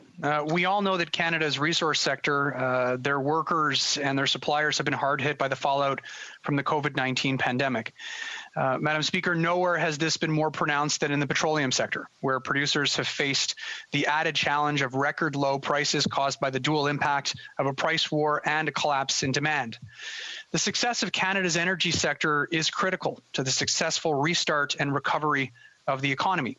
And that's why our government moved swiftly last spring with more than $2.5 billion in direct investment in the industry to create and protect good jobs while strengthening the industry's environmental performance. This new funding includes more than $1.7 billion to clean up orphan and inactive oil and gas wells in the 3 western provinces, creating an expected 5,200 jobs in Alberta alone, and providing lasting environmental benefits. We've also launched a $750 million emissions reduction fund to lower greenhouse gases and, in particular, methane emissions in Canada's oil and gas sector. This new fund includes $75 million to help the offshore industry in Newfoundland and Labrador create and maintain jobs through pollution reduction efforts. And just last month, the Minister of Natural Resources announced a further investment to support jobs and ensure a sustainable, long-term, low-emitting future for the province's offshore oil industry. At the same time, we've expanded credit and liquidity supports for mid-market companies through the Business Credit Availability Program and established the Large Employee Emergency Financing Facility, or LEAF, to assist Canada's larger companies. Madam Speaker, we've also taken action to directly sustain workers in all sectors through the Canada Emergency Wage Subsidy. For oil and gas workers in Alberta, this crucial support meant sustaining 60,000 jobs alone at the height of the crisis. And Madam Speaker, our government has consistently said that the success of Canada's energy sector is critical to the successful restart and recovery of the economy. And our unprecedented efforts during this challenging time reflect that. Madam Speaker, this pandemic has reminded us of the power of individual choices and collective will. Governments at all levels, regardless of political stripes, are working together to ensure that all Canadians have the vital protection and support they need when they need it most. And Madam Speaker, our government will continue to pursue all avenues to ensure Canada's energy sector continues to be a key source of good jobs that support a strong economy in Canada. We're supporting workers, we're supporting families, and we're supporting all Albertans and all workers in the energy sector. Thank you, Madam Speaker. Honourable Member for Calgary Centre. Madam Speaker, thank you. Hundreds of thousands of oilfield workers have lost their jobs in the last 5 years, and that's impacted their families. More than 500,000 more Canadians and their families are nervously watching during a pandemic as their government continues to act nonsensically towards their industry, seemingly indifferent to global realities or the effect their inactions will have on families and lives and futures and on the health of Canadians. These Canadians, bewildered by the insouciance of this Liberal government, are questioning, as never before, the way this country makes decisions. These workers, this industry, which collectively had contributed over $200 billion to Canadians' social and economic development over the past decade and contributed to the world's environmental advancements, their concerns are being swept aside now. At a time when this industry's prosperity in a transparent, open democracy such as Canada has been is paramount for how the world emerges from a great pandemic, we need something better. We see this field as Canadians, if we do, as it seems this government would choose, by both its actions and its inactions, to the benefit of other countries that do not meet the standards to which we aspire, or in this government's case, to which we pretend to aspire. Parliamentary Secretary. Madame la Présidente, Madam Speaker, I always appreciate the opportunity to explain the way that our government is supporting the energy sector. Measures to support workers in the energy sector, because we know these are extraordinary times for families right across the country, especially, Madam Speaker, in our oil and gas industry. And that's why both since forming government and over the last 8 months, our government has put in place the measures that I highlighted earlier and have approved good projects that will be built so that we can support Alberta's workers. We understand that by supporting a strong economic recovery, particularly in our energy sector, Canadian businesses will continue to attract investment in good projects that support environmental and social priorities and create jobs for all Canadians. Merci beaucoup, Madame la Présidente. The Honourable Thank you. Renfrew Nipissing Pembroke. Madam Speaker, as the Member of Parliament whose riding includes Garrison Petawawa, the largest army base in Canada, the health and well-being of each member of the Canadian Armed Forces is my concern. Of similar concern are the people employed at Arnprior Aerospace who work in the aerospace industry and supply our military with the tools to do its job. Earlier this month, I asked the Minister of Defence an important question regarding Canadian jobs, procurement, and protecting the lives of our women and men in uniform. Canada's aerospace industry and its value chain contribute more than $20 billion in GDP and 160,000 jobs to the Canadian economy annually. In my riding, the Ottawa Valley riding of Renfrew Nipissing Pembroke, Arnprior Aerospace is a leading aerospace manufacturer. It has the capacity and skill set to supply quality products to companies like Boeing and others. As the Canadian government considers bids for the next generation fighter jet, the Prime Minister needs to stand up for Canadian jobs. Canadian workers and taxpayers want this government to publicly commit to disqualifying bidders who take business away from Canadian companies like Arnprior Aerospace during these difficult economic times. Canadian taxpayers are opposed to funding manufacturing jobs in Mexico or elsewhere, which is what some fighter jet aircraft bidders will do unless they're told no. The Canadians deserve much better. If the Prime Minister cared about the lives of the women and men serving their country in uniform, particularly as we approach Remembrance Day, he would admit to Canadians that his defence policy is a scam. Weak, insecure, disengaged is the appropriate name of the Liberal government defence plan unveiled in 2017. While it announced a plan of billions on Canadians' military over the next 20 years, who will be in this chamber 20 years from now to remind Canadians of another broken Liberal promise? it's important to retell Canadians that the jet fighter replacement program dates back to 1997 when Jean Chrétien was Prime Minister and the decision was made to join with our allies in the Joint Strike Fighter program. That would have seen Canada replace our aging fighter jet fleet with the 5th generation F-35. It's ironic that when this government attacks the former Conservative government over fighter jet procurement, it is in fact attacking Chrétien and his government's choice for a replacement fighter jet, a decision our Conservative government honored. Here we are, 23 years later. This is not the first time a Liberal government has used military procurement as a political football to kick around. Remembrance Day is a tough time for the families who lost a loved one during the war on terrorism in Afghanistan. They do not forget it was the decision by the Liberal Party to use military procurement, in this case replacing aging helicopters, during the 1993 election that meant our soldiers lacked strategic lift to avoid roadside bombs. The Chrétien Liberals' decision to cancel the Sea King replacement helicopter, the EH-101, was a cynical political act to get elected on the backs of the women and men who served their country in uniform. I remember the faces of the soldiers who died when their convoys drove over the roadside bombs. When the Liberals took office in 1993 and cancelled a Conservative order for replacement helicopters under circumstances like the F-35 debate, they paid $478 million in penalties and sought off a 20-year delay in finding a replacement helicopter. And, Madam Speaker, that does not count the lives we lost as a result.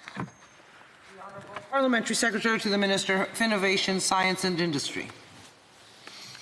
Well, thank you, Madam Speaker. And let me start off by saying that we obviously recognize Canada's aerospace industry as an engine for innovation, economic activity, and high-skilled unemployment. The aerospace industry contributes $25 billion to Canada's GDP and over 210,000 jobs to our economy. It ranked number one in terms of R&D among Canadian manufacturing industries, and its footprint is national in scope with important aerospace clusters in every region of the country.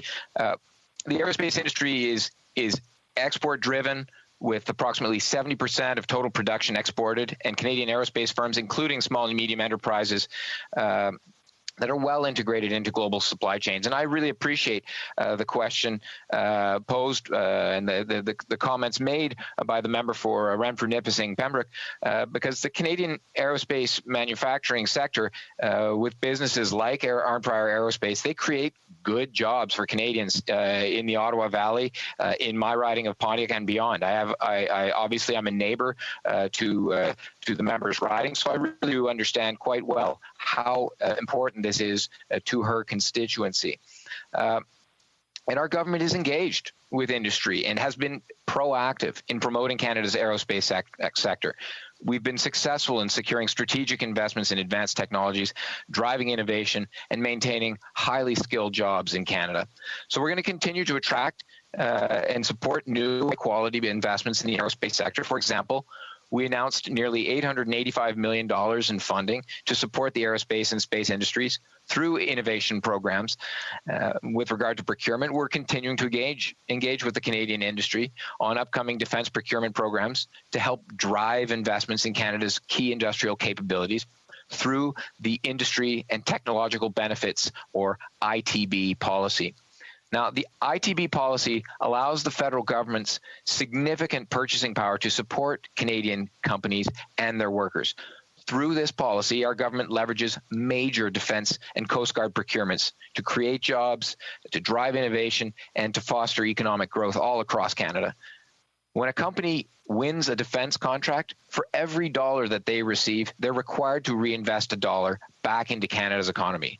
So what does that look like? Well, that reinvestment means that Canadian small and medium-sized businesses, which make up nearly 90% of the firms in Canada's defense industry, have opportunities to do business with prime contractors. These are business opportunities that can translate into long-term and sustainable work that's directly related to specific defense procurements, work that helps these businesses integrate into the global supply chains of aerospace and defense multinationals, and work that helps build and strengthen the strategic partnerships between Canadian business and Canada's research community to advance Canadian innovations. One recent example of our government leveraging successful industrial outcomes through procurement was the arrival of the first aircraft of Canada's future fixed-wing search and rescue fleet. This project has created hundreds of new jobs for Canadians. The CC-295 contractor, Airbus Defence and Space, continues to make investments in the Canadian aerospace and defence industry through the ITB policy. Strategic work packages directly related to the aircraft are providing Canadian companies the opportunity to participate in global supply chains and create high-value jobs in aerospace manufacturing, simulation and training, propulsion, and in-service support sectors. So the success of the ITB policy is concrete. It touches many small and medium-sized businesses from coast to coast to coast. And the 2020 annual report on the impact of the ITB policy shows that from 2014 to 2018, more than 400 small businesses are leveraging over $3.4 billion of ITB commitments as a result of active contracts. For Renfrew, Nipissing, Pembroke. Speaker, for the sake of women and men who live with procurement decisions, I ask the Liberals, please do not play with people's lives. Arn Prior Aerospace is a world leader in aerospace. It is a good source of jobs in my riding. As the government considers bids from companies, including Boeing, for the fighter jet contract, this government needs to send a clear, unambiguous signal to all fighter jet bidders. That is, any company which takes business out of Canada or uses the COVID pandemic as an excuse to shut down jobs in Canada will not be considered for this nearly $20 billion contract. The Honourable Parliamentary Secretary. Thank you, Madam Speaker. And I think it really is important for the Canadian public to understand just how strongly the aerospace sector is supported through this ITB policy. And it really does go directly to the member opposite's question, because the measure, the report of the ITB policy, the 2020 annual report, clearly indicates that over 360 Canadian small businesses are scaling up through supplier development opportunities, and over 220 small businesses are supplying goods and services directly related to procurements. And finally, over 25 Canadian small businesses have expanded their collaborative R&D networks as a result of ITB investments, enhancing their capacity for innovation. So going forward, our government is committed to making sure that our men and women have, in uniform, have the tools that they need to protect Canadians, and that the Canadian small and medium enterprises get the opportunities that they so richly deserve to help continue building the aerospace sector. We're going to keep doing that through our federal purchasing power. We're committed to And the motion to adjourn the House is now deemed to have been adopted. Accordingly, this House stands adjourned until tomorrow at 2 p.m. pursuant to Standing Order 24-1.